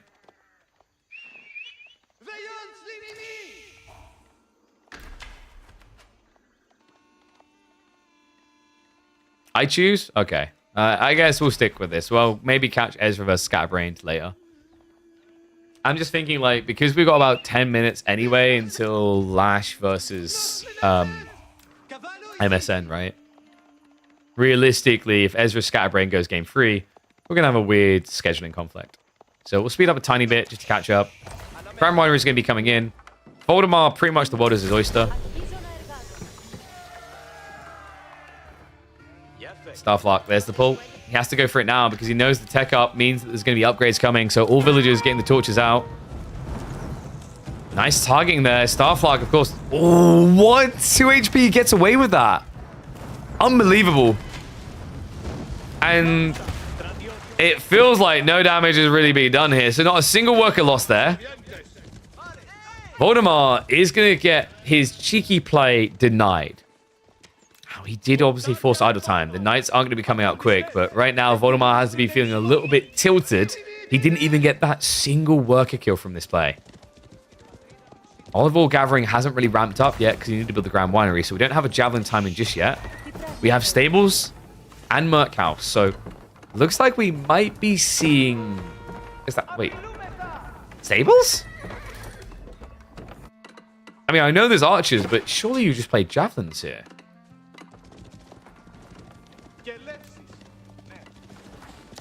It's starting to look like Voldemar's planning to go Lombo Horseman. Which is actually pretty weird. This is a little bit perplexing out of him. So Horsemen are coming out. Could he do something wacky like Keshix? Keshix would be very creative here. Like your opponent's building Horsemen, Archers, he's going to want to go Knights, right? Not Spears. So you could kind of catch him off guard. Because, like, now that you've built into Horsemen, Knights just beat Horsemen, right? Keshix would be wild. But, no, it is just going to be the Orderly. Western Contracts coming in. We do have Blacksmiths being dropped really early here. Before the Lombos even arrive. But there's going to be a cool timing in mind. He's got, what, 38 seconds? So, at that point, like, you should be close to, like, back-to-back Longbow pumps with this amount of workers on the berries. Starflock, man, just playing kind of a budget mode here because he wants to go Pro Scouts. That could hurt him. So this is where actually Voldemar just suddenly gets value out of doing Pro Scouts, right? It's like the Pro Scouts should have felt bad, but the reason it's good here is the Tower Rush should have felt bad, but the reason it feels good is because of the Pro Scouts. Because that was Starflock's win condition, Voldemar made him sacrifice something, an optimal timing. Gives him more breathing room to actually get counter units in play. However, losing workers like this, being idled on the backside, you can't play like this up against French. That eco lead is already building Starflock, now almost 6 full villages ahead. I mean, practically 6 villages, right?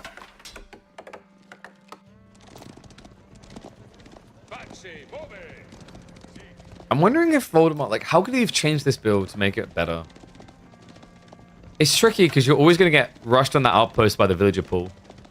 And we talked about how expensive Limitane are. Just scaling 10 of them is difficult. We're going to hit the speed up because Lash and MSN are getting ready to draft now, so they'll be in game soon. Double Archer range player is going to be coming through, so Starflock is just going to be blowing. This is good for him, though. Like, I mean, Voldemar's comp gets counted by archers. Right? He didn't go the Javelin route. However, Starflock is giving value to the Lombos now by adding the spears.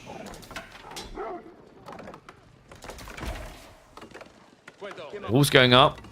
Oh, my apologies. I forgot. We're watching a Voldemar game. I'm starting to think we won't actually have enough time for this because it's a Voldemar game.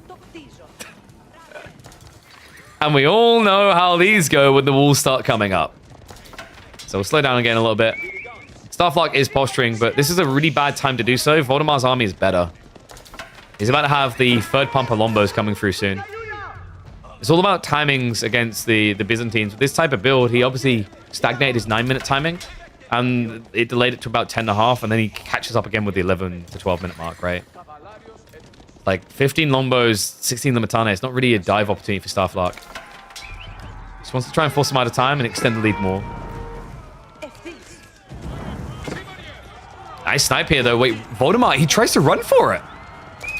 Wow, knows he can't hold the area. Kind of crazy, actually, considering the Lombos are coming out. I thought he'd be willing to contest that fight.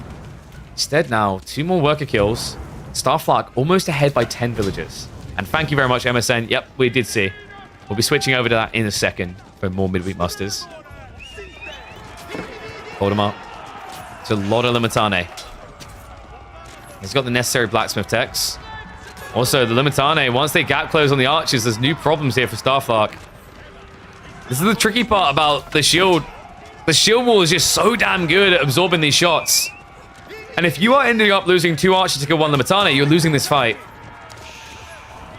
Tricky, not just that. Knight's now starting to get pinched a bit. You can see the panic setting in for Starflock. Olival stockpile is there. Voldemar needs to be pumping more Lombos. Real win condition for him here, but the chase keeps going on. The horsemen, just a few of them lay it in, but enough to reduce this. And Starflock may now be reduced to rubble and ruin. Because if Voldemar just pushes forward with this army, the Chilean player lacks the potential to fight into it right now. In fact, he's not even on point with the micro here. Just hanging around with the troopers. Backstab is going to be coming through now from the Knights. The Limitane are being finned. There's still 10 of them, however. I don't really know what Starflock is meant to do this now. I mean, he's got 7 Knights, right? But he didn't kill enough Limitane. The fast forward again a little bit. Because now, like, all Voldemar needs to do is just send troops down the center. Starflock could try to intercept, but you're getting so close to the base that if he goes to cut your reinforcements, the Lombos are going to start killing the villagers. So it looks like he's going to just hide underneath the outpost here. Lombos will start to pressure. Limitane, very good at diving here. Remember, with Undermesh plus Shield Wall, outpost doesn't really do much. It's a little bit dangerous, right? You need to be careful not to lose too many. Otherwise, Night Dive will clear you up. Villagers now having to run away. Lombos will be able to snipe more. Kills that are absolutely necessary here with Starflock already ahead by 10. Flash comes in though. Limitane count down to just 7. The Knights looking to break in. More spearmen are on the way and he needs them ASAP here. Good target fire. Voldemar just trying to get rid of the injured. But he's overkilling at this stage. Not able to get that divide and conquer, killing 2 at the same time. A lot of Longbows are being lost here, so Starflock gets a stay of execution. Only 2 Knights remaining, but he has finned the Longbow count. Starflock, of course, with the Pro Scout, should be good for a long time here. Ball play on the flank in the meantime. Voldemar is going Castle Age. He's coming over the top, and this will be the break point here. Starflock doesn't have a way of mirroring. Sippy Cups will be sick here, but Voldemar just playing orderly. We are going to be seeing Golden Horn Tower. We get that classic play by the Byzantines where they're able to just pressure you by rushing an age up. Just enough Limitane to keep him at bay. And this looks done. I think Starflock just doesn't have the position to dive. Voldemar's walls are up, his infamous walls, which protect him so well. We'll keep using the 4x to 2x speed so we can get to the next Midweek Muster series here. Dive coming in. Chilean player is going to be forced to throw it all the way. I mean, Starflark, it's only archers now. And with Varangian already pumping out, you can't help but feel this game is close to conclusion. Starflark, he's trying to save for his own age up, but like, what do you have to upgrade here? It's Mass Varangian on the way. There's a decent number of Lombos already. He doesn't actually have any knights to leverage upon age up. He'd have to somehow survive for 10 minutes with Guildhall. Something that just doesn't really feel like it's going to happen. And the first Cata arrives. Cool read as well. One Cataphract is all he needs. The Varangian is slow to arrive, but the Cataphract is just a damage absorber. Archers are going to try to take as many Longbows with them as they can. But when I see 13 Varangian, that really is the monster coming over the hill. And there's no stopping it. What's the first map? First map this week is Bohemia. You need to get Bohemia from the modding section.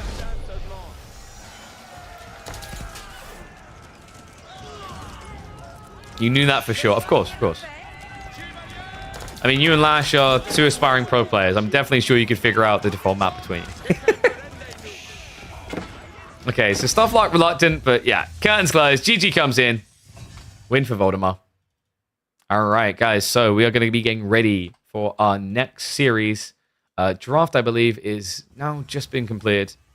Remember, guys, remember MSN, no stream delay, right? Because I believe we're going to have Lash streaming his perspective.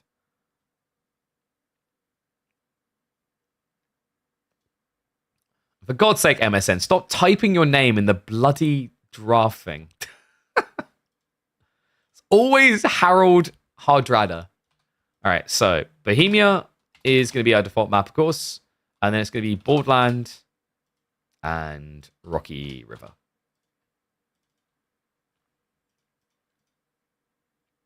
And then let's have a look at Civ Draft. Oh, they're only now doing it. There we go, so we can catch it live.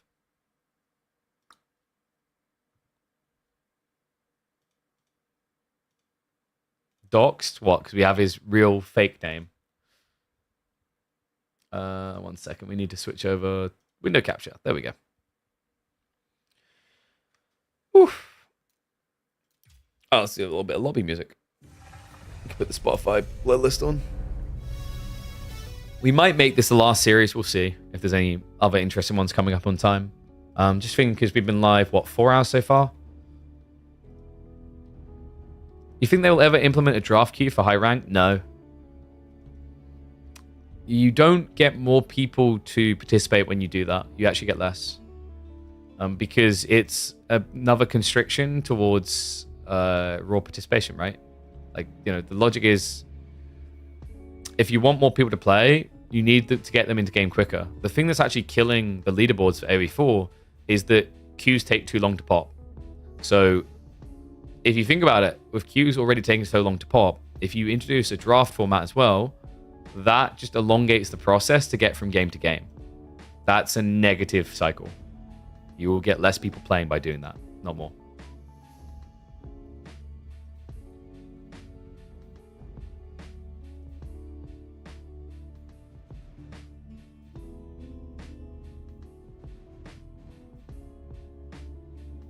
Okay, so Chinese, usually French so far. Pretty standard what we kind of expected, like high values coming through. A little bit surprised that French gets picked that early. But H3 has been banned out. Byzantine is now there for Lash. With their map pool, Biz is okay, not crazy. They can work on Rocky River. It depends on the pressure they receive. And then Bohemia as a default is not like terrible for Byzantine per se. But Lash, this is a comfort pick. He loves Malians. Like, this is, at this point, it is his signature civ.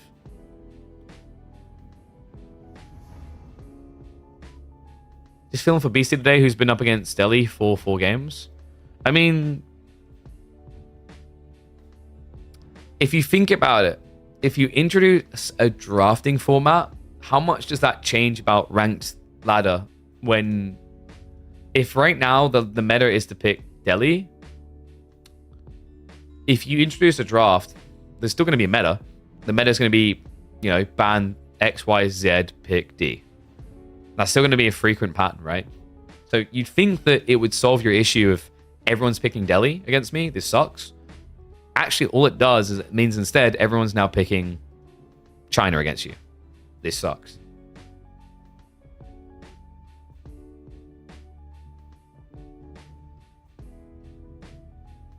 Wait, what are we talking about? You're wrong. Since CSGO introduced the draft, there has never been as many ranked players. But CS never had a queue time issue.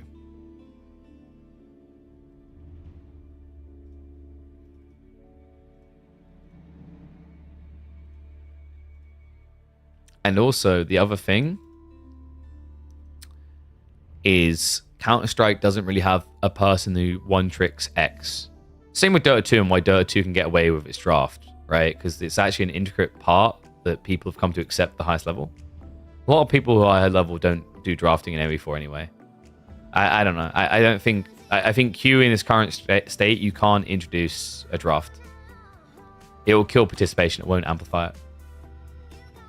You can only even consider introducing a drafting format once you have participation at an all-time high, so that queue time averages are under a minute long.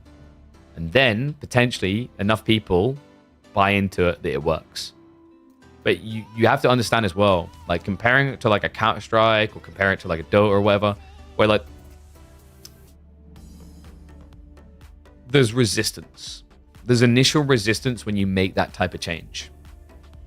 And that initial resistance could immediately kill a game of AoE 4 size.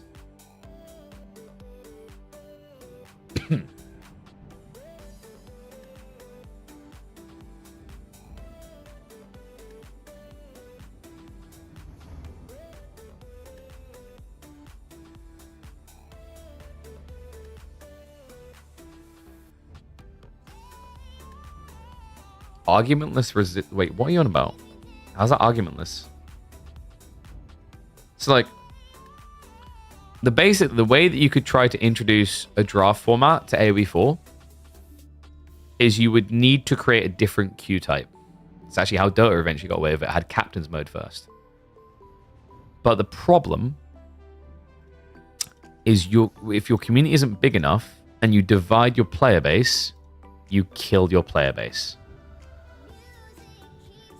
Does that make sense now? Do you see where we come from? It's not possible. Not until you're big enough to... Like, I talk about how I'd love to see mutated game modes, and I really would. But the thing that, like, the counter argument to when I make those statements is we don't have enough people playing the game.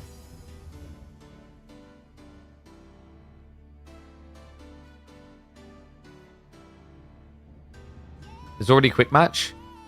No, because... So if ranked is where your sweats are, but they are all... Like, so here's the thing. Quick match doesn't really get used for, like, a reliable matchmaking experience. So, like, if the logic is, let's just have quick match, not have draft, but let's have ranked, have draft. Kind of doesn't work out the intended way. You just really annoy a lot of people who want to play ranked because it gives them the most balanced matchup experience, but they only like playing Juji or French. Does that make sense? Quick match tends to work in team environments more because the frustration threshold is different. If I start losing in quick match because the elo sucks, it's bad at matchmaking in a team game, I can still just blame Bobby. But like in a 1v1,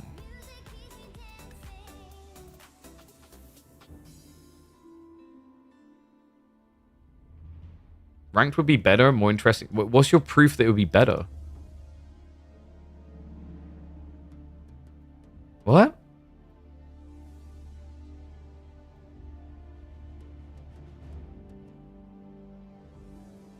This guy plays only Ing to Conk? Yeah, but Elo is like a redundant piece of shit for like ladder Elo is a redundantly useless piece of shit for measuring who's a good player on a tournament standard, right? Because tournament standard is different. You have to first convince the community that drafting is good. And the problem you run in with that is a low percentage of players play multiple civs. A very low percentage of players play multiple civs. I would wager less than 10% of people playing the game play more than 2 civs.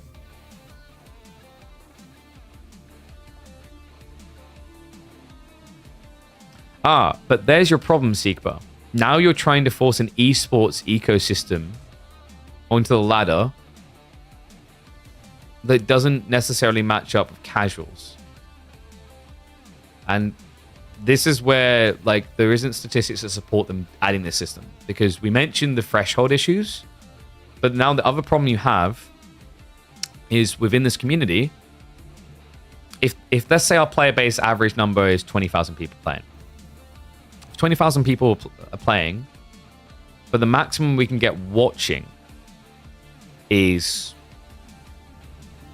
4K on a really good day of like core audience. I'm not talking about Gotaga streaming it or AlphaCast coming in for a stream.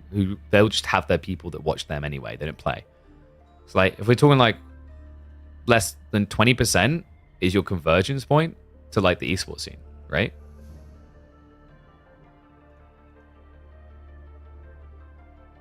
Maybe people don't get into rank because everyone one tricks. No, because I'd argue it's the other way, that most people one trick to begin with. So most people were getting ranked via one tricking. No one starts playing Age of Empires 4 and plays every single Civ if they're trying to go for high rank. Because you can't. You have to learn the fundamentals of AV4 first. And the best way to do that is by keeping static variables. The static variable is me play China every game, right? For example. All right, let's get in the game.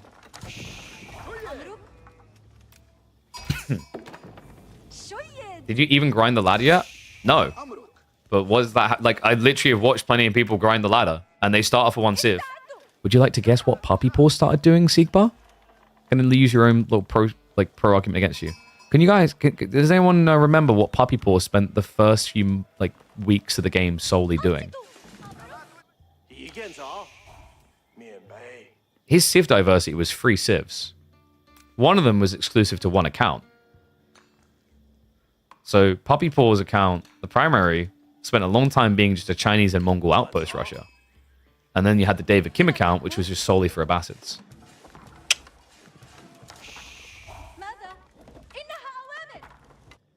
The only way you'd be able to get away with implementing a draft system, your best shot implementing a draft system in the current formatting would be some sort of weird amalgamation where you make your drafting selections pre-lobby. Why does he do that? Why does he like one trick? To learn the core fundamentals of the game. We just said that.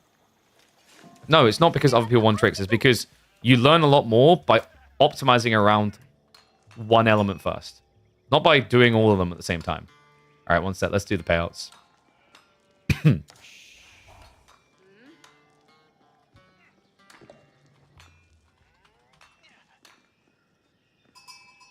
All right, predictions going up.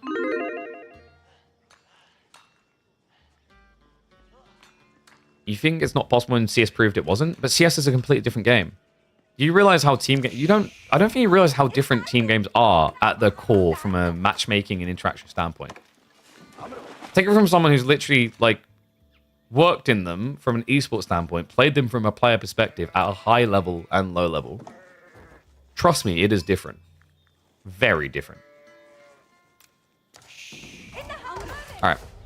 Top in the game, though. It's time for another Midweek Muster series. Midweek Muster number 10. Been waiting for this one. MSN going up against Lash. And when will this guy not pick the Abbasids? We've got Military Wing opening. Pretty interesting choice, but to be expected. No Eco Wing shenanigans when you're up against the Chinese. We are going to be on Bohemia to kick off this series. And that spawn is wild. I Fury crafted this type of spawn. If you were to block Pro Scouts, this is the type of one to do it. Everything kind of smooshed into one location, bar a few outliers, means that actually playing to block Pro Scouts could theoretically work on this map.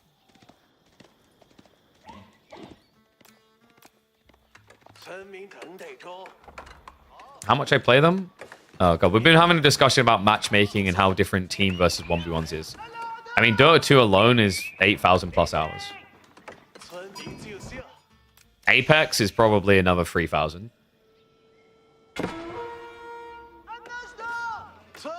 Call of Duty, which avoids having a draft, I have across the franchise probably in excess of 7,000. So yeah, I don't know why we're having a demeasuring contest about played hours. Anyway, focus on the game. We actually do have the military wing already coming up and the proxy base underway. This is a classic. Well, you can tell that he belongs to the same organization that Dragoman does. Oh boy.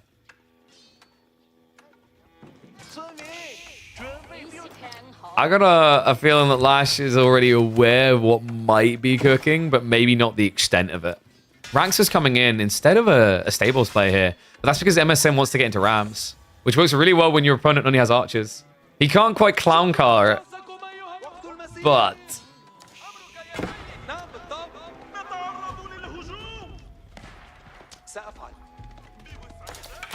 Wait, is this guy trying to make it about rank now? Oh, Sigba.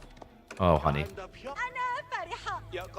You're asking a guy who plays to the top percentile of multiple games and multiple genres, who commentates esports for over half a decade now, who is a former developer. I mean, I'm not trying to make myself the Superman knowledge of everything, but thanks for setting me up for that. You're a bro. Anyway, 4 archers already in the field. Lash needs to supervise to get ahead of this, otherwise he's just going to fall apart. You can't just mirror on one archer range here. Like, your advantage is meant to be in supervision tech, but Lash is actually kind of delayed himself on that rate. Have we got what? Double Imperial Official? Third one hasn't been queued up, weirdly enough.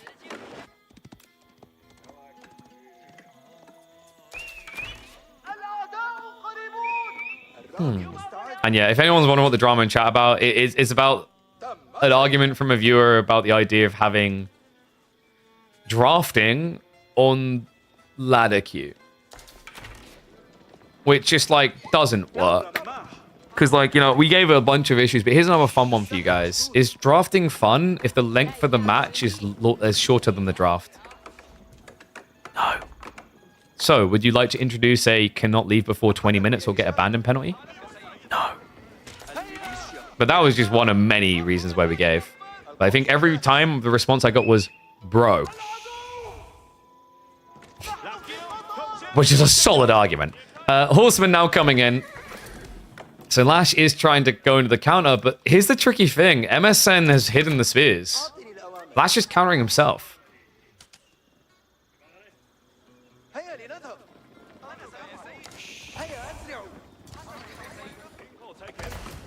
I think we might have MSN onto a winner on this opening, which is impressive because I think from a ranking POV, Lash is meant to be a lot stronger. I wasn't sure about the Abasa pick, but credit to him, right? Like, MSN's a bit obsessed with Abba, and he's also been maybe overly obsessed at times with Eco Wing. But Millie was pretty genius here. This is a classic from him and Dragovan as well. We've seen both of them do it with Abba, but we've also seen it with Ibids.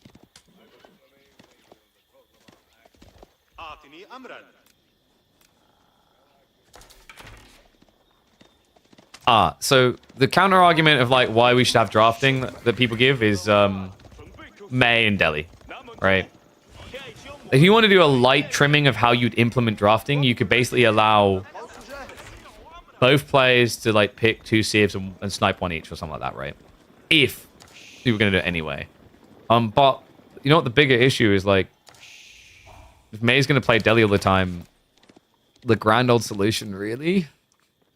It's probably Delhi finally getting a freaking nerf.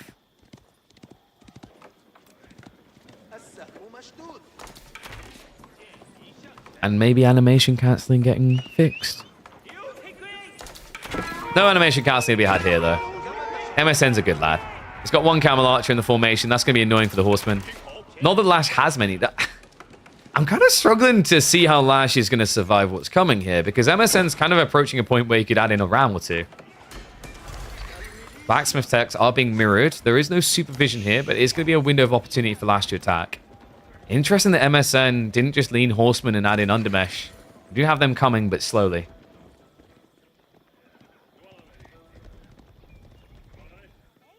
Alright, 1's if you think Lash is going to win this, 2's if you think MSN's going to take it. Because it kind of feels like Lash hasn't got anything he wants so far, right? I mean, we have got some deer coming home from Pro Scouts, but a lot of this should be inaccessible, as we highlighted earlier, due to the spawn.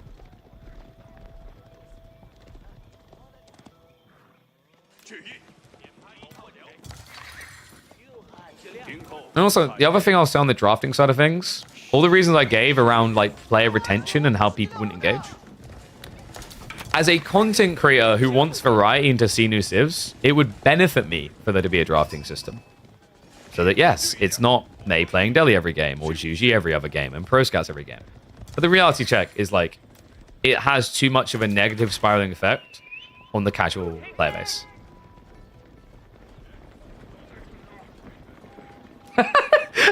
Okay, so after all the arguments, now we've got, wait, when you give it a little thought, it's not that simple. Oh, I just... After being at the front of the Titanic singing, I will go down with this ship. He's the first one on the lifeboat. Oh, brilliant.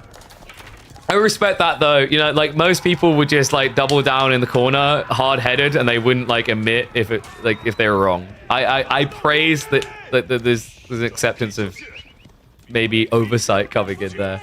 So Horseman on the way. And the Camel Archer means that actually Lash will end up losing this fight. He has to run away. We do have Barbica coming in now.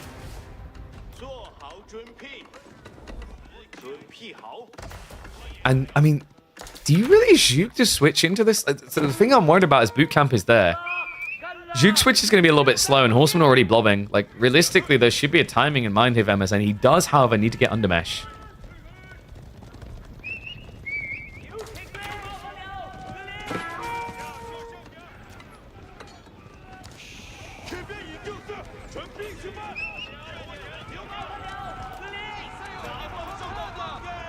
Try to disrespect you.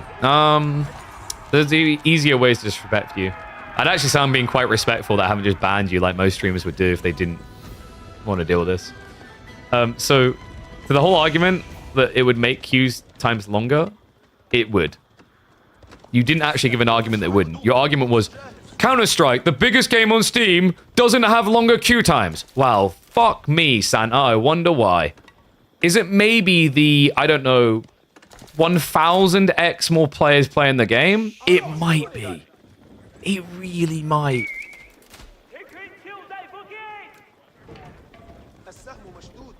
Can we move on to this? Yeah, I'm done with it.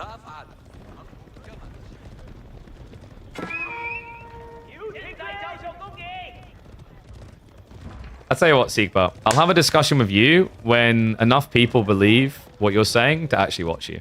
Time being, though. Diddly. Alright, boys. We're focused on the game now. Ironically, that guy came from BC's chat, almost like he was trying to justify and get BC a non-May matchup. The weird part is I have this feeling he's probably banned in BC's chat as well.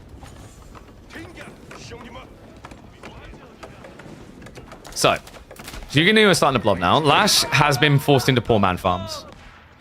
Oh boy.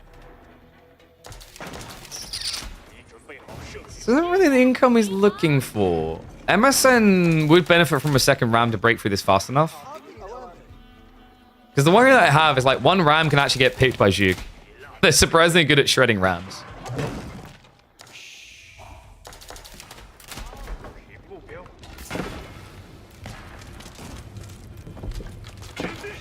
Lash has way too much food. I think he's trying to get castle.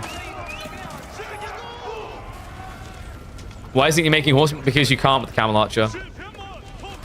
You'd have to hard commit the Zhuge, so it's more important to blob Zhuge first. Horsemen are now getting added in, but the Zhuge is the key component. It's fine. Maybe a little bit premature, though. I'm the same with that unease, just threatening him with it. Didn't actually get the snipe. There was a small window where Lash could have turned for the shot. A Camel Archer just being ignored is a big problem. Means the Horseman just can't fight into this whatsoever. I'm saying the worry I have is despite how decent these fights look, yeah, Camel Archer is down. And the problem is because Lash did activate the Barbican, he's scaling a lead.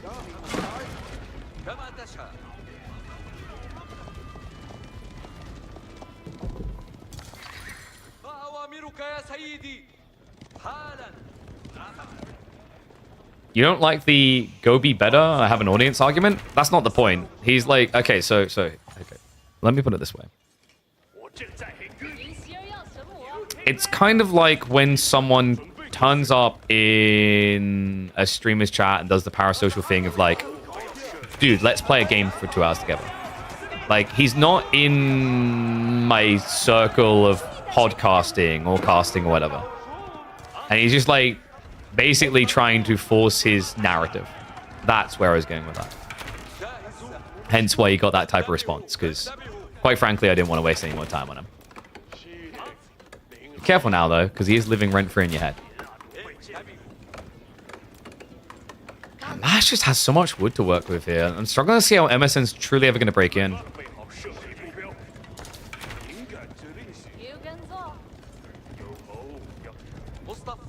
If he had like an interestingly deep take of like, I've worked in the industry for like 10 years and I've worked on these matchmaking systems and seen this, like I would have got it. But he didn't make one actual solid argument. A lot of it was trust me, bro, and then insert biggest game. Right? It's like saying crypto works because Elon Musk invested in a coin and he's a billionaire. Well, that's not really how it worked, is it?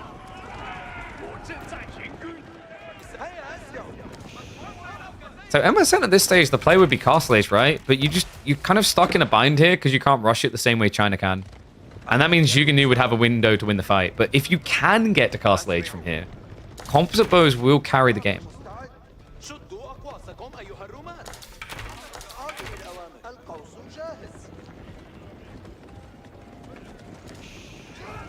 Lash, weirdly enough, is going to try to delete the proxy base. We've got Siege Engineering on the way.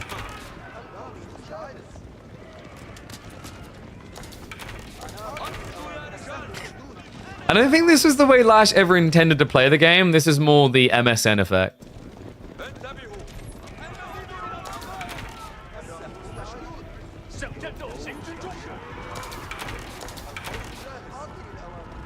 I don't know, guys. I'm looking at MSN's Arch account and I'm kind of getting a little bit worried for Lash. Ram's coming in now. He's going to try to loot the base, but... You have to remember, like, over time, as eco scales, naturally the idea of just swapping Castle Age becomes more and more feasible, right? It's becoming a very, very curious game. Quite unique. I wasn't expecting this on Bohemia. I actually really thought MSN was going to try something like the Pro Scouts ABBA build. I think he was in chat when we were theory crafting through it. Like, basically, the whole idea is you go Culture Wing, Pro Scouts, and then Fast Castle. He just needs to... There's the problem, right? It's like me when I was a kid and I go, Mom, it's only $50. And she's like, only, huh? He only needs to get 1,800 resources and survive 2 minutes against Mashuk. It's so damn difficult when you say it like that. Spears just dying a little bit too fast here. Horsemen are getting ready to rotate in. No Camel Archer from MSN. And the Spearman being pulled. There's only 6 moving up to that north side. He's diving on the front line. He's getting in now. Now, Lash, this might be a little bit problematic because he's holding the Horseman in reserve. MSN, can he break him here? Choke point should make it a little bit harder for the Horseman to win the engagement, but the Archer count still looking quite threatening here. Numbers are starting to shrink up faster. The Horseman now coming with a commitment. 7 Spearmen in. Horseman count has been removed on both sides. It is basically Zhuge versus Archers, and a hell of a lot more Archers for MSN. And the military numbers are deceptive, right? It really is about Zhuge versus Abbasid Archers. The extra boot camp health is relegating the Chinese Archers in this engagement. And normally you'd say, wow, Defender's advantage, I've got all of this production, but what about this? 4 archery rangers right on Lash's doorstep. Oi, oi, oi, oi, oi. Lash realizing he actually needs more production of his own. The Zhuge just not really coming out quite quick enough here. Now, he does have the full farms. Tricky part on the other side is MSN is playing from pocket resource to pocket resource with the berries. Great gathering rate, but a lot of other time in between. So gradually, this is steering in Lash's favor.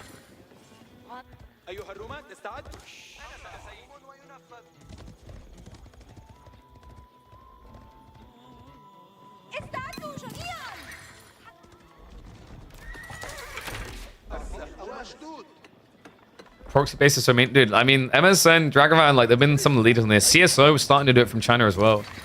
I think proxy bases are still an underrated and under-leveraged element in Age of Empires 4.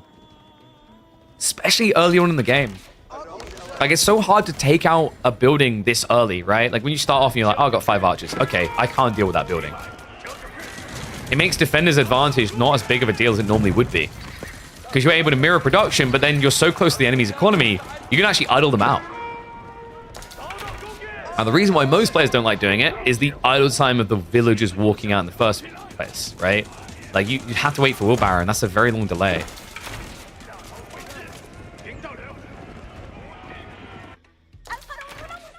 Some more expansions here. Does mean that MSN is realistically on the clock here. As this game drags on, it's not just about the Song building a lead for China. It's the fact that eventually Lash will have infinite food. MSN does not. Not showing any intent of adding in farm soon. Needs so many archers just to remain competitive here. And this isn't just about China's Song building more villagers. It's also the taxman effect. A lot of gold, a lot of extra resources being generated with supervision.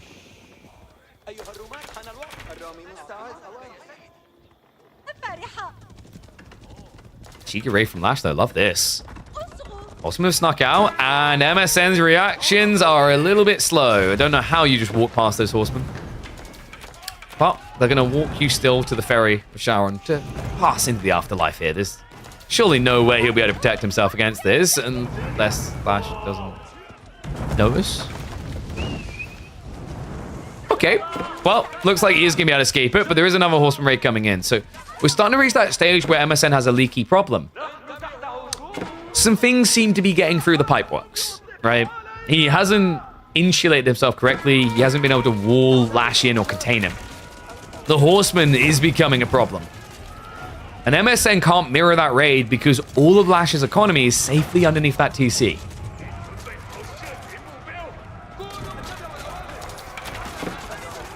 Jig now just diving in. MSN needs a win here. I think this game goes any later, it's just going to be against him now. He's trying to target fire down the Jig, but his repeater crossbows are just shredding it right now. 49 archers versus 36 Jig. MSN had a much bigger lead than this at the start of the fight. I think this might just be over. MSN, if you try to go for a castle play now, this many Jig will run you through. And now we're starting to see the negative of full production. The moment you lose this fight, you lose it all. Like a council hall built in the center of the map. At first, when AoE4 came out, it seemed OP. But after about a week, it looked pretty stupid. And I think this is the tricky part. MSN wasn't able to find that golden window. And instead gave us a firm reminder why people build their production at home.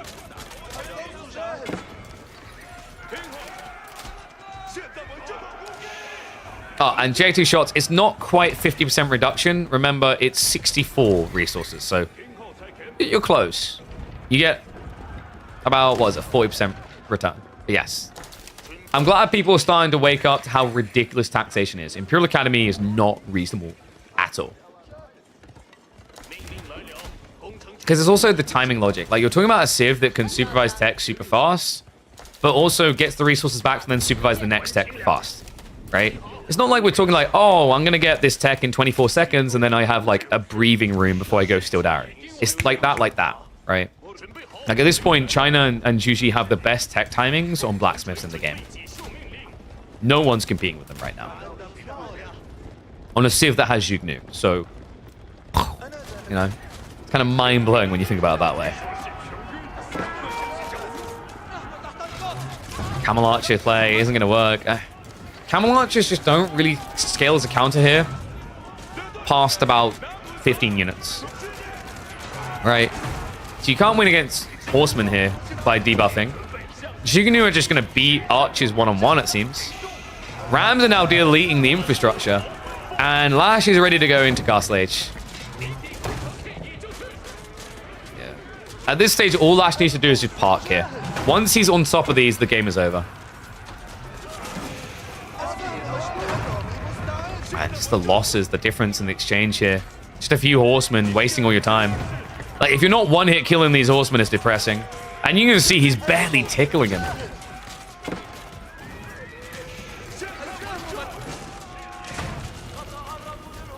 So what could MSN have done different here? I think the proxy base is a cool idea, but he didn't adjust his build, really. He just kept going all in and didn't respect what Lash had done. So game one will be a win for the German. I think next time what MSN needs is the next step.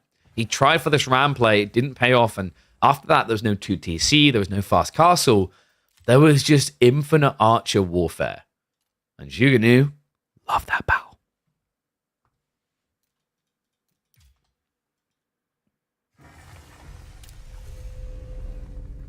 All right, so game 1 going to be a win for Mr. Lash. That's going to be China versus ABBA. I don't know. I think maybe letting that guy argue with him maybe ruined the introduction of that video. So I don't know if this one will be uploadable or not. We'll see.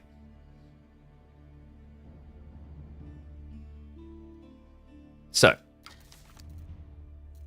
getting ready for game number 2.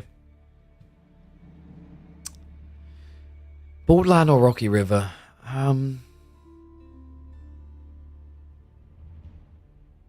wait. He's got a Shuji. Borderland Shuji, right? Could make a lot of sense here. Sorry, let me update the names. That is MSN on the right.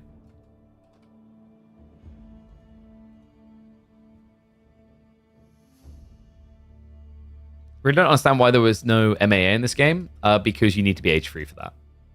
And ABBA can't Castle Rush. One of the worst civs at doing it. They can if it's like we're not being pressured, we're not fighting or whatever, right? But like if you're bogged down in a fight, Castle Rushing is weird and very hard.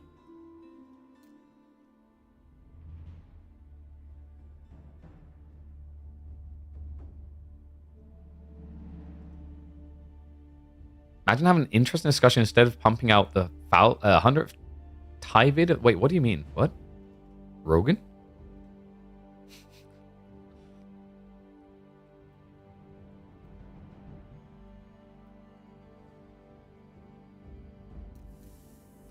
I think it's like, not that it can be an interesting discussion. It's more like the discussion isn't fully captured within the video, right?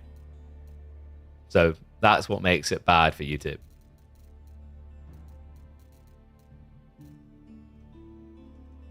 I don't know. Like I said, I don't mind having those types of discussions. I just don't think there was a valid argument, per se. Or more like any valid argument you had, there was a counterpoint, and then there was just bro, followed by a hollow response.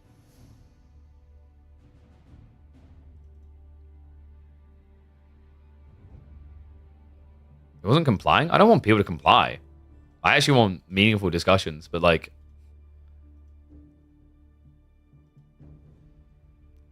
I don't think his arguments were good per se, and he was reaching a point where he was just repeating the same thing. Like, we've had debates before, we've had discussions constantly. I'm fine with that. I don't think I have every answer. And I even said, like I said, as a content creator, I'd love to actually have a situation where we can have a draft. But in the current format of AV4, it makes literally no sense. It would do more harm than good. Maybe down the line, after an expansion, we've got a lot of people, possibly. But not right now, no.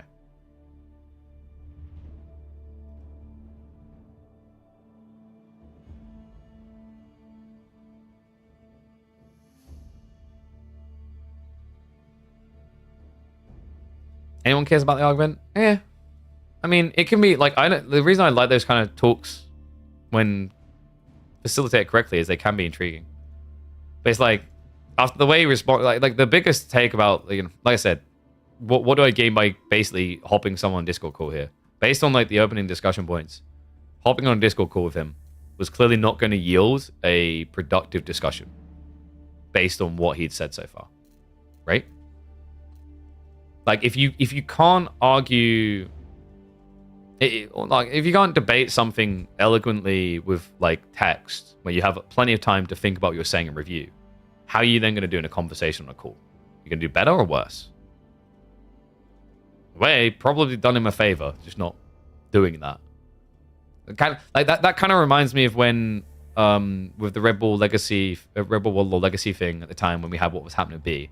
I remember he came in the chat, he's like, I want to hop on a call. I literally went to him, was like, I would rather you don't, and I'd rather you get all the evidence, get everything you need, figure out what's really happened here, and then we'll talk.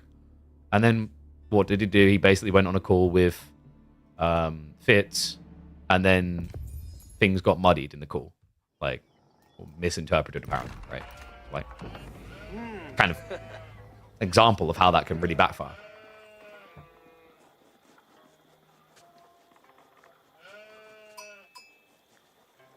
Like automatic tournaments? That would be cool. Like built into the game would be cool. Yeah.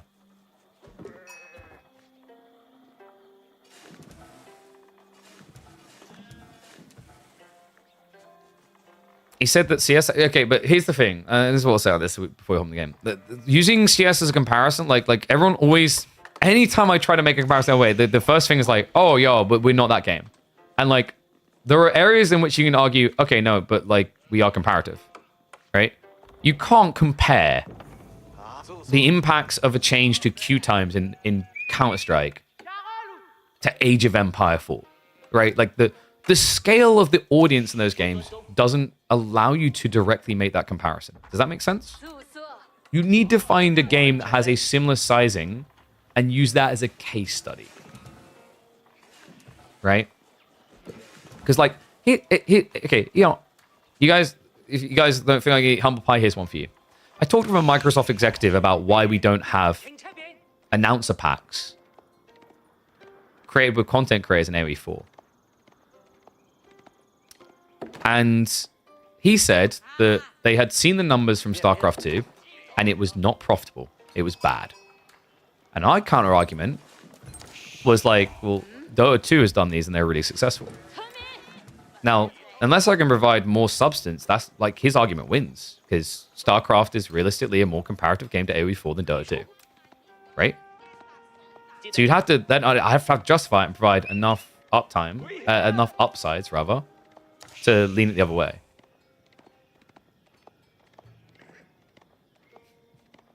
Gonna get banned? Dude, I'm not gonna freaking go around ban trick. I very rarely ban people. In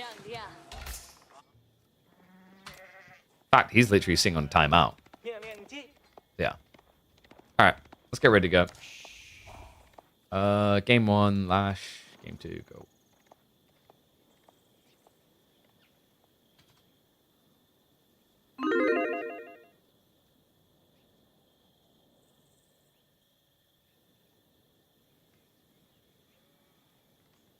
Mehdi Hassan win every argument. I don't know what that one is. Me read a book? Someone recommending I read a book? Clearly you don't know who you're talking to here. I read subtitles. So, game number 2. Oh my goodness. Chimichanga time. We've got 72 food and about 30 wood to kick this map off. Bald land is going to be where we're going. Lash has gone for the comfort pick.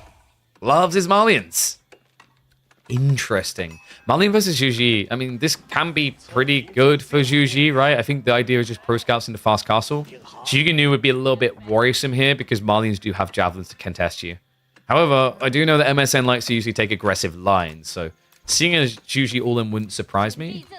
Would be intriguing to see someone stress test the viability of Dali horses in Age 2.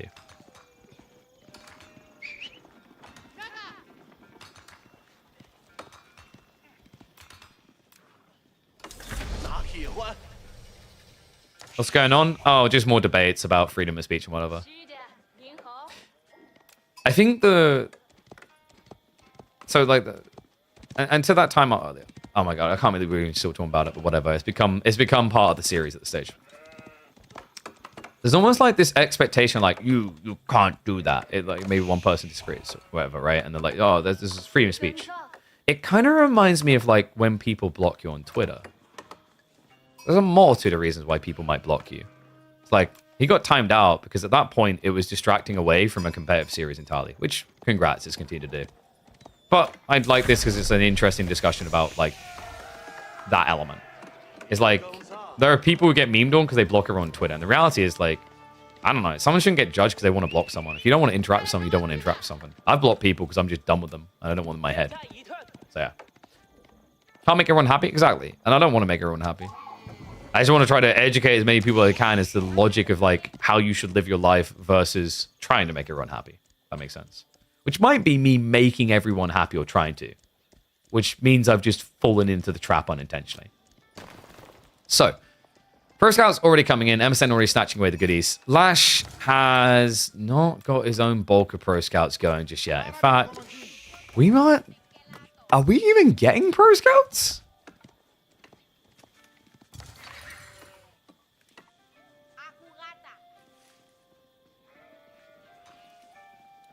because this looks like Pro Scouts. And I don't know if I like it. This is very delayed. He didn't even get the scouts out rapidly, right? So pretty good start for MSN. And you could even follow up with something like maybe a few PG. Probably going to be Spears, just a lot safer, right? And yeah, there we go. Rax is coming. And yeah, like the ban system, like I said, it has its own issues, right?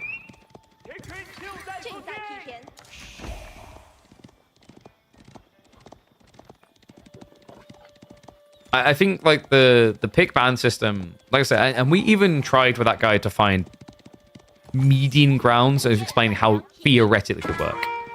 But it was always like all or nothing was the feeling I was just getting. I'm like, okay, so there's no debate left here. Like I said, like, I'm not saying that we should never, ever, ever have a ban system in AoE4. That is not what I've been saying this entire time, in case someone's mistaken of that. I'm saying that now is absolutely the wrong time to have a ban system in AoE4. So, unlike Pro Scouts, in which case, now is always the correct time to do Pro Scouts. So, Lash is going to be going up to the 6 Warrior Scouts. His goal here is to directly contest MSN, but with 6 spears already in the field, that feels impossible.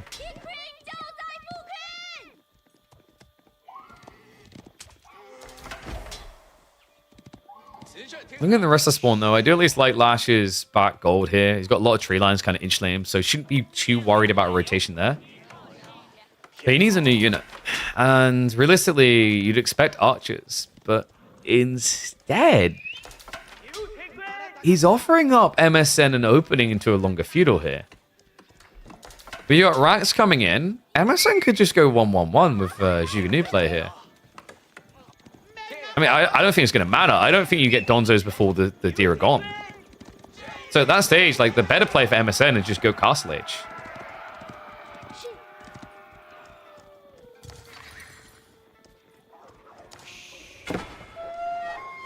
Does MSN have 2 different types of scouts?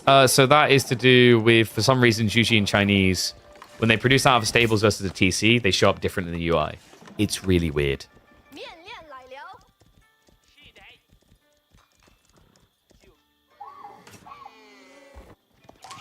I'm starting to think this is like a 75-25 deer split. Which means that Lash can't do Farimba.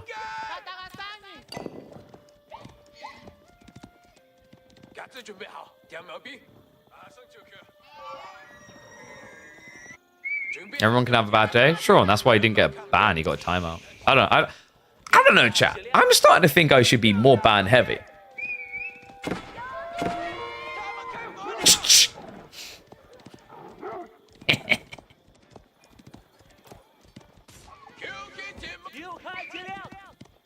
So we do have fast cuts on the way from MSN. Lash is going to be mirroring. It's going to have to be Mansa Musafadi. But that does open the door for Zhuganu again for Juji. I don't. This is kind of tricky. Without enough food, I don't know how you're meant to really contest this. MSN is just going to rush Lancers. The reason why you go Mansa Musafadi is because otherwise your opponent could go like Palace Guard Lancers. If you go Freeborn here, I just think you just get decimated by mass melee blob. And there we go. Shaolin Monastery now on the way for MSN. Stables drops coming in, so we are going to get the Pumper Lancers pretty heavily.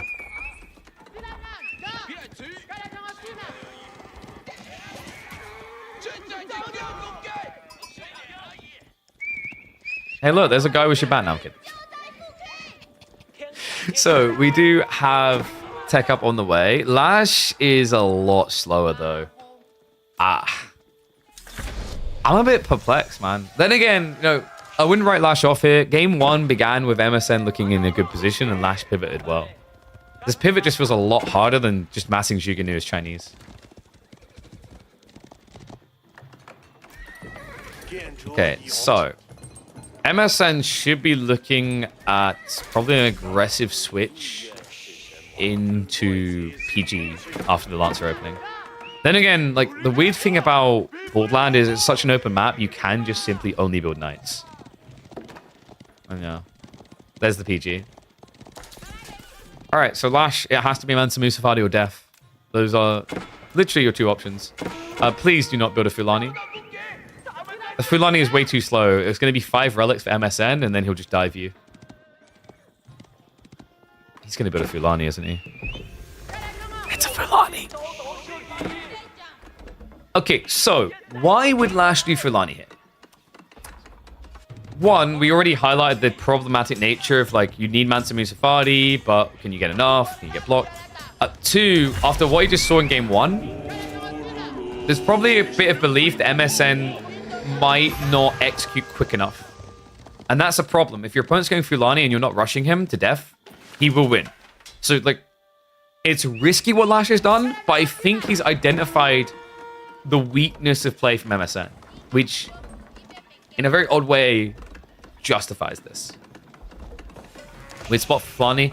Yeah, I think he screwed up the placement slightly, right? Because I'm trying to remember. I think the cows here aren't in range, right?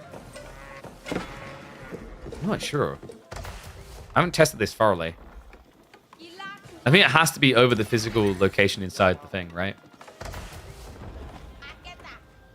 Oh, they're good? Okay, they're good. Thank you, Khan. So it just has to clear up like a meditation garden. Okay, so we're good. Nashi is going to be in range. I was going to say, that would have been a wild mistake to make here. Juganu are on the way, though. This is good for Lash, though. And the reason is this. Like, Juganu made more sense if you bait your opponent to Mansa Musafadi, but your opponent's not going to go so far. It's like, realistically, actually, what MSN needs is Lancer Spear, which he's doing. The Zhug just feels a little bit overkill. I get why he's doing it against Donzo. And I think the reason why he's being convinced it's good is bolt magazines. Remember, that tech does give you an extra blacksmith level of damage up against spears.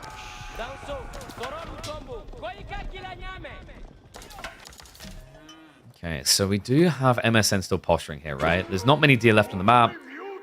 He got the majority. Problem is now with Fulani, Lash is going to run out of food. You need to kill him. You haven't got 2 TC play. He hasn't even got a semblance of it on the way. His military count isn't drastically far ahead. And the way that MSN's leveraging it is raid-oriented. But the thing about Fulani is Fulani does the opposite of allowing raiding. It condenses your economy to one location. So, like, what actually MSN needs, and I think that's maybe why he's decided on Jignu, is a bloat for an attack point.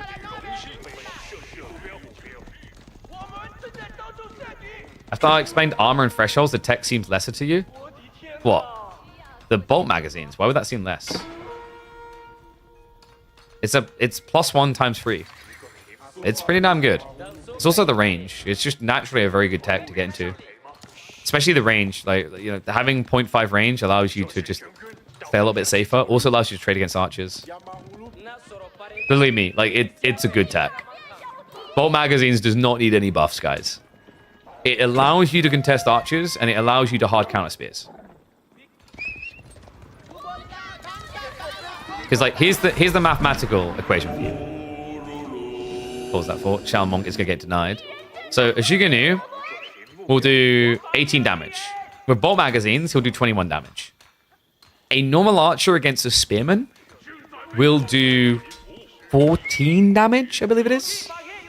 Sorry, so it's 15 and then 18, right? So, like, if we go all the scale way up, Ashiganu maxed out in Castle Age will do 24 damage to a spear. But an archer maxed out will do 16. It's a no-brainer at that stage, right? Like, it is just better.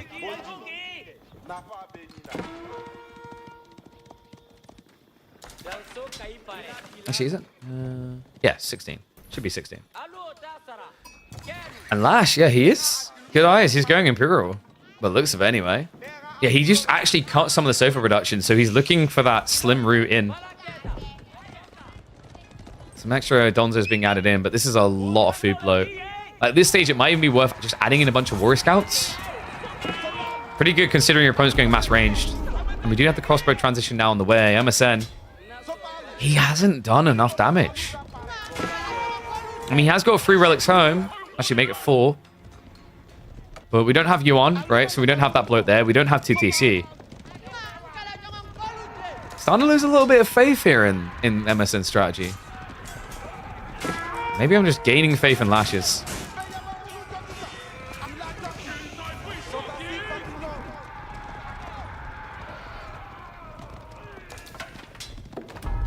Sacred Sight's also now to be locked in. Now, this is where the Fort of the Hunters can be succulent. Securing the gold, securing the tree, securing Sacred Sight.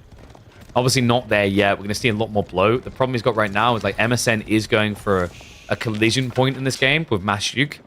Lash is going to have to survive that. Now, with enough Sofa, he's capable of doing so. And in fact, there's an argument to be made that MSN is not adding enough crossbows at this rate.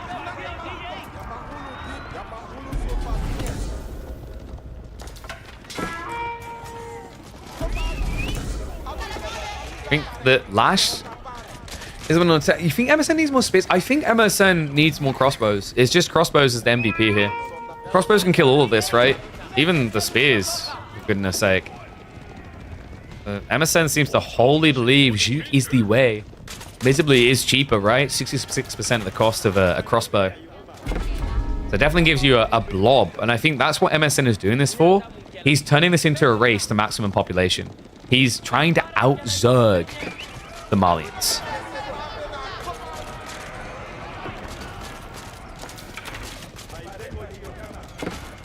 Let's start to reach the base. We have actually got Toxins queued up, so Lash is looking for a transition. Gonna be moving to Archer Sofa. Very smart here. We'll give him a quick wiper, right? Like Lancers plus Sofas, very tanky on each side. The Archers will give that quicker breakthrough. MSN now getting the Dali horses as well. Sick tech. Love to see this. Remember, when they first added this tech, it was bugged and didn't work for Lancers. But with the release of Season 9, they did fix it. Ever since then, it's been a bit surprising how slow it's been to come into these games. Like, 20% attack speed buffer, only 250 resources, aka the cost of one Lancer. By the time you have 10 Lancers, tech is worth it. And you're about to see it in the number there. Boop. Down to 1.28 for each attack. It does also buff your initial collision point on the Lancer charge.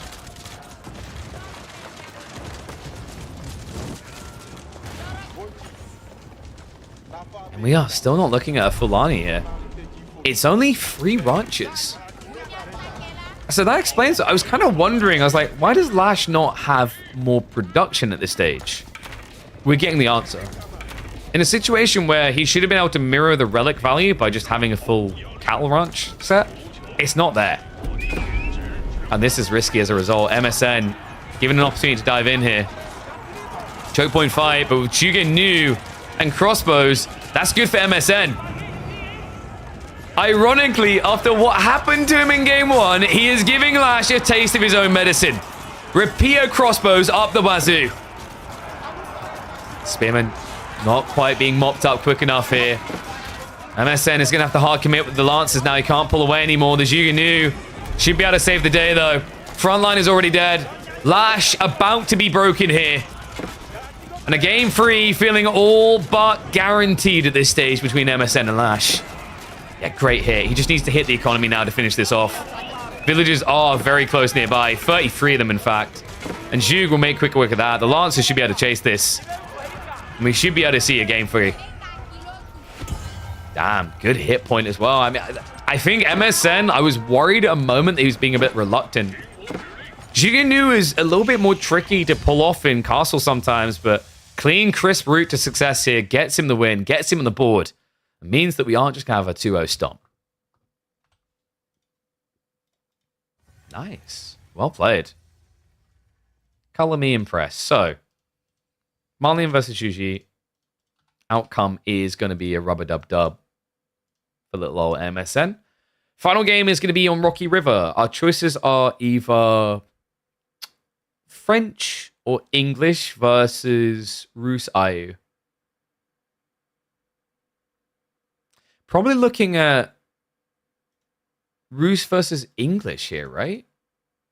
Maybe 2TC Ing versus Rus FC.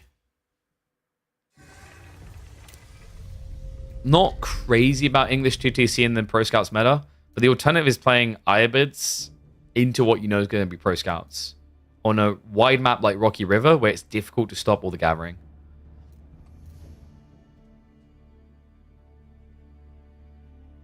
Probably still Iabids from MSN? Maybe. Find out a set. They'll hop in the lobby. What I'll do, I'm going to run 2 minutes ads now so you guys don't have to worry about them when we get in game, okay?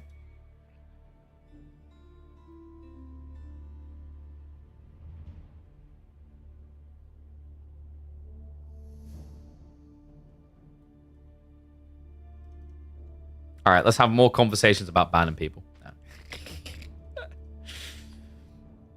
No.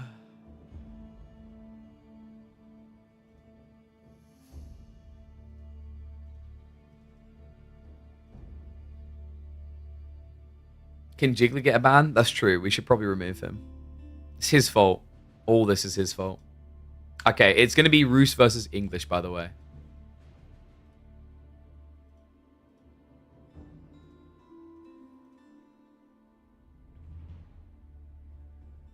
How come there are no sports bar for esport? What sports bar? What do you mean? Oh, do you mean literal sports bar, or do you mean that show? Is it bar stool? Bar stool, I was thinking of, right? So sports bars, like there are some. So you kind of have a mini bar. I don't know if they serve alcohol in all of them. Like Red Bull has the gaming spheres. There is a few different places that have done like things in the past. Like in London, there's Platform EXP. There's a few other competitors.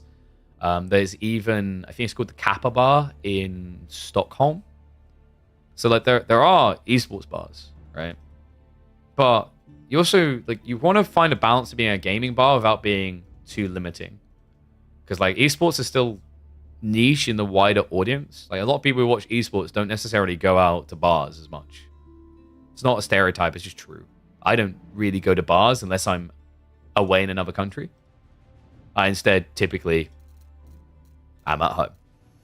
So yeah. KP's Cafe, maybe in 2 years. Yeah, maybe. I mean, I tell you what. Maybe we open a cafe. If this year we're a 1K CCV streamer and next year we're a 5K CCV streamer, I'll look into getting a cafe. There you go. Goals. Hashtag goals. If you don't ban... Dude, what? Okay, you're a bit obsessed on the banning now. It's not like I've been mentioning bans every 5 minutes. What's wrong? I rarely ban people. Actually, most of the time, I'll like. Now that I think about it, a lot of the time, I just let the people keep talking way too much, and then one of my mods just bans them. Can we ban Jiggly? I'm weighing it up. If I don't see him dropping a tier 2 sub in the next week, he's getting banned. Yeah. Don't like coffee? I mean, sure, but a cafe can serve other things than coffee. I like cakes. I like matcha. You know, we get boba tea cafe. The boba drinks are really good. The bubble ones, the bubble teas. Please tell me. Okay, yeah, there we go. We can get game free.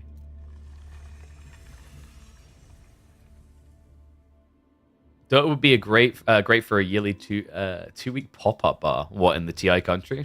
I mean, just change the format of your existing bar, right?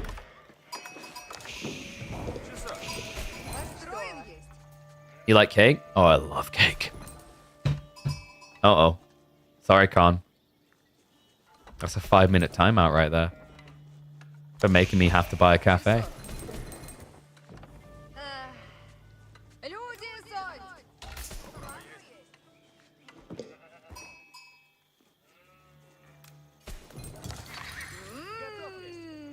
Deciding game number 3. Hopping into the default map from last week. Rocky River returns. Lash with the Roos.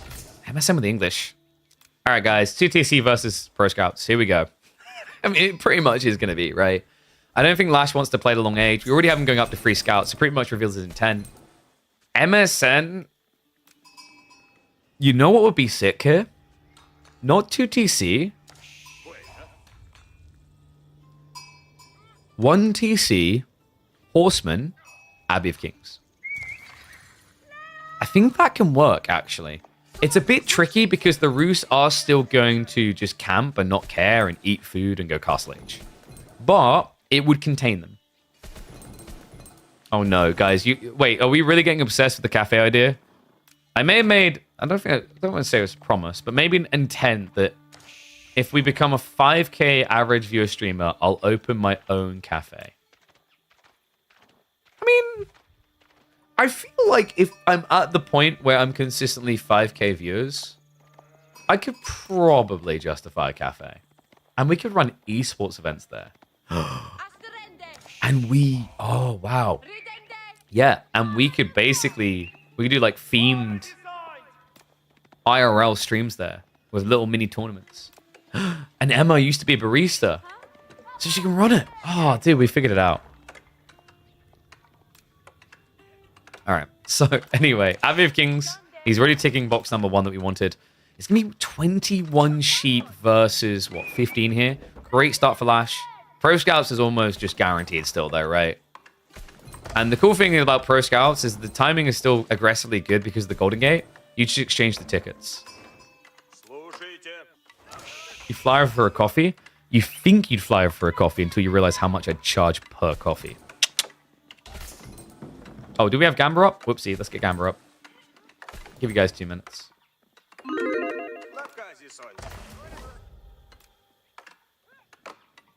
Somebody ban someone else? No, dude. I need you guys to not ban each other. Because what I need is more chatter in stream. Because then I don't have to think of things myself to talk about. I can just react. That's the cheat code for streamers. Just react to what other people are saying. And it is going to be 2TC. Wow, what a build. I've never seen this before. Yeah, so he's not taking that aggressive line. Lash will get the relics. There's not an easy way to contest this. Not unless you want to be really late to Castle Age. Which just kind of feels like a death sentence anyway.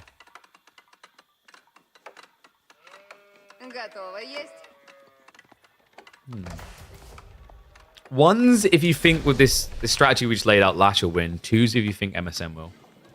I mean, you're kind of showing a prediction right now with 50-50, but if we take the line I was talking about, I kind of favor Lash. Right? Horse Archer Blob is going to get a lot of damage done, especially if the timing is right when your opponent is trying to blob up farms. And although White Tower can protect, I'm just thinking about where he'd drop it. Likely the White Tower has to be here to skewer double gold. But that means like your farms at home won't be safe. Second TC could be on the deer. Unfortunately, Lash is already body blocker in it and shoving it away. Yeah, so Lash, if he just shoves all this deer away, like, what is your TC grab? It has to be tree line. I don't know if you actually compete with a fast castle roost timing without deer. What's the landmark so far? I guess it's vision against raids, and it's also just he had gold workers here. So this area can be used for farms later. You might as well plop this here.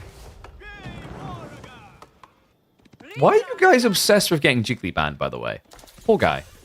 What did he do to you? Well, I mean, other than make everyone start playing Byzantines. That is kind of a fair statement.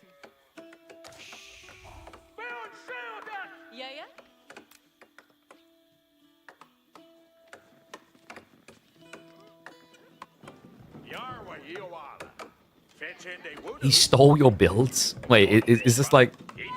When we say he stole your builds, is this like when you see Vortex doing like a Roost proxy base, archery range, ram all in, you go, he stole my builds too. I made this first in my gold rank game from 2020. And like, the game wasn't even out then, but I've done it still. Second TC coming in anyway. It's going to be on the gold.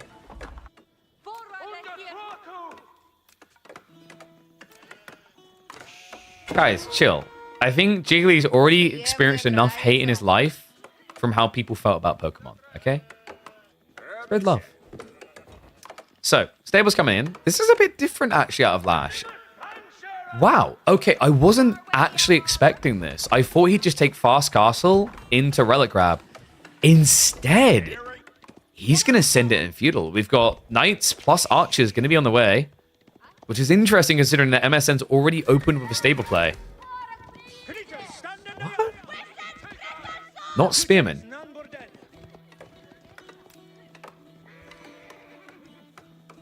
Okay, Jigglypuff. What really matters, though, is do you hate yourself? Oh, of course you do. I don't even know one asked the question. Wolf's coming up now. Lash just needs to ride across the Knights to start idling. The tricky part is the TCs hit so damn hard, so you need to be rapid on your blacksmith timing as well. Like, also, if you don't rapido your blacksmith timing, these archers are going to feel worthless against horsemen.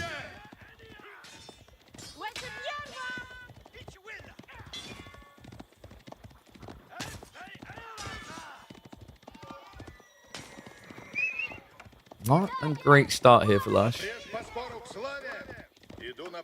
I'm just trying to wrap my head around why he thought playing H2 is better than just going H3 here.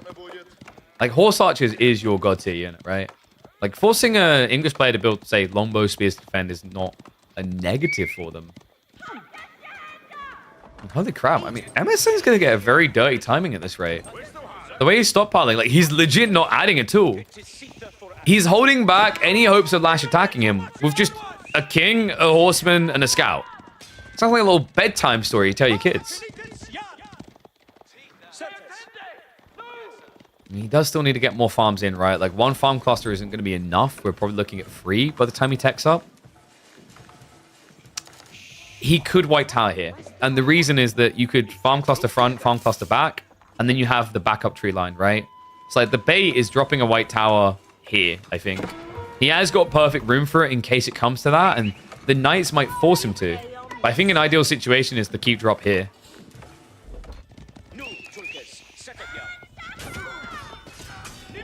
Okay, this just feels like a loss for Lash at this rate. Reacting to the king feels like the worst possible thing to be doing.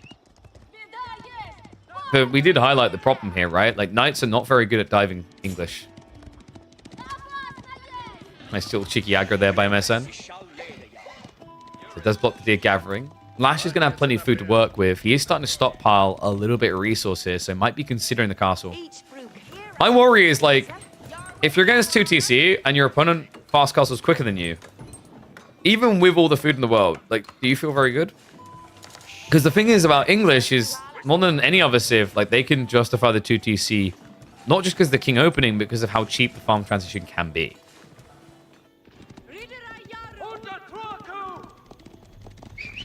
Okay, there's no way that 4 knights lose to 1 king, right? Well, they're running. MSN wants that freebie. Nice body block there. Yeah, this is like the sad reality of having a lot of knights. Is like in this situation, you body block your own charges. Also, remember that the king himself is faster, so you can always just run away from you. Oh, and this is like one of the awkward things is when you have melee like that, what ends up happening is like the units that are too close aren't going to charge. The ones behind are, so they just don't get on top of anything. White tower now on the way. A bit of a greedy position here for MSN. He needs to rear off right now. Okay, I can't believe that. He's actually going to get away with blind murder. Lash should have been diving into that. But it was just obviously paranoid about the English TCs. And what is up, Jean Doe? Shout out to Jean Doe. An admirable effort against Cat earlier today. Managed to take a game off the most lethal kitten in Age of Empires 4.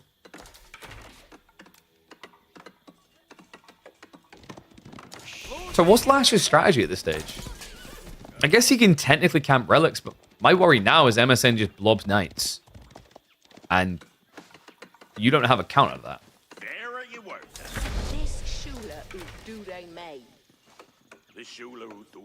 Look at this nice guy, Jean. He comes in and he doesn't even smack talk Cat. You missed the most obvious Kappa comment you could have went. All you had to respond is, can't believe I lost that pussy. Get it? Because it's a cat. Like, hey. Alright, dive coming in. Lash needs some damage now. This is not damage. I mean, thank God he had undermesh, so at least he could try to dive for a little bit, but MSN still has the food gathering on the farms behind this. First night is already out. There's getting plenty more to follow that.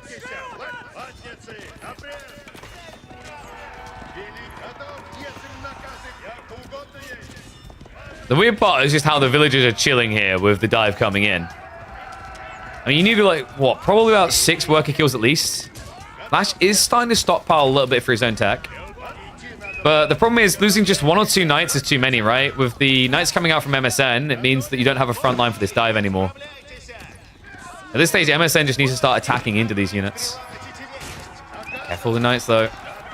I'm going to peel it back. Have got injured divers here. Like, you really just want to be taking out the heavy cap first. Other side of this, the king is still being a nuisance against the pro scouts play. Okay, so at the end of that, 6 worker kills overall. Lash still not quite there going castle. We have got rams. What? Thank you, Jean Doe. Appreciate your participation. Appreciate everyone who's been playing them and everyone's been watching them. Remember, guys, share it around. Definitely let people know about these. We always are looking for more signups. I think last week we only had about 24, so Glad we actually had 34 signups this week around. And who knows? Keeps growing like this, maybe we'll be able to increase the prize pools in the future. Already working on what's next, something that's going to reward people who have at least been participating in the Midweek Musters. High Trade House coming in. All right, get your numbers in, folks. Lash is looking to deal with this eco lead that MSN has in a different way. Attack upcoming, dive also underway here. MSN, he's pinched on both sides by the archer groups. TC is being dented by the Ram here. Looks like the Knights are going to get mopped up, though. Villager kills are stacking up a little bit. It's still a 7-villager lead, though, for MSN. And in return, Lash just threw away a lot of his cavalry. Only 3 Knights in the field, 6 for MSN. This should be triple archery range into produce. And yet, we have already got them ready. So this is going to be a horse archer follow-up. MSN can't just immediately punish him here, right? Diving in is going to get you pummeled by the horse archers. He'll look for a little bit of chip damage before the horse archers are out. But long-term goal here for MSN likely going to be to just get more farms online and get to horsemen. What position do you need to get ATR? So the way that Midweek Musters work is you gain ATR based on your series results. So like, for example, boy, if you beat Numidan, you will gain a decent amount of elo. And then if you lose to, like, say, B, like, obviously, we're balancing them out each time, but that would still be a positive gain that week for you. So, yeah, it's not based on your finish in the tournament. It's based on who you beat. Dive coming in towards the goal. So, high trade house up. 50 trees in range, so it's going to be a good one for him. And the crossbow's immediately Q, so Lash. Wow. He doesn't go horse archers at all here. He just immediately goes into the crossbowman. And that looks like that is going to be a fairly healthy 174 gold. Or 175, maybe. One tricky part is crossbow trickle doesn't quite win here. In fact, it's kind of surprising. MSN isn't just diving straight for those crossbows. It's anything that can really kill these knights at this stage. Now that you peel away, he basically has Shiver on the go. Yeah, 175 gold. So decent amount of gold in Lash's pocket. He's definitely going to need that when he's trying to just pump out crossbows. MSN is already on the switch, though. We thought it was going to be Horseman. Now that he's seen what he's up against, he's going to get a range component. Longbow's getting queued.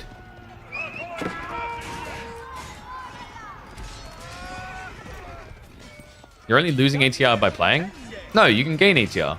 Because, once again, boy, if you beat Numidan, you're going to get a lot of ATR, right?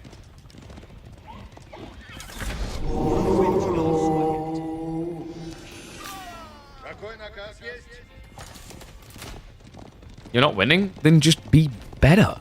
What do you want from me? Just win. I mean, but if you're always a loser, then, like, you only have things to gain, you know? Like, sure, you're always losing now, but, like, by playing these, you can become a better player. Right? Wow. Is that what it was all about, KP? Yes, that's what it's all about. As I said, there is going to be a reward waiting for those that play in a lot of these. Those that have been dodging them because they're scared about like the effect it's going to have on big prize pool cash tournaments because they have worse seeding. I'm going to have bad news for you in the future. You're going to want to start participating. Night count looking pretty good for MSN. Horseman switch coming from Lash. Wow. Okay, so he just knows what MSN's up to. He does see the Horseman early though, so this could lead to just spear Lombo as a transition for MSN. Meanwhile, we have got relics being picked up for blue. Lash is now trying to mirror that. So we'll be shoveling out for the flank resources soon. Likely looking at a 3-2 split in favor of MSN, though. Or a Monk.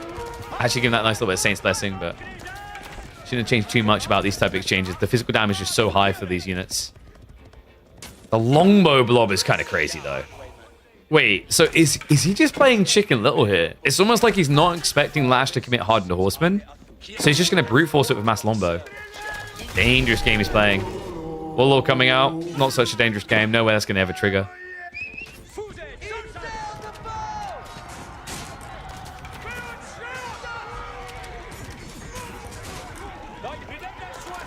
Wait, why is Jigglytoad not signing up?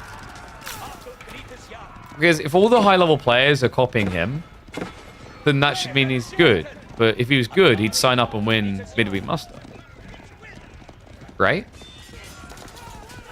I think we found the fundamental flaw here. Knight's going to be able to peel back here. I mean, the crossbow count is looking good, but the longbows are getting scary, man. I think if MSN just adds in the line of spinman here, Lash is in quite the bind. Because remember, MSN now has infinite food. 25 farms online, more coming. Lash is actually making the switch already, though. I mean, a lot of deer did get blocked out, right? I think there's a decent amount left on the map. Sign up mid-February? You better. Can't have people confidently come in the chat and like, I can beat everyone. I'm like, where's your sign up? Did you bring your participation slip? Lash, bring the crossbows home. Kind of tricky his position in this. I don't like that he's actually backstabbing crossbows. Glad he walked away there. In fact, wait, he's going to get glimpsed. He gets seen. Okay, this is perfect. MSN. He'll poke at the economy with a dive in. Knights can now mirror the horsemen, and the longbows can just go back for the crossbow mass. This is the perfect fight for MSN. He doesn't even need to obnoxiously dive into crossbows. They weren't even in the base. We'll have to pull the knights back into position now. The horseman count is already low, though. Lash is trickling these troopers in. And the crossbows proving to be a pointless front line here. Pretty much wiped, right? Nothing left to play with. Lash is in quite the sticky predicament. No pressure going to the other side of the map. It's all pounding into his base, and it's not slowing down. More knights and longbow on the way. Oh, this is quite the surprise. I mean, it's not that MSN isn't capable. It's just, on paper, I'm pretty sure Lash is the higher seed by a reasonable margin here. Training's paying off for the kid. Oh, sorry, the toddler. Remember, MSN younger, Voldemort is the kid. Preschool is over. He's moving up past nursery. He's in year 1 of primary school. Lash now trying to fall back on the idea of boys' fortitude to recovery arc into this game, but the longbow tale tells no lie. At this stage, really, you could just switch spears, but MSN says, why would I ever do that? More ponies.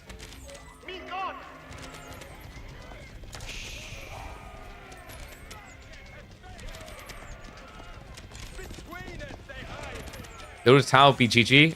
Definitely. All right, like just one outpost. That attack or would make this impossible for Lash to fight into. I think MSN... Yeah, so Men-at-Arms is weird. I hope that's a misclick. Spears makes a lot more sense here. And that's what I really want from him. Like, Spearman just wins the game.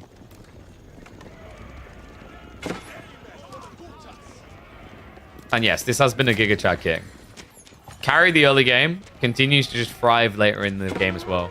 Armorclad locked in, so it definitely wasn't a misclick. We do have Men-at-Arms against crossbows. What? An unorthodox direction for MSN to take this in, but I think the logic is he doesn't believe his opponent should be going crossbows anymore. Like, maybe he should be going archers. Rhymes are coming in, so that's going to be MSN's push point. And with mass longbows to defend it, it's not like you can pull horsemen to snipe these out, right?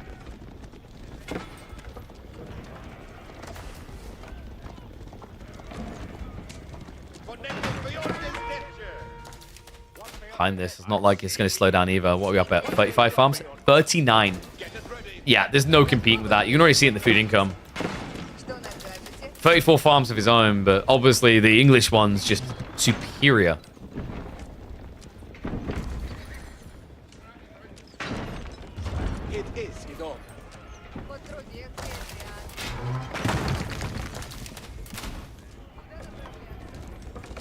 Lash is waiting for that golden number of horsemen. I'm just wondering what it is in his head.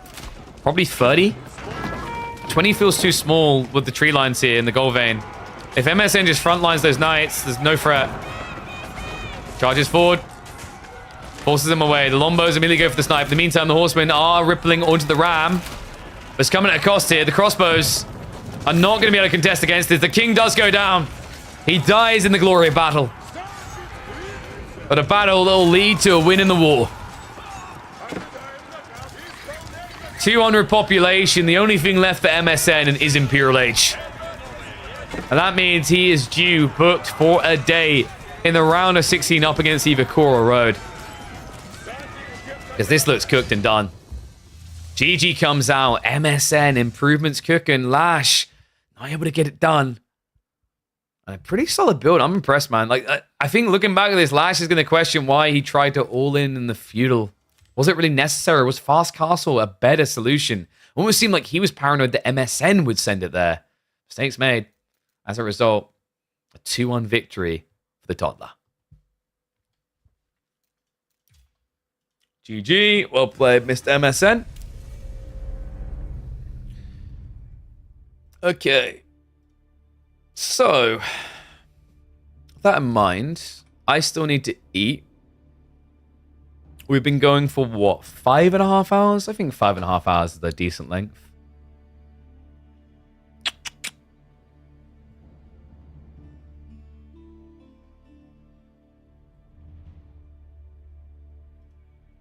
Sorry, boy. I haven't eaten yet, mate. That's the problem. The schedule made it a bit impossible to sneak off for half an hour. I mean, do you guys really want to see Numidan versus Boy? It would be the last series, but we could do Numidan versus Boy. Work shift is 8 hours. You assume that all I do is stream, so a lot of things off of stream as well. Also, hold on a sec. A work shift gets you a salary. Where's my subs this hour? Will you cast tomorrow on EGC? No, I'll be casting on Sunday. Got any feedback? So, game 1. I think game 2 was really cool, actually, the way you played it. Game 1, your issue was you didn't actually have a win condition, I don't think. When the Juganu came in, like, you kind of got limboed into just blobbing. I think what you kind of needed was an out. You either try to raid your opponent to death there, or you try to find either, like, 2TC or Fast Castle, right? Yeah, like so I've talked to Dragavan about this, and the way I described it to him, and I think he understood where it's come from. I think it applies there as well. It's like what you initiated there was a tactic, not a strategy. Does that make sense? Like, cool, we've done this, but now what? And there wasn't a now. So, yeah. It's like, to me, it just felt like you went in with a tactic and no overall plan, which kind of aligns with you saying it's the first time playing the map. So, yeah. The rest of it was really solid, though. I think, like, game 3, you could have maybe...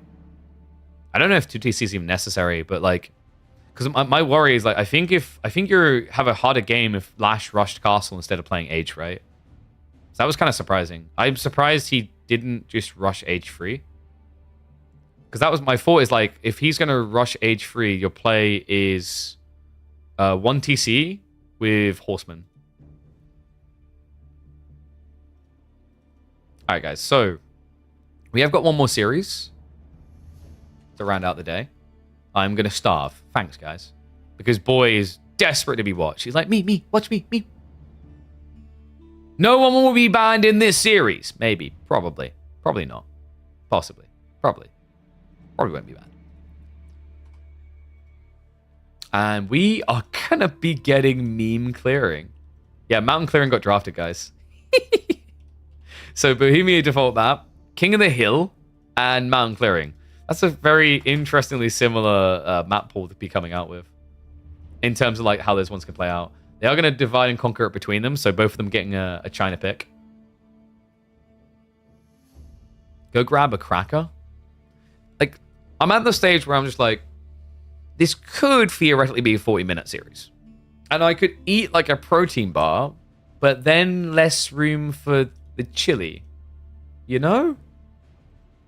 God damn it. Wait, what? No, hold on a second.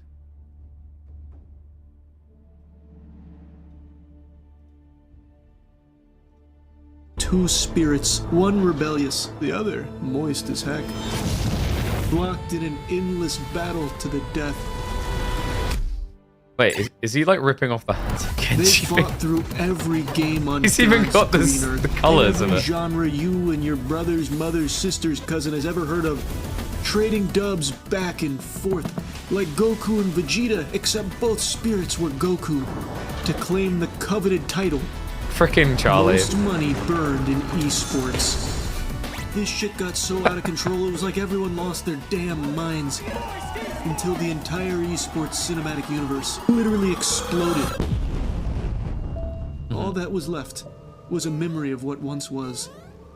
And then out of nowhere, God opened his glorious cheeks, and the most breathtaking angel descended from above.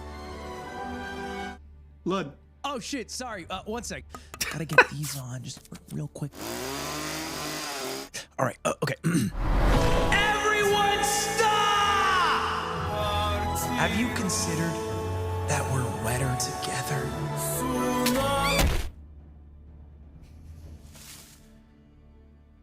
You gotta love these guys.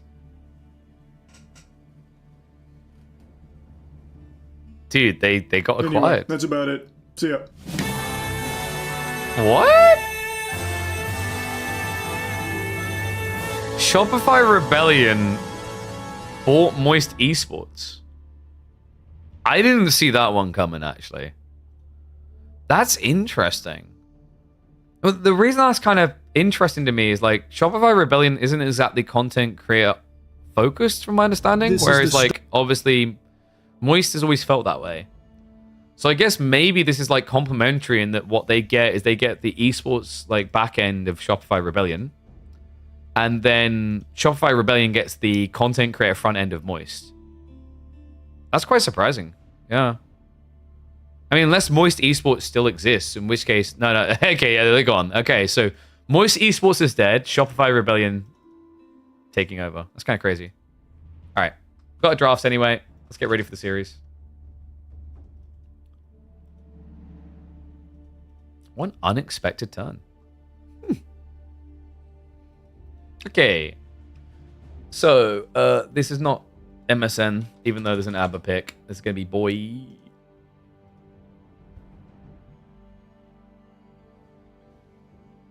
Boy considered defensive or aggro. I haven't caught many of Boy's games.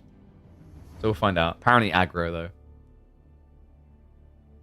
It's kind of crazy. I'm still kind of surprised by the acquisition. They must have made them a really good offer.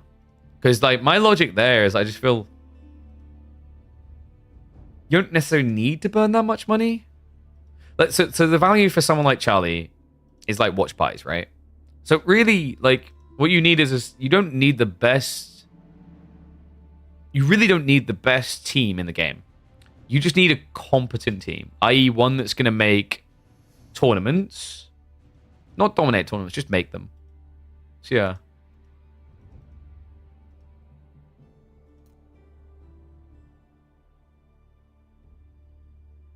You didn't realize, no, yeah, he set it up a long time ago. Because, like, Moist had one of the top Rocket League teams. They had a top Australian team in Apex Legends and a few other games. So, yeah, they had a pretty healthy roster. Whoopsie, not streamed together. Let's go ahead and choose predictions. So, yeah, game 3 was MSN. We're going to be opening up on Bohemia. So probably China versus Juji. Ooh. Could New Moon just French instead? Possibly. The linearity of the map. Boy doesn't have the best camp PC. If you don't want to play English to Pro Scouts. Not against French Pro Scouts. Like, maybe you see French IU here on the opening map. I don't know, because, like, because you want China for mountain clearing, right? But HRE could be good there as well. So, like, what? You could be looking at Chinese for King of the Hill, mountain clearing HRE, French for Bohemia. That should be what Boy is thinking. So you need the counter picks in those situations. I guess English can work on King of the Hill quite well. Mountain clearing actually feels pretty good for them as well, though. I'd actually argue that maybe... It comes down to whether the HRE pick is reserved for mountain clearing, because if it's there when mountain clearing comes up, you're not going to pick English. So then you'd have to do what? Juji. I just keep coming back to like an Ibid pick in the first game. Let's have a look at his draft. We can find out. Moment of truth. Game number 1. Yeah, it's going to be Ibids. And Numenon didn't reserve the Chinese. I'm a little bit surprised by this, actually. He picked China for Bohemia. A perfectly good map for French. But this is like the mind games of it, right? It's like your opponent is expecting French. And Ayabids have proven capable of blocking the French knight play. You have to play very aggressive, but just kind of strip some of it now. And yes, we'll play ad time in a moment. We have to wait for Twitch to allow us. So what we'll do is we'll run ads before the game so you guys don't have to worry about them when we're in the game, okay?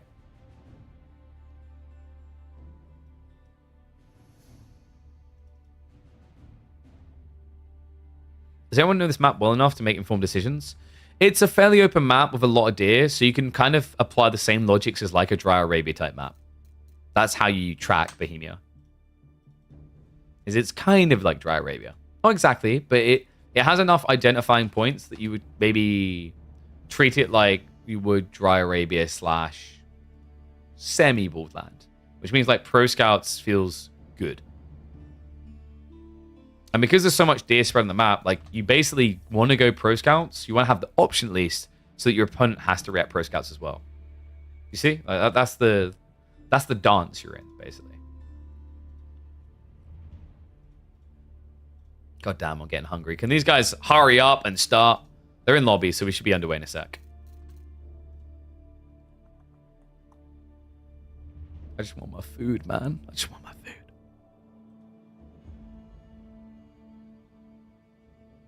Sometimes I forget that is a Jean d'Arc flag now that I think about it. It's very golden. Wait, I should rename that flag bronze.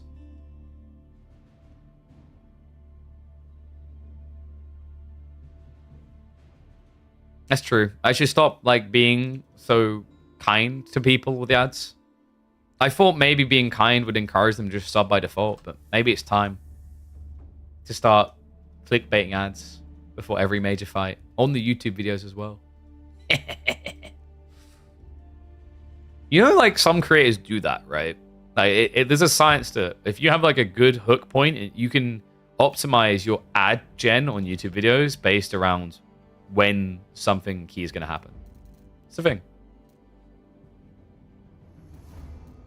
Holy crap. Can these two get ready to go? All right. Yeah, you go. Yeah, I complained. They just launched. Whoop, whoop. So, hop into game one. We'll start predictions in just a moment.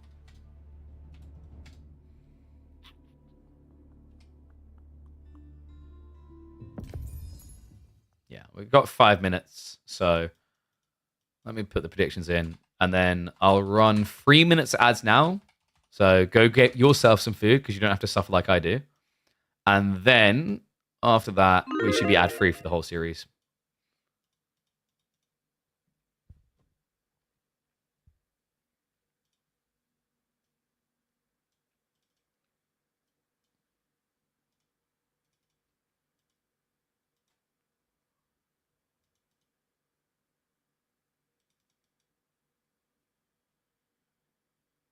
Oh yeah, apparently there's rumors that there's going to be a new org entering Age of Empires 2. Now that has me a bit curious.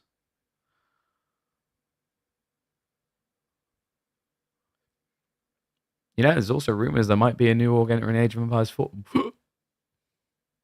See, now you guys don't know if I'm capping or not.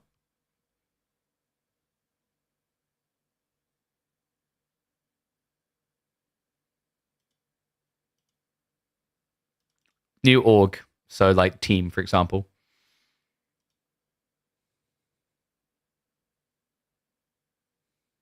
Oh, thank you, Panorama. Glad you enjoy, mate. Yeah, reminder, by the way, next stream after today will be on Monday. So Monday is the next one. I will warn you, Tuesday, we definitely will have a stream on Tuesday. But one thing that is going to be a bit tricky is I'm getting a new internet connection installed on Tuesday. So we might be a little bit later going live. It really depends on if those guys are punctual, because they basically said they'll arrive between 8 a.m. and 1 p.m., which is a pain in the ass, very big window. But we will still stream on Tuesday to cover the games. If not, like if things really look disastrous, maybe we do something weird for once and do a very rare Wednesday instead of Tuesday stream, but I'll figure that out. My hopes is that they'll arrive at like 8 or 9 and be done by midday so that we can go live for our usual time of like, 2 p.m. CET or 3 p.m. CET. Yes, like Liquid or GL. So when I see like Team Org means, like Team Liquid, Gentlemates, so on and so forth.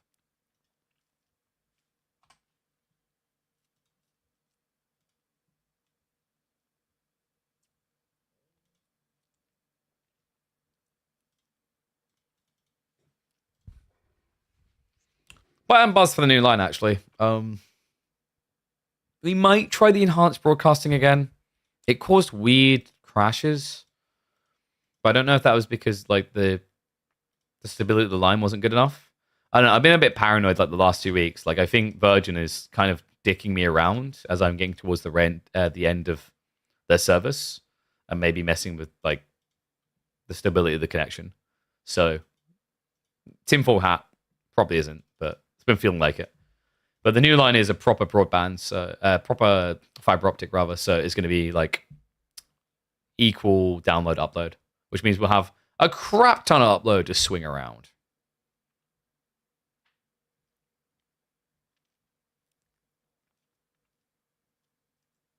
And what I'll try to do as well is I'll try to prep for Monday, get the giveaway stuff sorted, so we can start that next week. Because we've got a Shure microphone to give away to one of you.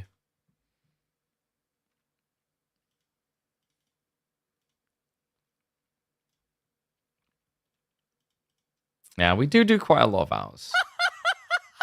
So we're at 86 hours in the last 30 days, but obviously over Christmas we had a week off. I'd say like we've been consistent in doing about 110, 120 hours a month, roughly. Yo, what's up, Craven? Thank you very much for the sub, mate. Welcome back to the Swarm. Smart lad. He knows where to invest his hard-earned cash into not having to worry about ads on content.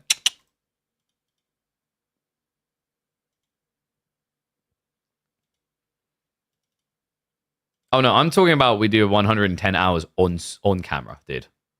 Mr. Pessimistic, brother. You don't realize how much work I put in behind the scenes. 110 hours here, God knows how much on other people's channels. Then there's all the work around it, sourcing sponsors, etc., doing other things. Then there's the work representing influencers. I have no life. It's depressing for my family. All right, let's get ready to go. No more Undertale. He begged us to cast his series, so he better bloody well win. One and all, welcome back to the Midweek Muster. Week number 10 underway, round of 32. Winner of this going up against either Miyamika or Prabuti. And it's going to be Boy up against Numadon. Numadon has thrown a curveball, though, because he had French. It looked most likely destined for this map. I think that baited Boy into an Ibid pick. So crafty Numadon has got a more desirable clash now by picking into the Chinese. Cheeky git. Like, I'm surprised, man. He picked Chinese here, despite the fact that he drafted King of the Hill, and we also have Mountain Clearing. Two maps that actually historically have made a lot of sense for China. Curious to see how Boy's going to adapt the build. My instincts tell me like he's going to probably try for a classic fast castle. My worry of that is that Pro Scouts just kind of gets too much from that. So likely we might see a little bit of pressure. How you want to go about that pressure is the big question mark. I don't think logistics is viable into China or Zhuji. I think they're two of the better civs at dealing with it because the dervishes should get sniped. We've seen military wing reinforcement and I've been a little bit underwhelmed. If Boy wants to take an aggressive line, Growth Wing is going to be his only option here. I've seen chat trolls participate. Hey, no, dude, I respect Boy, okay? Like, he might come in and talk the smack, but the thing is, he's willing to put it on the table at the end. You know what I mean? And what was it? It's only, guys, what are you on about? It's only 95% prediction in favor of Numadon. Okay? So Boy's made 5% of people believers. Actually, if we're being totally real, what's really happened there is someone is playing the numbers. They're like, wow, 5%, huh? Would get me that much in return. Okay. We got a smart gambler. Doesn't need to win all of them, but he's like, this payout is just too damn good. Thanks, guys. So we can at least guarantee it's not going to be Advanced Wing. Thank God. I don't like Advanced Wing in China's Yuji matchup. Looking at the spawn, it's a pretty difficult one for Boy to raid as well, right? Numadon got the back gold. Tree line divide. Got the berries here as well. Okay, so this is a bit greedy from Numu with the mill placement far out. But it's just too tempting, right? You Imperial Academy here. You buff all your tree line. You buff the berries. I think actually you might even be able to daisy chain it across to here. Moment of truth, it is going to be the growth wing. Yeah, so just the normalcy we've been expecting, right? Growth wing a bit tricky, though. Because now, I don't think you try to advancement, you need to do some damage. But the thing that makes me feel bad for Ibis at the moment is, like, how do you do damage against pro scouts? You have to kill, and scouts don't die easily. Also, you'd think, like, scouts, okay, well, I can just go Desert Raiders and kill those, right? They take 35 seconds to build. Desert Raider blobbing isn't exactly time-friendly. And this is a time-sensitive matchup. Like, it's not just that China benefits too much from, obviously, all the pro scout play. The other conundrum you run into is that Ibis themselves are a timing-based civ. They're not exactly this trend in a positive direction civ like Abassets. Phyllis Berto, please time yourself out. Thank you. Yes, what we really need is the Roos campaign where you could pro scouts the ball. And no, USB is not acting up. I wonder if people are going to hear that. What noise are you talking about now? So it's because I like to have my mouse on wired when I'm casting, and I forgot to do that today. So that when I'm sweaty gaming off stream, I can use wireless. Wow, this is going to be immediate Barbican, isn't it? I don't think he really needed it. It's crazy, actually, because this isn't Pro Scouts at all as a result of that. The timings don't align. So he's going to go delayed PS or not at all? Well, the Barbican has to secure deer, right? Wait, is he just doing 2 TC? Wide mouse is the GOAT? I disagree.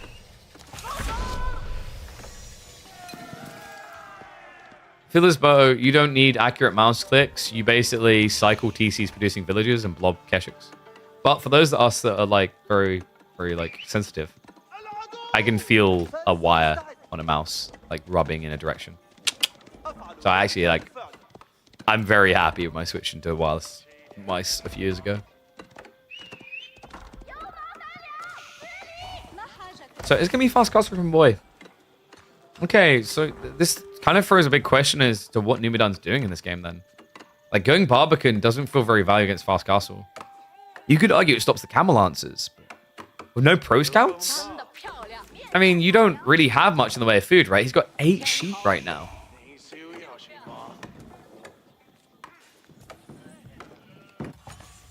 There might be hope. Okay, thank you, cool. I don't think we'll be able to catch that one, mate, but appreciate the heads up. Just because I still need to go and eat. But we might check out the replays on Monday.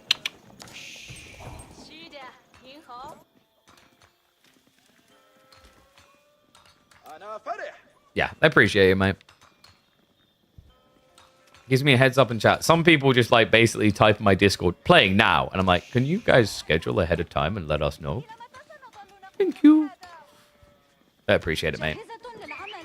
So this isn't going to be advanced wing. That's actually good. I think Boy needs something. He needs to punish the fact that Numadon can't really be on the map. Is it logistics? I don't think you want to do reinforcement into possible Shuganu. Wait, what? I don't think that was worth it for Boy. He practically had what he needed to just get the raw full tech up. I know Shuganu are coming, but they're not coming fast. Surely Numu can do a little bit more with this now. Because, like, you haven't got a scaling point as Boy, right? You went for Growth Wing. You've already been eclipsed there, right? Because Song plus the Imperial Officials. And now you're going for a cheap tech. Now, I think Boy does at least have enough food. Yeah, 15 sheep. He'll be able to get into Lancers. But Numadon, if he just starts blobbing Zhug and Spearman, there is kind of a weird way in which this plays out for him. Blacksmiths isn't going to matter too much. I don't think you even prioritize it here, by the way. because your opponent's going age free and you know it, you don't actually care about +1 damage on Duke. It doesn't do anything against armored units. You're actually much better off just getting additional units out. You're actually better off even just rushing into rams.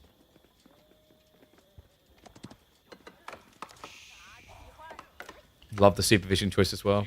Most people will be supervising Duke here, but the reality is you know attack is coming. So you need to block that Lancer play. Tree line on the backside, though. Check this. Wait, what? Why is Boy gathering back here? There's a perfectly good tree line right here. Well, he does at least see the Jugen Spears, so we'll be able to back away, but a bit of an unnecessary risk here for Boy. And he doesn't have the wood. Wait, so he just teched up and he hasn't got... Okay, thank God, he has built a Rax. Oh my God, I was about to lose my mind there. So we'll just shift back to safety now. Does lose a worker unnecessarily. Numeron is still adding more troops, but I don't really know how much longevity this play has. Like at this stage, we're at 14 military rate. It's actually not that threatening. 5 spearmen isn't scary. Especially now with Guillem's coming out. Like, this should be the play to convince Numeron to rush castle. But remember, this is not a pro scouts build. Numu only has 5 sheep.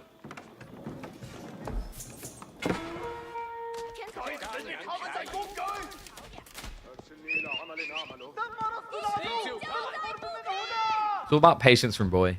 You can't just run one Guillem at a time. Even though it's not a big army, it's just you need to get a blob and go. So like 4 or 5 Guillem and send. Nimidon is making it tricky though. We have rotations onto the tree line. And we actually do have siege engineer. Are you kidding me? Your opponent has a lot of food and a lot of gold in reserve. I'm surprised with that in mind that Numenon still wants to send it in this age. Siege engineering is coming in. What an intriguing choice. Boy is prepping the extra axes, so we are going to get a flood on the way.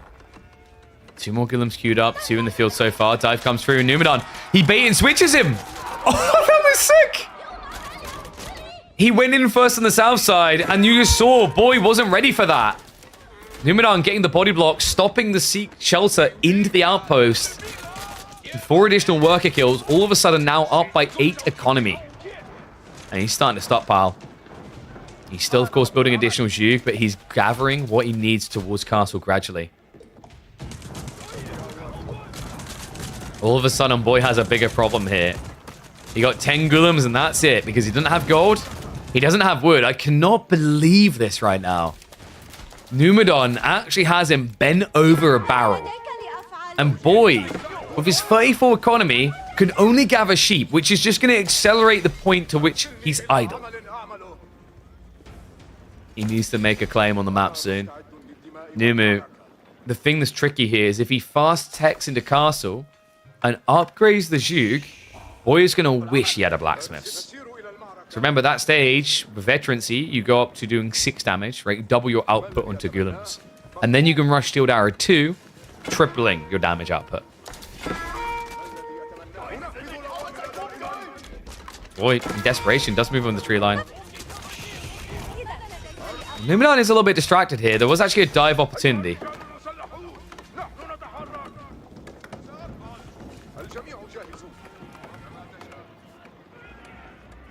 More Gulems on the way. Boy, leading up to 17. I mean, this does feel like the type of army that should win the game. It's just so difficult. Remember, he's trading resources to try and compete him. It's come at a price, right? Last of the sheep is gone. So he's going to have to start playing wide. And my worry is Gulem, really good if you're able to dive towards your enemy. If you have to guard your flanks, very bad. And you are going to have to move on the flanks. We're already seeing him move north side. Step up complete. Numedon immediately queuing up the crossbows. Getting ready to dive onto that tree line as well. Has got the troops rallying around. It looks like the Gulems are just chasing after him the whole time. Yeah, and he only sent 1 Gulem over. So Barbican will be able to protect against that. He's just playing him right now.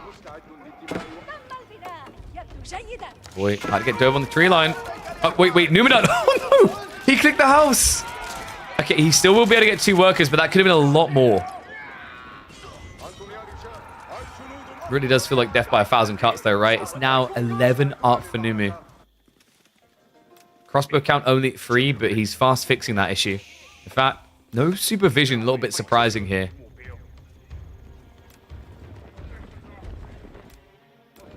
didn't scout back there? Who didn't? Boy? He knows. Wait, you're right. He doesn't. Good eyes. I thought he at least got a glimpse of it. I don't think he's going to be looking. And what is up, Chuckius? Thank you much for the raid, mate. Hope you had a good stream. Okay, to me, the problem here now is Boy's not doing anything. But it's about to change. He's going in for the dive. He didn't bring the entire army, though. It's only 8. Crossbows, we got to start away. You might need a front line with a few villagers to buy time here. Which feels weird, but maybe necessary. I don't like this. Yeah, GG comes in. That is going to be a game 1 win for Numadon. The Gulam idea, cool, but the starvation just so on point. Numadon, it looked questionable at first, but he clearly understood his timing here. Boy, I don't think the choice was wrong to go to Gulam. I think maybe the transition to wood just felt odd. Why not play the front side? Why not wall it off? Just get those archers going. I see why. Xbox gamers. Okay, that makes sense. We got it. All right, still an opportunity to strike back, though. At risk of a very quick series here. So game number 1. Get me a win for Mr. Numu. China versus the IU.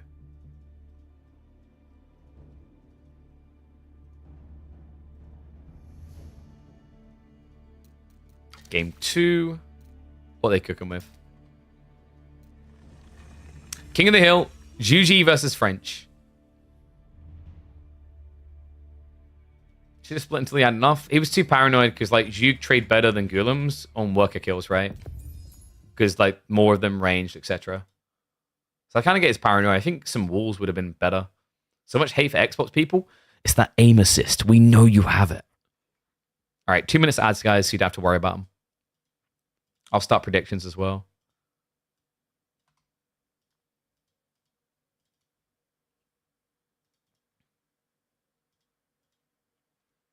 We'll get ready for game. Love that noise. Wakes you up. Whew. Hey! Sup, go Met. Is that go Mets? Is that the American thing? What's up? Appreciate the prime sub, mate. Welcome to Swarm. Or is it Gomets? Gomets or Gomets? I'm assuming it's Gomets because it's double M. Appreciate it, mate. Welcome to Swarm. A smart investor. Good use of that prime sub. Remember, guys, if you've got a prime sub, be sure to come here and use it each month. It doesn't auto-renew. And if you don't use it, Bezos just gets extra money from you. Why would you ever want to do that? You got to turn his wallet into a punching bag. Give me the money.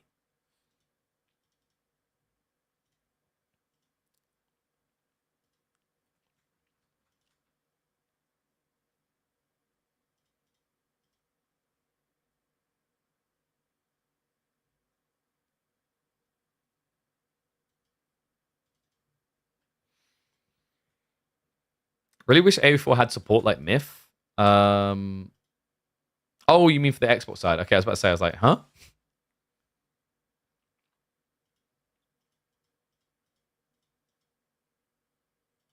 You know what we need? We need some good old auto queue.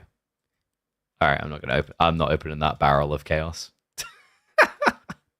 I was like, what? How dare you? Like, did he just say what I think he said? Maybe.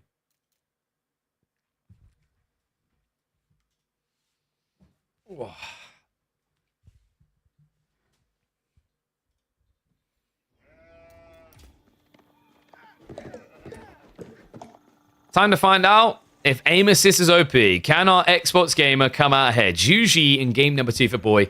Numadon with the French. A bit of an unorthodox pick for a map like King of the Hill, but definitely a civ that can compete on pro scouts. Admittedly, I'd say not as good as Juji. But I don't think Boy will mind me saying that right now Numadon is looking better than Boy. At least based on that game 1, he seemed to have his number. Be a big morale booster for Boy if he's able to make a game 3. He was in it earlier going, what do I get for competing with this? I'm like, an opportunity to improve and tournament elo if you beat them. He's like, oh, so I'm losing tournament elo. I was like, don't say that. Come on. Think about it this way, guys. If you enter and keep losing, that means you have less tournament elo, meaning when you finally win, that one win's going to be worth more. Now, this may sound like sunken cost fallacy, but shut up and sign up to the KPMMs. We always make them available 3 weeks in advance. Get signed up. And that's true. Like, I was getting ready to go and eat, and he's like, oh, so you're not casting my series? And then he done the whole puppy dog thing, and there was violins playing in the background. And then we found out something about a stray dog being killed. And I was like, oh, God, okay, we'll do it. I'll ride out the hunger. So, boy, looking at the spawn. Oh, does he actually have a good... Okay, that's a decent Medigarden. So this will be the target for him. Stone, 48 food, about 45 wood. Really, really solid one. The alternative is you could go just really tight and close at home and just get a little bit less food, but get the rest pretty much the same. This is why Juji can feel quite good on this map. Pro Scouts meta, very good Civic Pro Scouts, very good map for it. But the other detail is like it's very difficult to get a subpar meditation garden. Most of them are going to be decent, if not great. All right, guys, hear me out. New meta. Chamber of Commerce, Outpost Rush, and then you use the traders to garrison. Yeah, I didn't think you guys were going to fall for that one either. Yeah, so very obvious play coming in. It's going to be Sock. Curious to know what the follow-up is going to be. Like, I'm assuming it is going to be Pro Scouts. Usually the way you want to do French here is you want to open with one Knight, then Pro Scouts. If you get the timing right, we've seen you can actually optimize to basically have both happening at the same time. Really important because then you can actually raid on the GG. They've got Ford Gold. They've got tree lines nowhere nearby, right? So there is poke points here.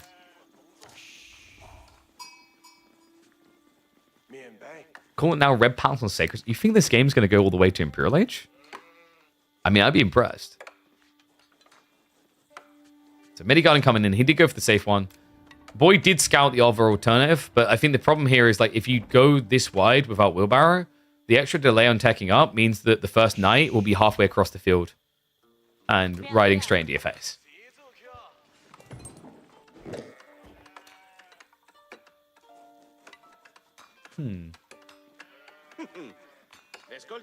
So what is Boy's real win condition here? Pro Scouts into Fast Castle seems the most likely.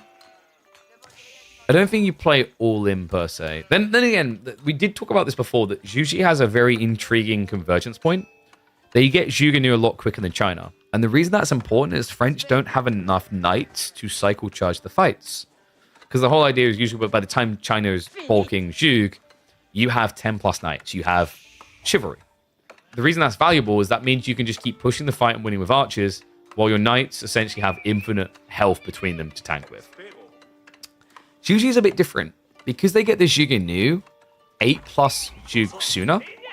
Because remember, they pay less for the tech up. They don't have to tech up twice, etc. They hit you at a stage where you can simply not have mass knights. And definitely not have chivalry.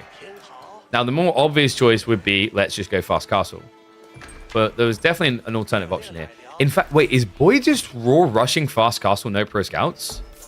Oh my god, he actually is. Alright, this is a little bit unexpected.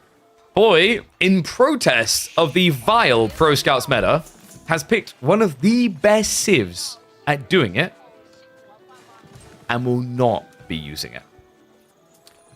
You know, I gotta respect the style points for how you die here. Because this does feel like a bit of a death sentence. He only has 7 sheep. I don't know how you justify Fast Castle with 7 sheep. We're gonna find out though. Numidan, meanwhile, already has Pro Scouts queued up, which he gets discounted as the French. Usually, this matchup, the disadvantage is meant to be is usually just gets the deer quicker than you. But now, with them not even doing it, you're getting it cheaper and have no competition. That's crazy. Oh, you're right. We have actually seen Boy do this. We cast him in one of the earlier midweek musters where he done the Fast Castle Knights. I think that was against Louis MT. It didn't end great. That was usually versus Chinese, actually. At one stage, he looked like he had Louis bent over a barrel, but then he slipped up a bit in the micro, and Louis took over.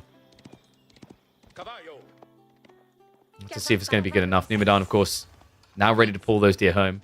It's hilarious because he's starting with the enemy deer as if they're going to not still be here minutes later, right? Like, they're not going anywhere because we have a shallow monastery from Boy.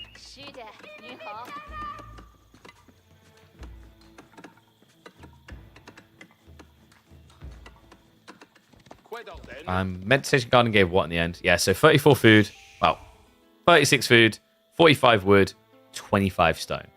Pretty damn solid. At this stage, Numenon's like, what is he doing?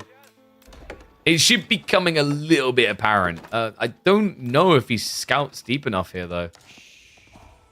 Yeah, kind of underrated is actually looking, right? Like, Numenon could actually check, and he'd realize that actually going archers is completely pointless here. He hasn't checked at all. Am I sensing a game free? It's hard to tell. It might just be me getting hungrier because I haven't eaten yet. Thanks for that, guys. So, first Lancer queued up with no food. He can't afford a lot here, folks. It's 4 sheep, and then you have to come out into dangerous territory. So, like, realistically, the weird thing from Numu is if he just built knights and only knights, I think this game is over due to a lack of food. Boy just dies. But he's still adding archers. So, for Boy fans, there is some hope.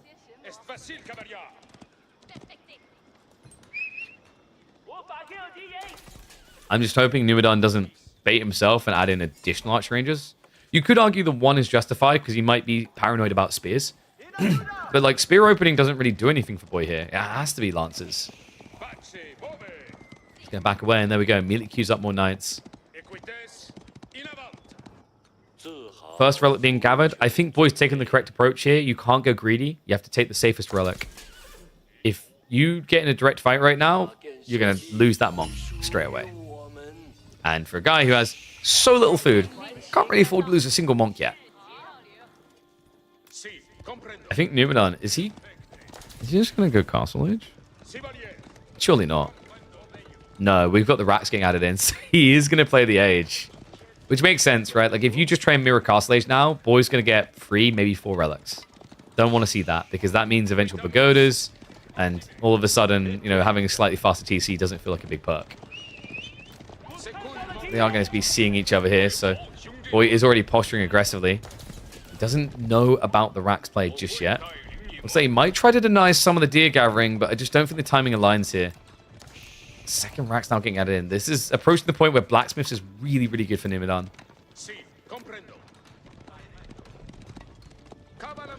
Gotta give it to him. Like, game 1, the way he pivoted into a feudal play and baited his opponent, and now game 2, the prolonged feudal. A lot of discipline coming in from Numu.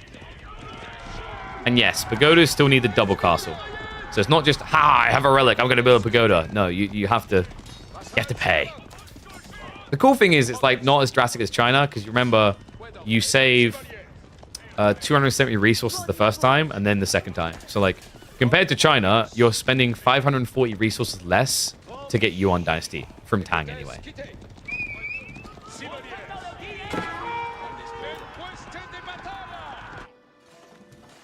No transition behind this from Boy. This would be kind of a cool point to just consider adding in Zhuge. Means you're spending less food, right? And it's pretty effective considering your opponent doesn't have blacksmiths. With veterancy, you just already dent these pretty hard, right? It'd be 6 damage versus 3 ranged. And then, of course, do we really need to talk about how great it is against the spears? It's just this chef. Mwah. Instead, he'd just rather just keep building lancers. And yes, 2 TC would be a big no-no. Gradually, sure, after you've got like 4 relics, but not before. Not against an all-in feudal age French. Chase continues. Got Shaolin monks now arriving in the center. Whoa, lol. Coming on the flanks, and Ubadon's just going to have to skirt that and go back in for the attack.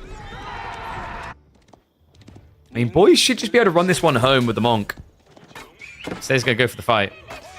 The French Knight wins this, though, right? Yeah, you've already taken too much damage. So, Boy just getting a little bit distracted because they're fighting in the center. Numenor, I think this was too soon. Has to pull back. He actually wins! 10 HP left. What a champ. Boy, proving he's the man. 3rd relic now on the way home.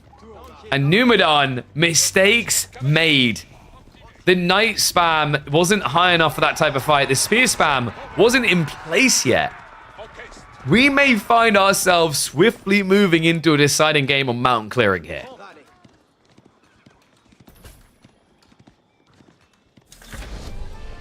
Sacred Sight now locked in.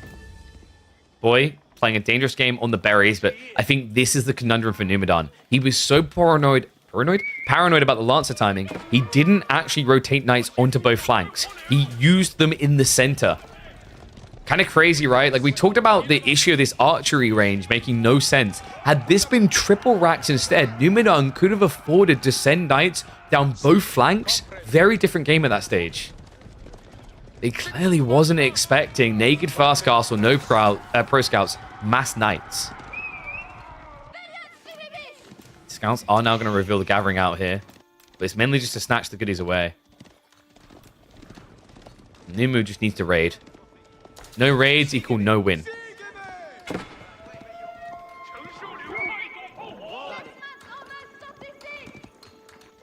Okay, if your argument for doing like drafts and ranked is a controller player, I think that's going to take even longer than a PC player. Chill.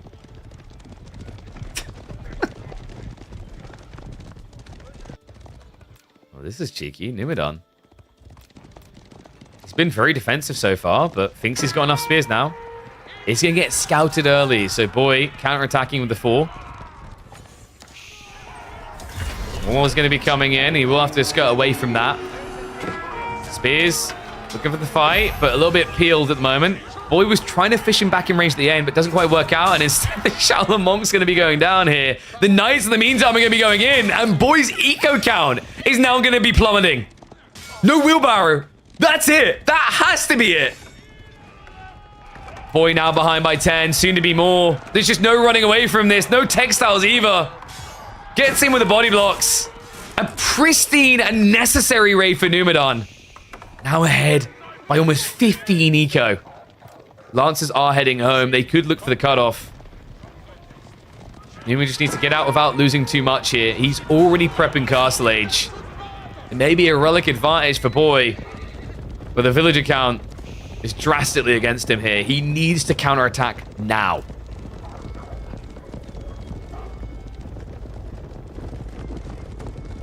Problem is, by the time you arrive, how many spearmen you get to dive into before Boy could play the dance about this, but now he has to commit, and not just that, the cheeky gear is back at it again. Numadon, he rotates back in with the 5 left knights because he knows that his opponent has to be out here gathering, surely. Wait, was that a selectable army? I don't think that was intentional.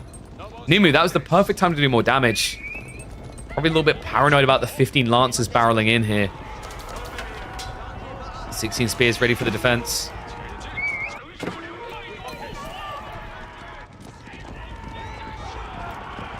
Bit of a sticky predicament here, because once that tech up completes, Boy will have to commit. He hasn't really got the food to compete with veteran knights. Starts to dive in. Front line is going to commit on both sides. Tech up complete. Is this going to be good enough? Boy trying for the breakthrough, but the spearman count simply too high here. He's losing it too fast. If this was fresh lancers, all of them full HP, you might have a different fight on your hands. But here, although the knights are going to die, the spearman will reign supreme. Sacred Sight timer is still ticking, but Numadon now with an opportunity to charge on out. Boy has nothing left in the chamber. This is over. GG gets called. It's a 2-0. Boy, he tried. Indeed, he died. He will not be making it past that round of 32 this week.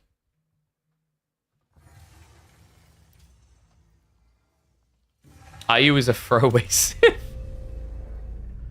Ah, yes, of course. But the Juji, we know, of course, you know how to play that. Wink, wink. Zushi was a sad game. I mean, it actually was going quite well. I think the tricky issue I take is, like, probably needed more chip rating, like 3 or 4 different Lancer groups just rippling in. Too much cat and mouse. But yeah, like, your play with so little sheep was insanely ballsy.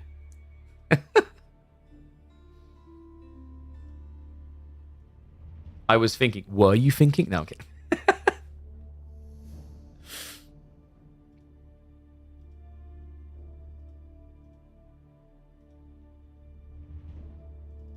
All right, guys. I think I'm going to get ready to end it, and I'm going to go eat. So, I mean, we done almost 6.5 hours. And we've caught most of the series. I think there's the core versus road one that we won't check in on. But we might catch that on Monday. Other than that, I think that was all the series scheduled for today. Actually, no, sorry. Aaron and X-Lab was starting soon. But I think, like, I've been impressed, man. A lot of people tuned in today. I wasn't really expecting that because, like, usually Fridays are kind of the dead day. And what I mean by that is, like, a lot of people are like, why would I watch round of 32? But love the amount of people that are starting to tune in for these. It's continuous growth. Like, Thursday was incredible. I think this might be, I don't want to say the top performing Friday because we have one where we rated a lot, but like, this is pretty good for Friday. So I think in future, like, what we'll be looking for is to optimize around half an hour where I can go and eat food and then we can come back and keep casting, right? So yeah, I'm going to leave it at that now. So YouTube, stream's going to end. Remember, guys, back on Monday. On Monday, we will be live. Usually we go live for about midday my time. So about 1 p.m. CET to 2 p.m. CET. So check in at 1 p.m. CET. We'll likely be live then. And we'll be getting our teeth sunk into the round of 16. You can already make some bold predictions or reasonable predictions about who's going to be there. Usually we just hop straight into the round of 16. I mean, we've done quite a few round of 32s today. I think we've done like 6 series or 7 series. So like on Monday, usually the goal is to cast probably about 6 to 8 of the round of 16 and then do the rest in the quarterfinals on Tuesday. So should be sure to tune in for that.